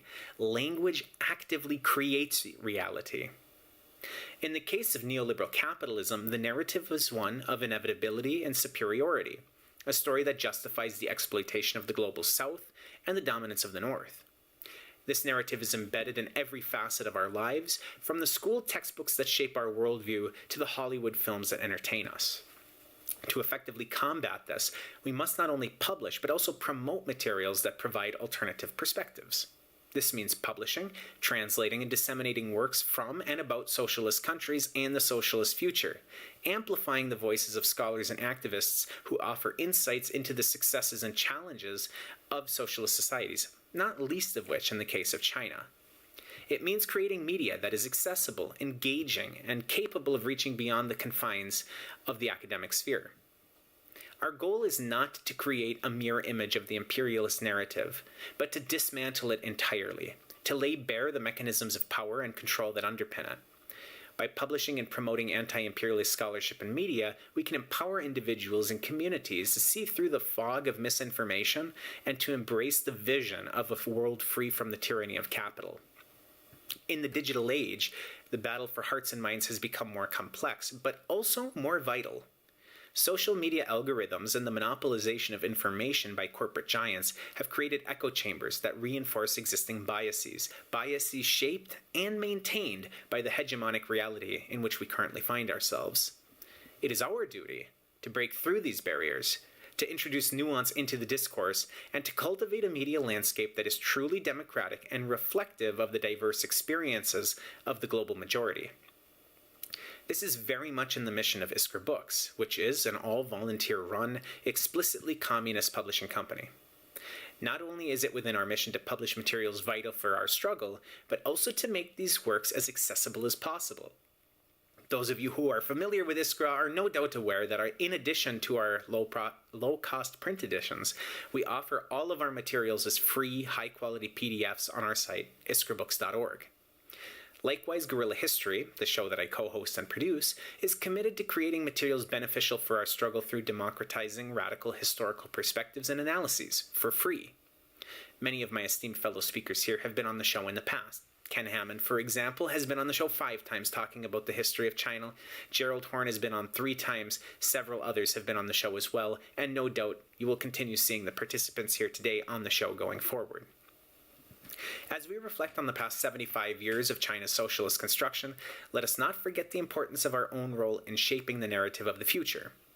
By supporting and engaging with independent publishing houses and media outlets, we can ensure that the stories of the oppressed are heard and the truth about socialism and its struggles are not buried beneath the weight of imperialist propaganda. To conclude, publishing and independent media are not just vehicles for information. They are weapons in the fight against imperialism. They are tools that can be wielded to dismantle the ideological edifice that sustains the capitalist world system. Additionally, as Roel Muller, the editor of Building a People's Art Selected Works of Tron Chin and Tu Hu, our latest release from Iskra, said, when paraphrasing Chin in a conversation that we had, we don't just provide important literature to the community, but the tools necessary for oppressed voices to make their own. In celebrating China at 75, let us also celebrate the power of knowledge, the resilience of the human spirit, and the enduring belief in a better world, a world where the principles of socialism and solidarity prevail. Thank you.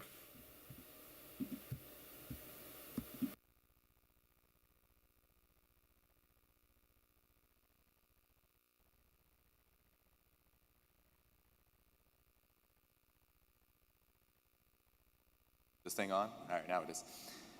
Many thanks to Henry Hakamaki for his contributions. Everyone should follow Guerrilla History. It's a great podcast. You learn a lot. And everyone should also check out Iskra Books, which is a great independent publisher doing publishing that is much needed here in the United States and the West. So, with that said, the next speaker is me.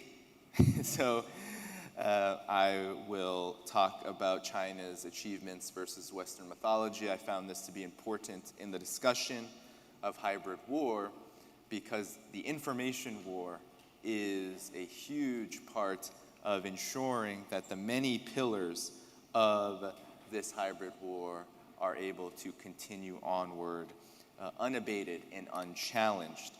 So one of the biggest ways that we can challenge this information war, the misinformation we hear about China, is by going to China.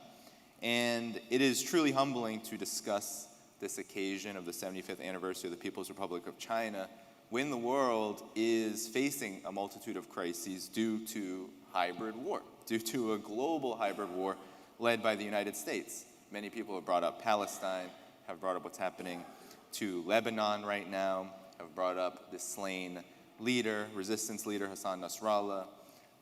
There's also, of course, the meat grinder in Ukraine, this US-NATO failed campaign to strategically defeat Russia. This has all brought the world, including the hybrid war on China, to the brink of a potential nuclear conflict, and I think it's important to recognize that. In hybrid war, a war on the victories that people have fought so hard to win, is the thread that binds these crises together. So in late August, I traveled to China for the 4th time in as many years and witnessed once again what the Chinese people have accomplished in their 75 years of building socialism and building an independent Chinese nation, or what China is increasingly called a rejuvenated Chinese nation. Truthfully, in my opinion, it is really shocking, actually, that now traveling to China, one of the most open and globally integrated economically nations in the world, is becoming and has become so controversial over the past decade especially. But when you go to China, the achievements are nothing short of astounding, and you just can't run from them. You can lie about them, but you can't run from them. The streets are clean, the infrastructure is modern, it's very modern. So this was actually the first time I had ridden 2 high-speed rail trains before this, but this was the first time I rode the Fuxing, and this is the high-speed rail that connects Shanghai to Beijing. And for context, that distance is about 1,200 kilometers.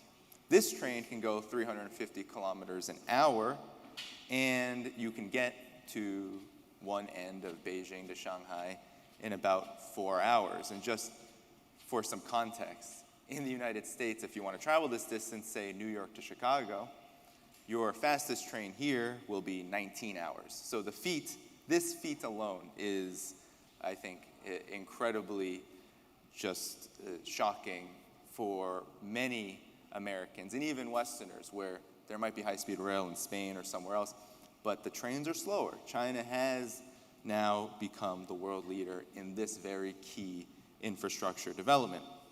When I was in China's 2 most developed cities, Shanghai and Beijing, I was able to interview renowned intellectuals like Zhang Weiwei, who actually participated in this event, and former People's Liberation Army Colonel Zhou Bo. And from their insights, it is clear that China has indeed stood up and is now producing intellectuals and is now producing knowledge that reflects its status as not just a rising global power, but just a global power. China is now asking, what is its responsibility to the world, and what does it mean to lead? And prior to New China, so prior to the 75th anniversary, the 75th year of its founding, the impoverished and humiliating position that foreign powers subjected on China raised different kinds of questions of subsistence and just basic dignity. So you can imagine that the enormity of this shift over the past 75 years just cannot be understated. What's striking when you spend time in China is this huge gap between Western media mythology and reality, which is, again, a critical component of this hybrid war. Just take the economy, for example. In the Western media, we hear story after story of China's coming economic collapse. In China, issues and real problems, economic challenges such as lower consumer spending, are viewed differently, not as a sign of collapse, but as the modest pains of a transition period. China is currently undergoing a unique transition, one that right now not many countries can say they are going through, which is from a low value-added manufacturing powerhouse to a high value-added tech giant on its way to modern socialism. So lower real estate prices are not viewed as some kind of crisis that the whole system is going to fall. That's just projection. That's what happens in the United States. When the housing market here, controlled by Wall Street, goes into a crisis where prices fall and people are thrown out of their homes, that is viewed as an economic crisis. In China, there's a saying, there's a new slogan that was inaugurated under Xi Jinping, which is that housing is for living and not speculation. So many people, there aren't people being thrown out of their homes all over the place in China like happens here, but a lot of people will tell you that lower housing prices are actually welcomed, especially in the big cities where the cost of living got quite high over the past several decades. Reduced economic growth, 4 to 6% per year in GDP terms, is not a reason to panic in China, but the outgrowth of a particular plan. And for some context, 4 to 6% growth is still 2 to 3 times higher than Europe and the United States. But this is seen in the Western media as a huge crisis because at one point in the 90s and the early 21st century, China was growing at 10% plus. But the plan that China is undergoing right now is to inject momentum and capital into industries that will make China both the center of innovation on the planet and an economy that can open new heights for the standard of living of Chinese people. And this plan is working. Beyond slightly decreasing rates of GDP growth are explosions of growth in important fields such as renewable energy and high technology development. Huawei just released the first ever trifold phone with iPad-like capabilities, something that is very hard, I think, to imagine for people in the collective West who have never seen such a thing. China's undisputed leadership in the development of new energy vehicles. For example, China not only holds the majority of the world's electric vehicles in general, but about 98% of the electric buses in the entire planet. The fact that renewable energy drives about 40% of all economic growth in China, and the 13 to 14% year-on-year growth of high technology makes China's path toward a modern socialist country increasingly and abundantly clear, in contrast to the collapse narratives of the United States and Western mainstream media. China right now is dealing with a historic contradiction not faced by any other country on earth right now: the existence of relative poverty and uneven development in the face of growing abundance and a major drive toward common prosperity. That is, everyone is getting richer, incomes are growing, but it's not even just yet, and it can't be even just yet. Huge sacrifices were made and are still made in order to ensure China has this productive capacity, what Marxists like to call productive forces, necessary to achieve the goals of socialism with Chinese characteristics at an early stage. And now the emphasis is on quality development.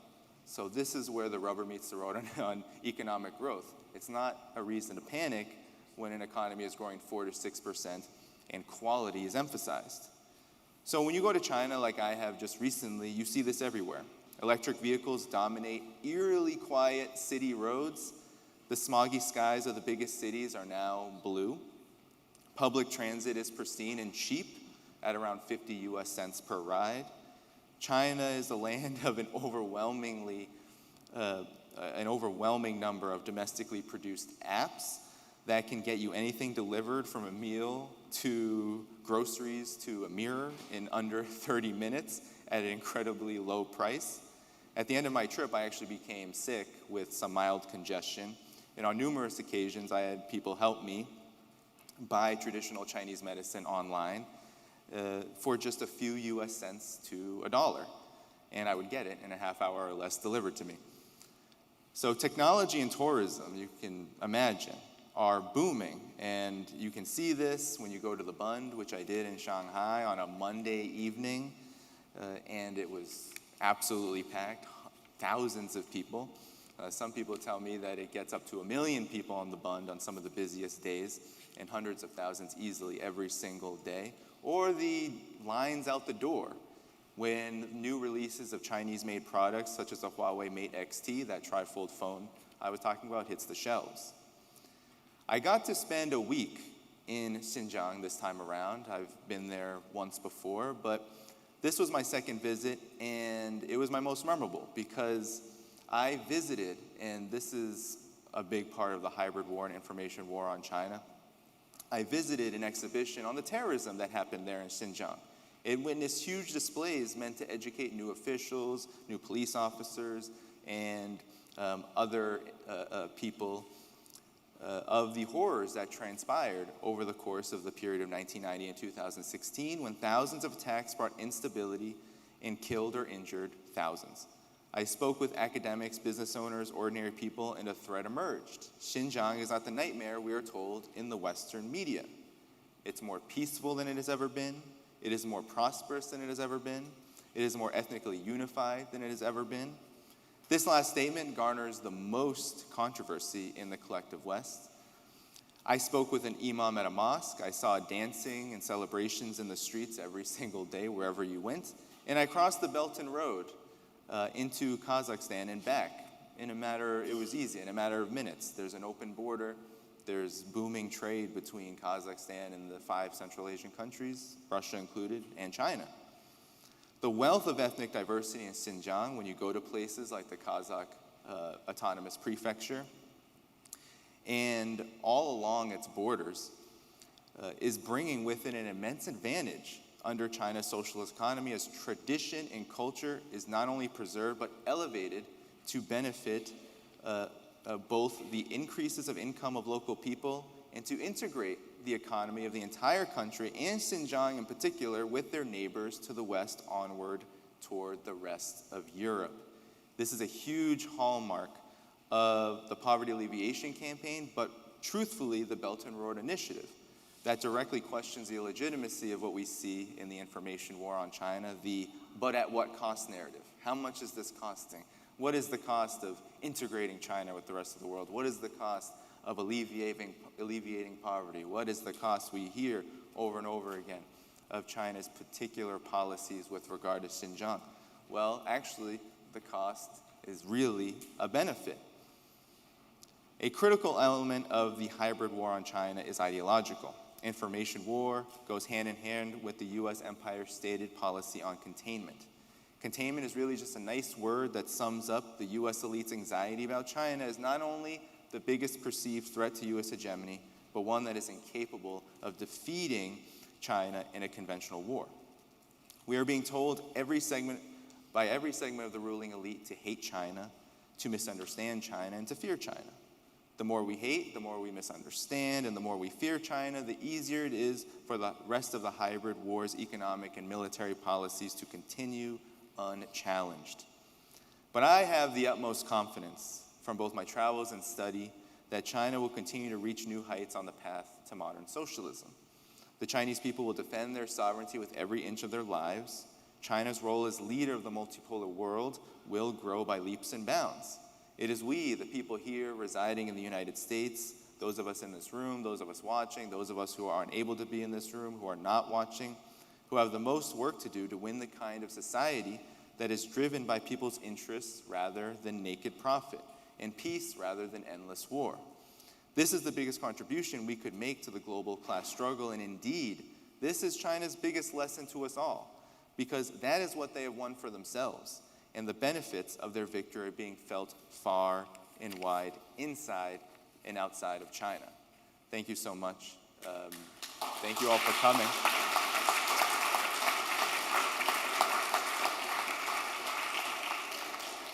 So I'm still here because I have to introduce the next speaker, but we are going to now hear from Bahman Azad, who is the president of the U.S. Peace Council, who's going to talk about China and the United States, two divergent approaches to diplomacy and global security.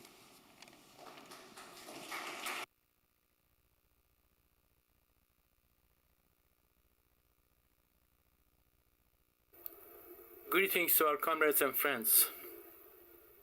Allow me to first congratulate, on behalf of the U.S. Peace Council, the organizers of this very important historical celebration of 75 years of China's revolution, which has turned China into a powerful global force for peace and human progress. I am honored to be part of this important event. A lot can be said about the magnificent achievements of China, especially during the last few decades, and particularly under the leadership of President Xi Jinping. But due to the shortness of time, I would limit myself to the area of diplomacy and global security, especially since both ruling parties in the United States are presenting China's rapid development and its growing role in the international arena as a threat to the interests of the United States, which is a clear falsehood promoted by the U.S. ruling classes to justify their antagonistic policy toward China. Let us look at China's approach to diplomacy and global security, which is significantly different from the crisis-oriented zero-sum diplomacy that is characteristic of the United States approach. In November 2023, a U.S. Peace Council delegation was officially invited by the Chinese People's Association for Peace and Disarmament, CPAPD, which is affiliated with China's Foreign Ministry, to visit China for a bilateral meeting. The issues that we discussed were quite multifaceted and included the question of China's global security initiative, China's diplomatic efforts, China's modernization process, U.S.-China relationship and the need for commitment to peaceful diplomacy, and ways to strengthen the global peace movement, all as integral part of President Xi Jinping's thoughts and policy. What became quite clear through these lengthy discussions is that on the issue of diplomacy and global security, there is a fundamental divergence in core values between U.S. and China. As far as the Chinese are concerned, they are firmly committed to the following 6 principles as articulated by President Xi Jinping and reflected in China's policy on diplomacy and global security. First, it is necessary to stay committed to the vision of common, comprehensive, cooperative, and sustainable security, and work together to maintain world peace and security.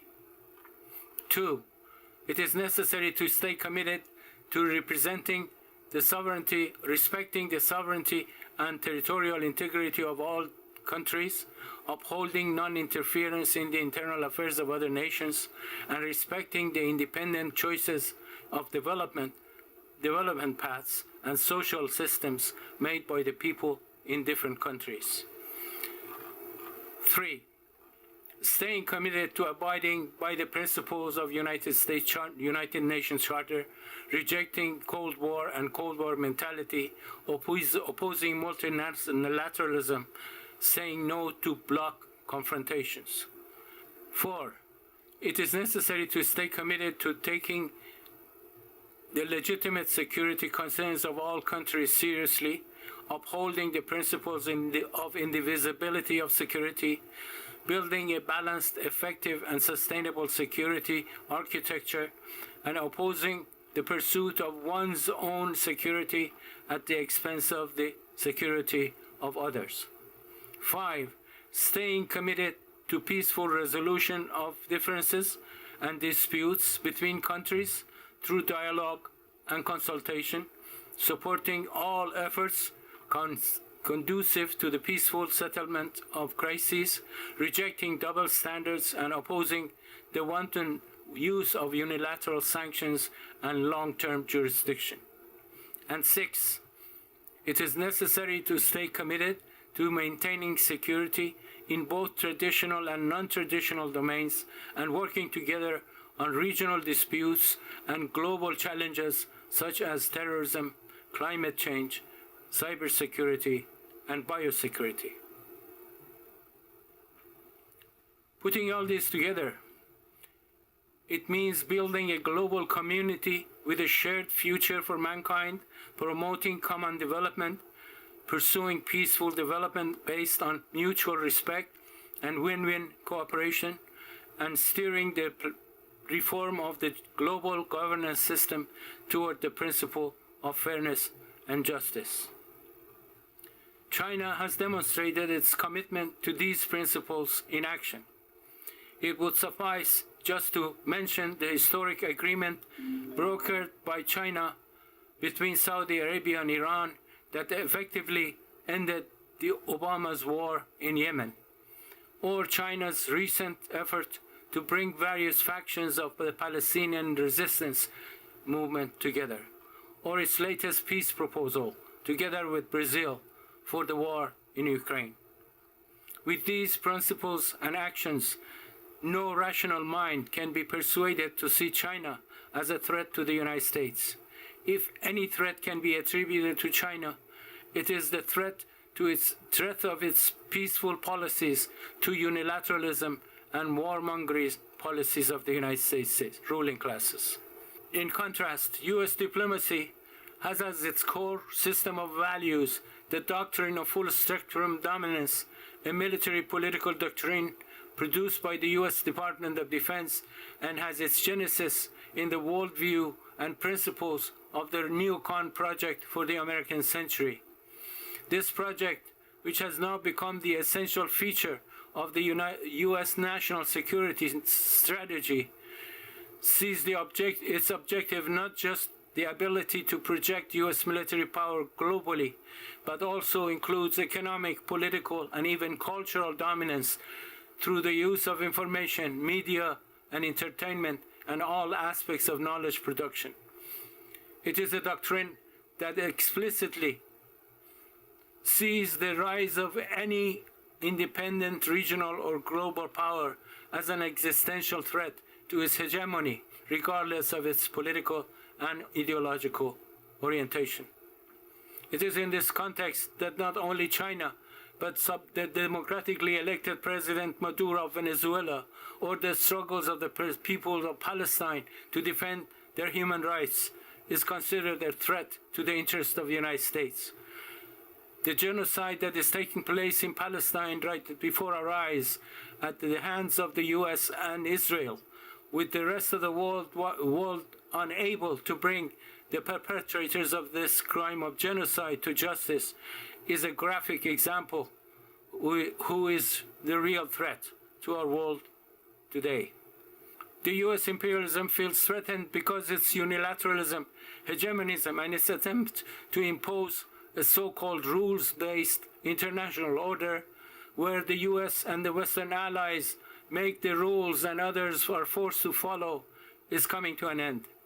That is why the US is becoming increasingly desperate and more dangerous in its efforts to prevent the inevitable historical transition that is being led by China and the countries of the South. It is therefore the US imperialism, not China, that constitutes the threat to peace and security of the world. It is our responsibility to open people's eyes to this critical fact. Thank you.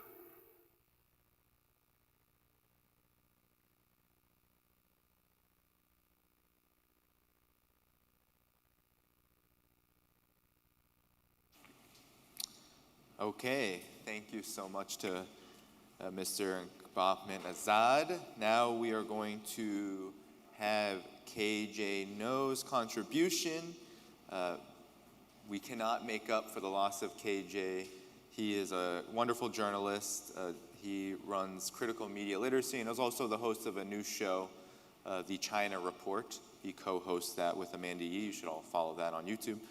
But he is not here, so his talk will be read by Alex Quinn. So please welcome Alex.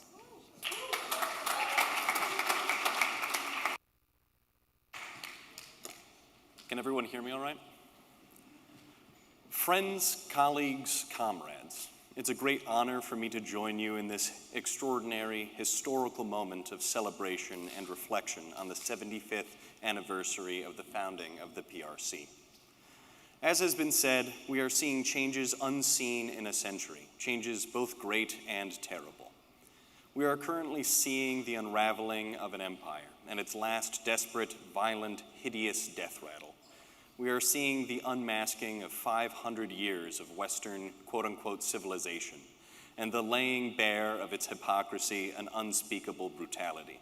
We are seeing the true face of capitalist imperialism, not its made-up public relations face, but its resting capitalist face. It's not pretty. One of the precipitating factors of the end of the empire, not the only one, but a very important one, because it allows countries to resist hegemony together, is the rise of China. The rise of China is one of the greatest success stories in the history of human civilization. So we could talk about China's accomplishments all day. There are too many to list. I'd like to highlight three. We all know in 1949, when China stood up, liberating 500 million people, 10 to 20% of China's population was still addicted to opium. In 4 years, the CPC eradicated opium addiction, liberating 90 million people from this colonial scourge. It's also one of the greatest public health accomplishments of the 20th century, and I bet you've never heard of it.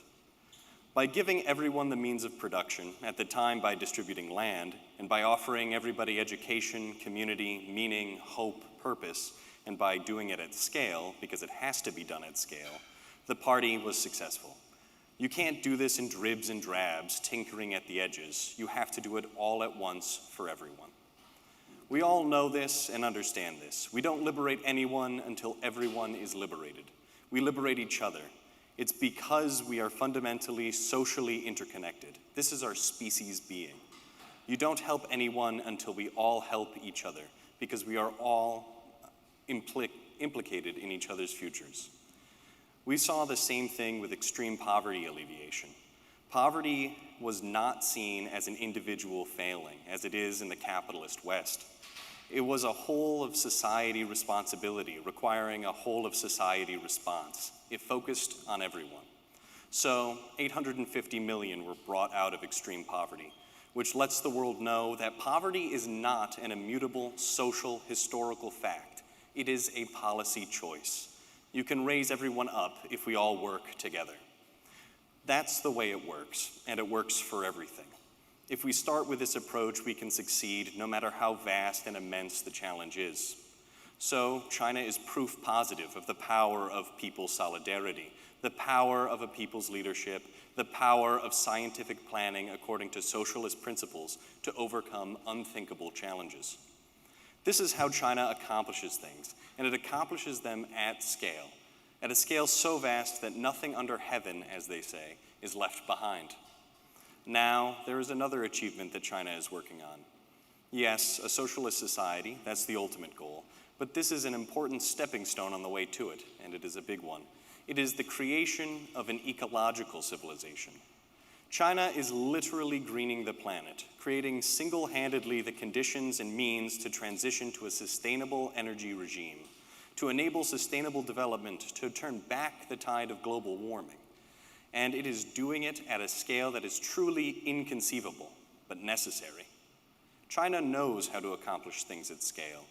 It knows how to solve problems even when the problems are unthinkably immense. And the leadership and the people do not flinch at the immensity of the challenge. China is concretely showing us the pathway out of global climate catastrophe. And as I said before, none of us are safe, good, or well until all of us are. Until all of us are safe from the effects of the climate crisis, none of us are. And China is leading the way. All the West has to do is work together with China. China has provided the tools and the map, and it is showing the path out. So, to reduce it to its simplest terms, going green means going red. But,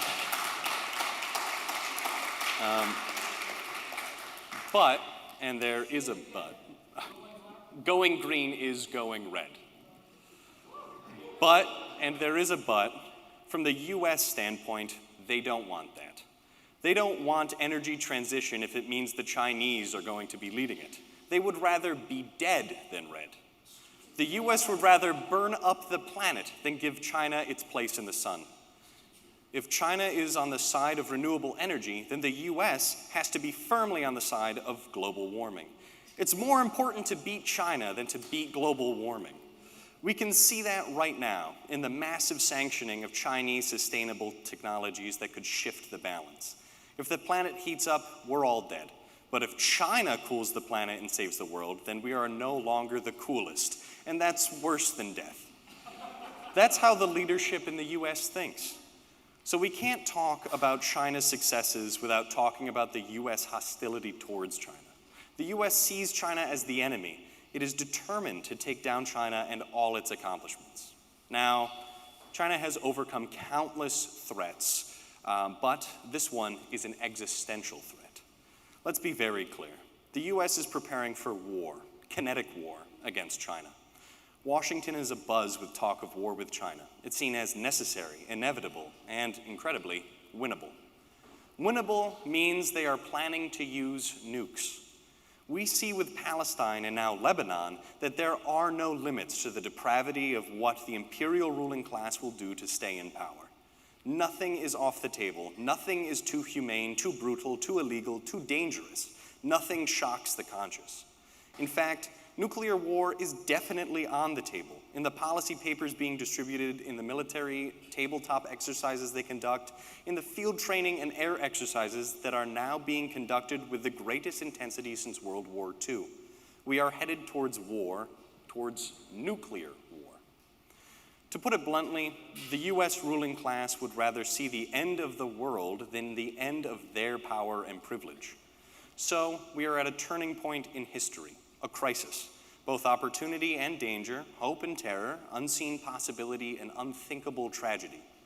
This imperial ruling class has actually been escalating to war against China, covertly since 2009 and now overtly.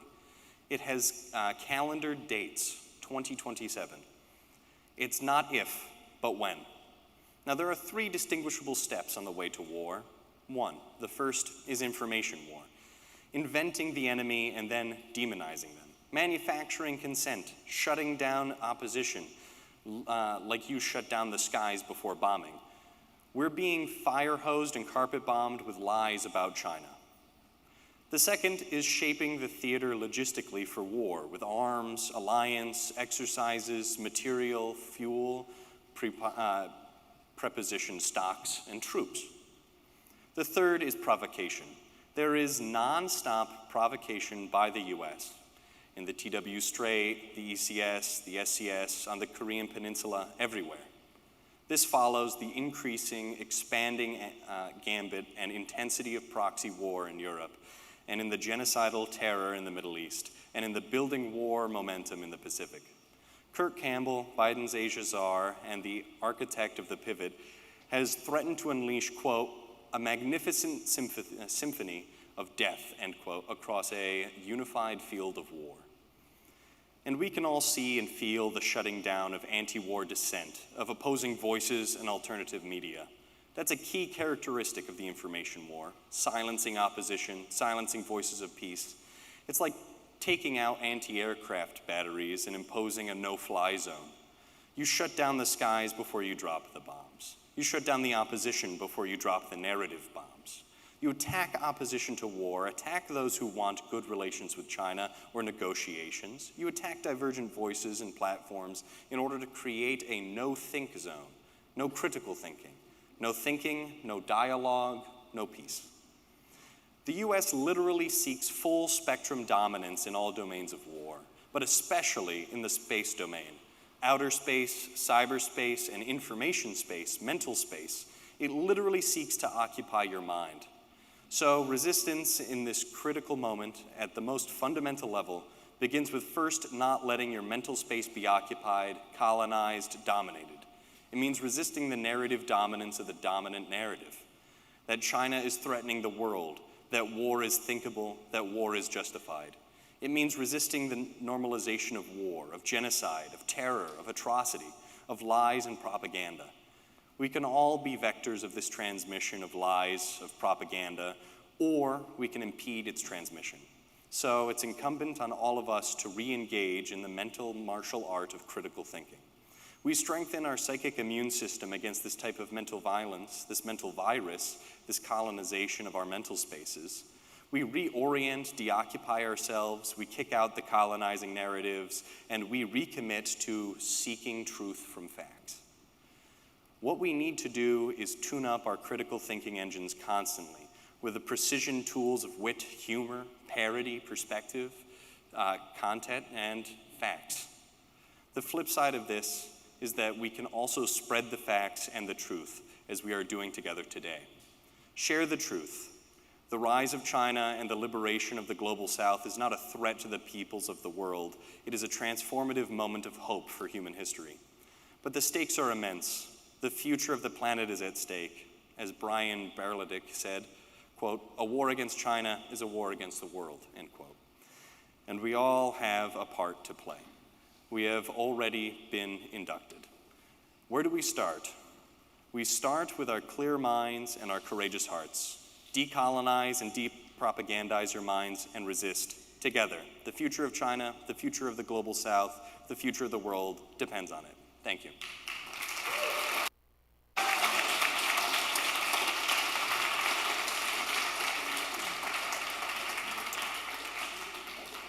Thank you, Alex, for reading that, and I told you KJ would be good. So next, we actually have a special contributor addition to this panel, Mr. Omowale Clay of the December 12th movement, talking about Zimbabwe Looks East.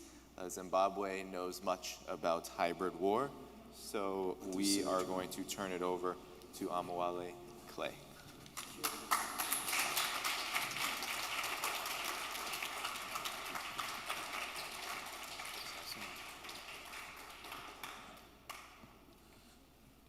Well, I'm all wired up.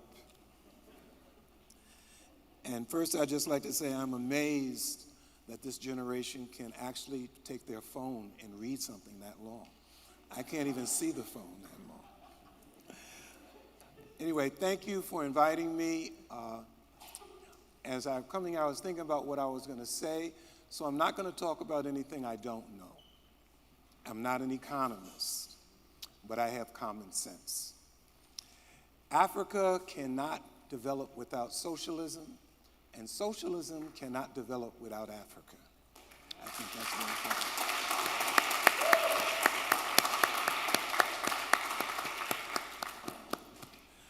I come from a generation that studied Mao, the Sino-Soviet split, the Gang of Four, Deng Xiaoping.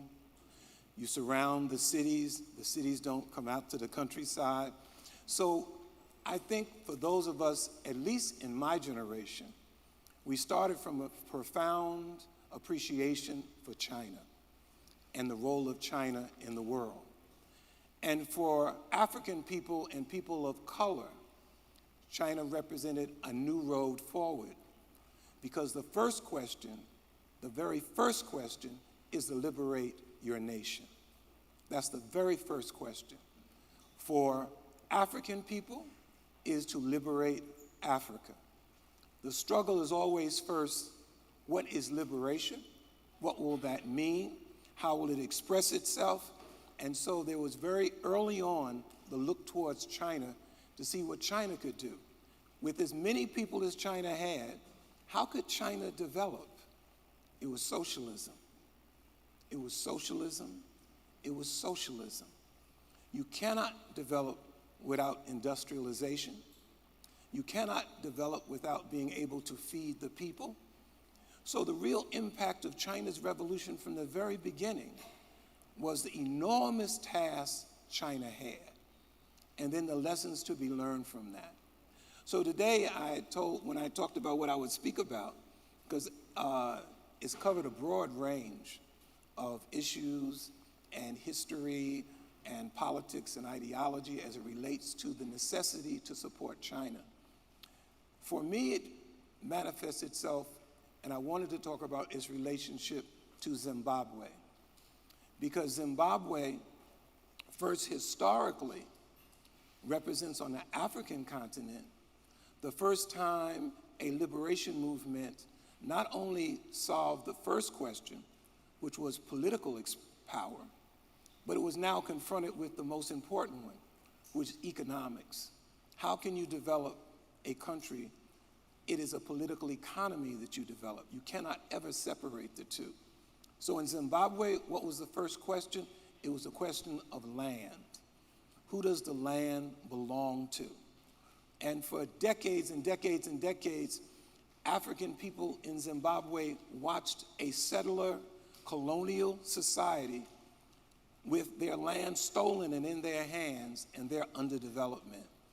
And so China represented a road forward for the Zimbabwean people. And what was the concrete expression of that road forward? It wasn't lip service. It wasn't talking. It was giving them the weapons that they needed to fight for their liberation. Very important.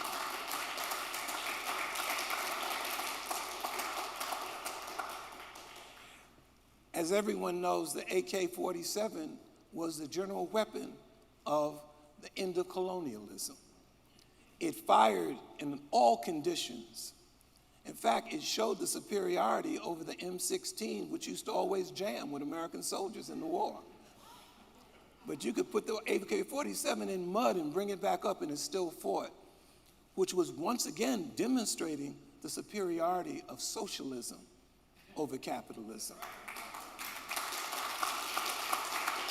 Now, it might seem like a small thing, unless you're in the bush getting ready to attack a colonial settled encampment, but it's very critical.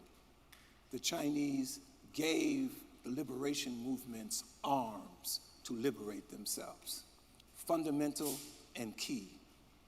The other thing that happened was, and I think it's important, because I had a chance to, in fact, let me just back up a second. My wife would tell me, back up a second. I've been to China on a number of occasions. Probably the most beautiful occasion I had was on my way to Pyongyang. And let me tell you about the train ride. I think it was like 23 hours, you know? But one of the things it did, you can't really understand a country that's developing by looking at the city. You have to go to the countryside, where the culture is, where the people are struggling to take science over the elements to produce. So I had a chance to go across China by train. I don't necessarily recommend it. There is the plane, but it's an experience to see the peasants in the countryside come to the train and get supplies and stuff. And you kind of say to yourself, boy, what a different life it would be if I lived here. When I wake up in the morning, what would the agenda be? When I go to bed at night, what would the agenda be? But it did give me a sense of the enormity of China, just the enormity of China, and therefore the task that the only thing that could resolve its development was the building of a party, a organization, a weapon, an instrument to organize the people. And so I think that was the other contribution that China made to the developing liberation movements, was the necessity of a party. And that party, not one to apply ideology and politics from someone else to you, but a party that the principles were the same, but it must be applied in the concrete analysis of concrete conditions. And so my experience in terms of traveling in China and talking with the people in China, we're very close friends with the ambassador from Ghana to China, who's based in Beijing, and his own analysis of what was happening in China and the benefits of that translated to the Ghanaian people were important. So China was a beacon to national liberation, straight ahead. China survived the outcome of the Sino-Soviet split because we know it happened with the demise of the Soviet Union. Just straight up, China represented a road forward for us against revisionism and backing off the question that people make revolution. In fact, we all remember countries want independence, nations want liberation, the people want revolution. And so those were lessons that were really burned into the minds and hearts of people in the liberation struggles. So for Zimbabwe, what did that mean? For me, my experiences in Zimbabwe certainly started under President Robert G. Mugabe, who actually helped build the Zimbabwe Revolutionary Party and participated in its leadership. In fact, for China and Zimbabwe's, I guess, relationship after the liberation struggle, I think it's next year, it'll be 45 years of the relationship between China and Zimbabwe in terms of two independent countries. But for Zimbabwe, the question was, once they decided to take the land,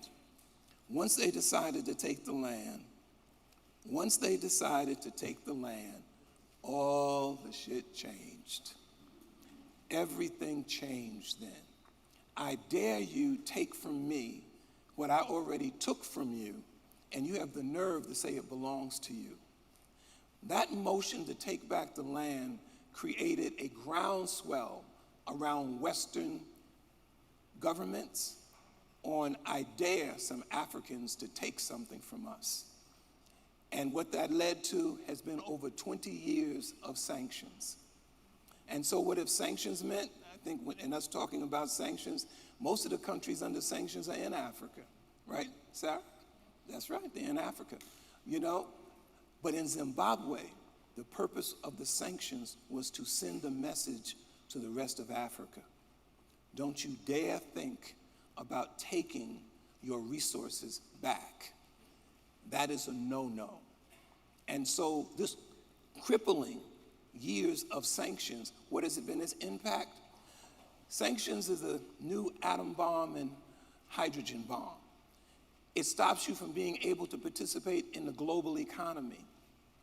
It stops you from being able to get things that you don't produce that are critically needed in terms of healthcare, in terms of agricultural products, all of the things you need to build a country. That's what the sanctions are there to do. And as they said in Washington one time for Zimbabwe, is to make their economy scream. And if it screams and it's loud enough, the people will now say to themselves, this government can no longer serve me any place but here. And so China plays now the most critical role in Zimbabwe. It was President Mugabe who developed the policy, a very critical policy that much of Africa is following now, which is the look east policy. To look east and not have to look for anything that has to do with development, industry. Let's not forget spare parts. Because whatever you have, when it breaks, where's the spare part gonna come from? And so China's role in that was critical in giving Zimbabwe an ability to fight the sanctions. To fight the sanctions, to win a victory over the sanctions, it was China's support. And to this very day, right now, it is that solidarity between Zimbabwe and China, reflected in the Forum on China and Africa Cooperation that just took place a little while ago. President Emerson Mnangagwa, the new president in Zimbabwe, had a conference with the president of China. And in that conference, they talked about the benefits of their relationship, the concrete benefits. Now, Omowale knows, first and foremost, I'm a Pan-Africanist. So we'll be clear about that. I'm a Pan-Africanist. I can't participate in solving the world's problems and not thinking about the priority of African problems. So let me tell you how this manifests itself. There are many people in our community, there are many people in the African community who view China as a new colonizer. They view the relationship of China to Africa as one of recolonization. And they raise this. There are two sides of that. One is the question of the feeling and the weakness of you don't control your own country. You haven't developed to that level. And so you're always leery of anyone who establishes any kind of business and financial relationships in your country. The other side of it is Western propaganda. Western propaganda. If you only read what the West writes, then you'll never, never, never, ever see your human rights, ever. And so there's been a battle also in our community over presenting the China question in its proper presentation. One of those is there are no armies, there are no former colonies that China had in Africa, the starting point. But you know, one of the things sometimes we forget, and it's tragic, some people want to criticize countries and they can't even run their neighborhoods. They don't understand what it takes to run a country, to feed the people, to deal with their health care, their food, clothing, and shelter. Those are immense challenges. And so if you're going to talk about China and its relationship to Africa and specifically to Zimbabwe, what comes to mind is the question of that relationship is not perfect. As Gabral said, tell no lies and claim no easy victories. It's not perfect. There are places in Africa, none yet that I've observed so much far in Zimbabwe in particular, but where the Chinese businesses have been kicked out. They've been kicked out for unfair business practices. They've been kicked out for corruption and such. And what happens when that goes down? The Western propaganda machine takes 1 and makes it 10. It takes 20 and makes it 2,000. Corruption and mismanagement and racism, and those are part of the world fabric right now until we change it. But in the main, the far, far, far main, China has been exemplary in terms of development. There's a thing called concessional loans. Does anybody know what a concessional loan is? You do. Straight ahead, because I didn't know what it meant. I was riding up here on the train. I wanted to know, Larry, what's a concessional loan?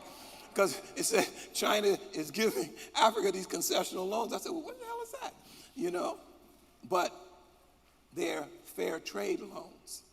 Loans that are not based on the extraction of a profit. In fact, they're not profitable loans. They're loans that are more tied to the question of services. China has engaged in so many different concessional loans for people who say the debt that Africa gets into with China because of the loans are just simply China exploiting Africa. That's something that has to be defeated in the concrete. That's why I had to find out what's a concessional loan. I didn't know what it was. But favorable meant not only not for profit, but the terms of paying it back. I guess one would say, those elements that are reflective of you getting the loan in the first place are minimized so that they can happen. So I've learned that when you want to talk about country-to-country relationships, it's not an abstract question. If you want to know, you have to really go and investigate that. It's not enough to go, yeah, everybody's down, but to actually look, because the efforts that China makes in Africa and the benefits that Africa gets in its contributions to China, because it's not a one-way street. Zimbabwe has one of the largest lithium resources in the world. Zimbabwe just has one of the greatest gold resources in the world. Zimbabwe, one of the main elements is tobacco. You know, although we always used to say that Mao smoked too much. We always said that. But the bottom line is a two-way street. But we should know what the street is, because they will, as things develop, and I think as the comrade who raised earlier spoke, this issue around nuclear war is a serious one. I told Sara when she had written an article in a newspaper in China, when she talked about the ruling class in this country, and I told her that. I said, when she said it, I said, that's so true. They would rather see no world than a world without them. They can't even conceive of the idea of a world without them, and that's extremely dangerous. And I think, as the comrade pointed, Biden just realigned the strategic nuclear force in the United States toward its upcoming relationships and developments with China, which means, as the comrade said, they're preparing for war. They're preparing for war. And you almost say in your minds, how could somebody conceptualize that? But they're preparing. And so I think, as I said, socialism cannot exist without Africa, and Africa cannot exist without socialism. And so for Zimbabwe, tell no lies, claim no easy victories. They are struggling inside Zimbabwe for which way forward. The example of China is a very powerful one. One of the things that got exchanged in this recent forum on China-Africa was the idea of what has China's experiences been in party building.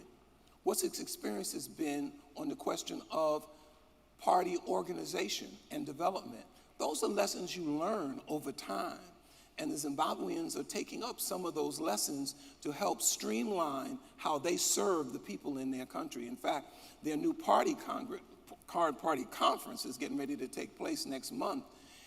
They actually said, we've streamlined it, we've learned some lessons from China on how to be more efficient, how to be more organized, and therefore how to be more productive. Those kind of lessons are tremendous lessons in country-to-country relationships in that regard. And so I didn't come to like spew out numbers that I wouldn't know, you wouldn't know whether they're true or not true. I mean, if I said 29% of Zimbabwe's production went up last year, what would that mean? Should it have been 50? Or should it have been 15? You know what I mean? So I didn't really come to that. I really came to just say that in my historical experience, in terms of the fight to build a party, the fight to build socialism, is that China is a weapon for the world's people against imperialism. And the Chinese people have demonstrated that this large amount of people, you know, and this just as an aside, people say the only country in the world that could survive a nuclear war would be China. So you almost say to yourself, the madness of American and Western imperialism is madness in that sense. But the bottom line is the Chinese people have demonstrated over the decades that it stands on the side of humanity, it stands on the side of history, and that they will win. And that for me, Omar Wally Clay, the chair of the December 12th movement now, and for many of you who knew our comrade, Sister Viola Plummer, who passed this year, she would say to our Chinese comrades that solidarity forever. Solidarity forever. And my last comment would be to say that the building that we're sitting in right now, this one right here, and as I look on that wall of Malcolm X, I want to say to my comrade who's no longer with us, Olive Armstrong, that this building would not be here if it wasn't for the organizing of the Black consciousness movement to stop the city from tearing this building down. And we will not rest until there's a plaque up in this building honoring Olive Armstrong, because it wasn't supposed to be here. This was supposed to be a biogenetic research center, and it was stopped by organizing Olive's leadership and young Black activists. Stop this building from burning down.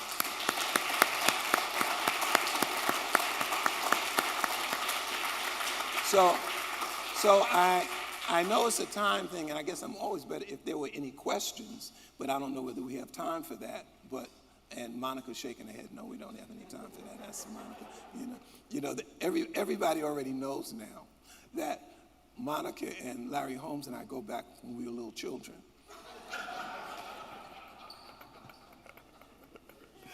But thank all of y'all, and thank you for coming out. It's a very important program. Straight ahead.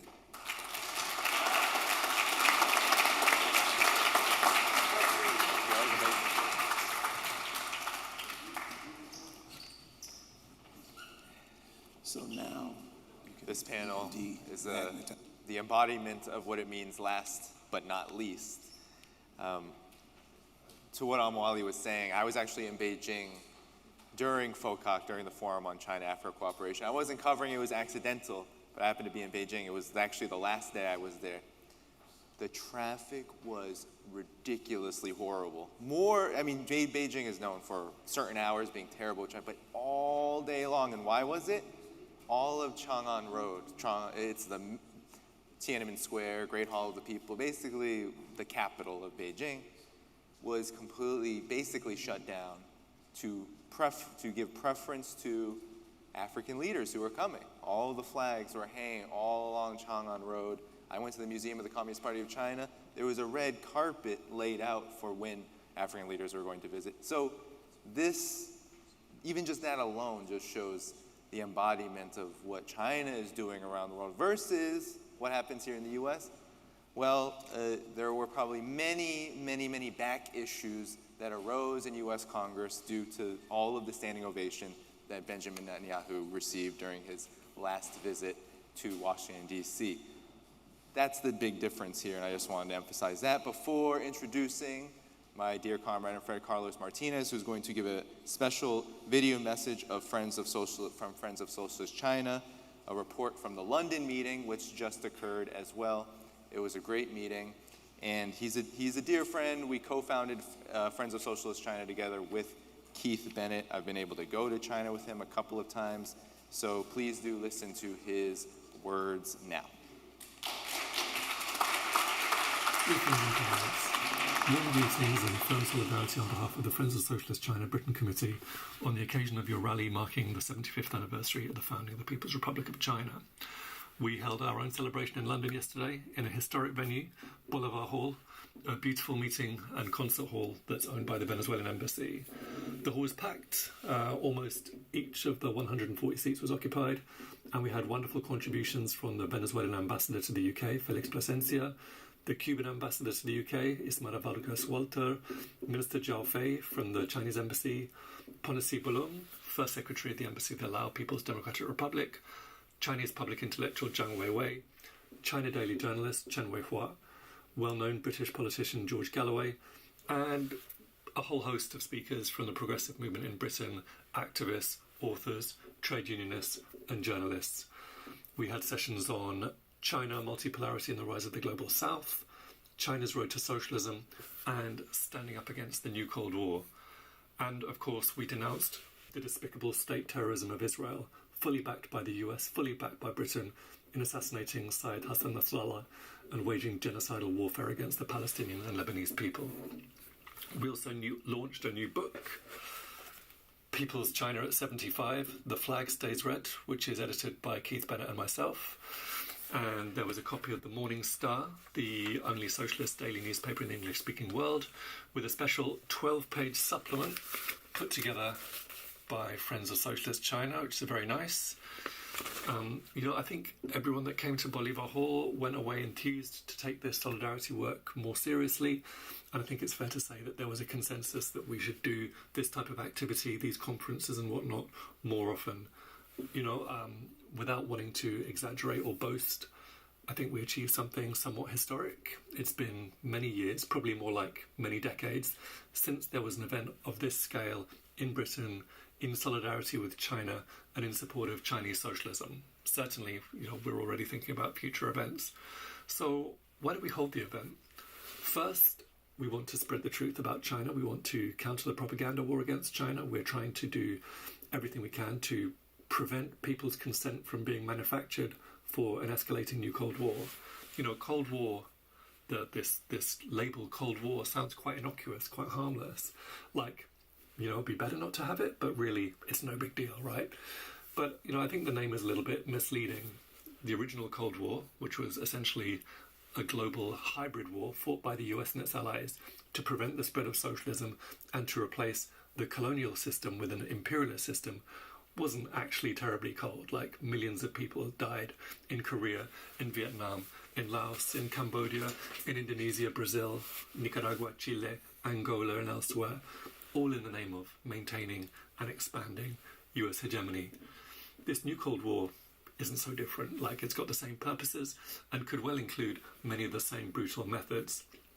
It's already got a major military component in the form of US attempts to create an Asian NATO via AUKUS, via the Quad, via Japanese rearmament, via support for separatism in Taiwan, via a string of military bases, via troop and weapons deployments in Japan, South Korea, Guam, Okinawa, Australia. There's clearly a significant element within the ruling class in the West, and specifically the US, that sees outright war with China as their last chance to slow down or ideally reverse China's rise and to really pursue the project for a new American century. So we consider it hugely important to tackle the anti-China propaganda war, which is really war propaganda. Secondly, as socialists, we aim to explain China's socialism and to clear up some of the misunderstandings about China that can be so easily found in the Western left. Apart from anything else, like, look at what China's achieved in terms of poverty alleviation, in terms of breaking out of underdevelopment and becoming a science and technology powerhouse, in terms of leading the way in humanity's common struggle against climate catastrophe. It's unprecedented what China has done. Does anyone imagine for a second that that would be possible if China would like just another capitalist country? And if so, why haven't other capitalist countries done it? Why can I, living in London, one of the wealthiest cities in the world, walk 100 meters from my apartment and see a level of extreme poverty and homelessness that simply does not exist anymore in China, even though China is still a developing country? So that was our basic motivation for holding the event. I think we made some progress with those goals. No doubt you're also making progress with similar goals today. We send you our warmest greetings, we send you our love and solidarity, and we wish you continued success in your work for socialism and against imperialism, racism, and all forms of oppression. Thank you very much.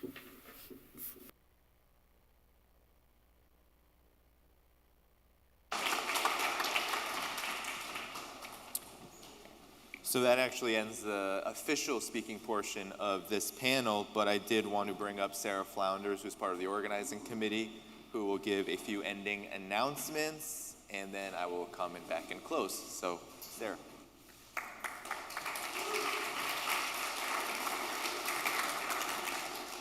Well, I'm glad to be following Omawale Clay because they have a quote in the December 12th movement.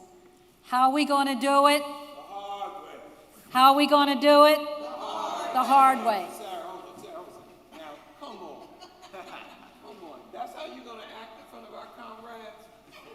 How are we going to do it? The hard way.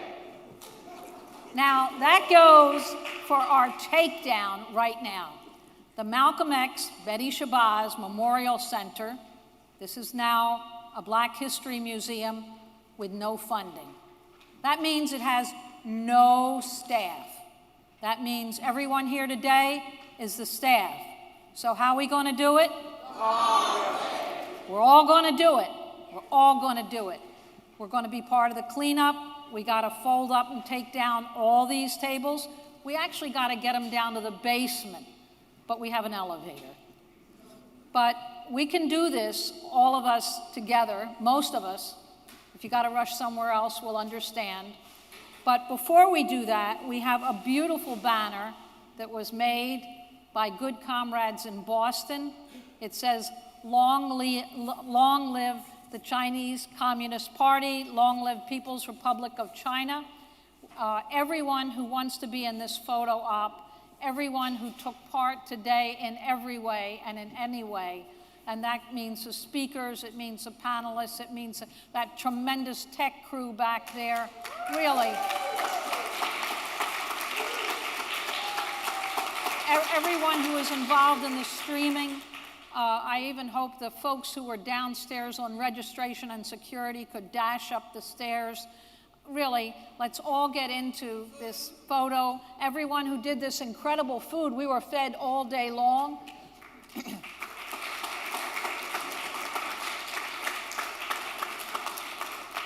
Under socialism, you get to eat every day, but at least we did it for today.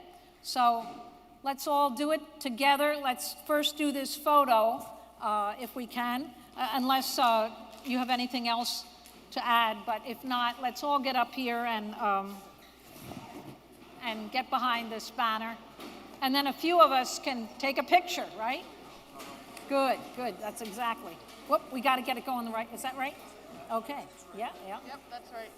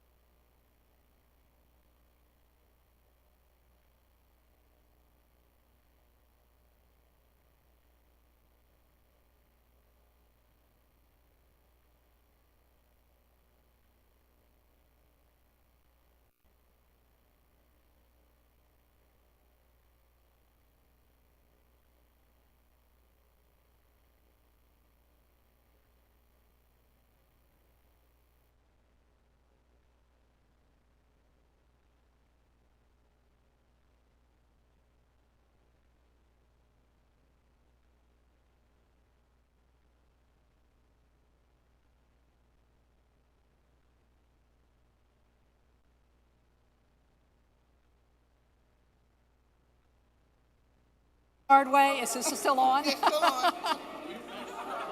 We can start, everybody, please.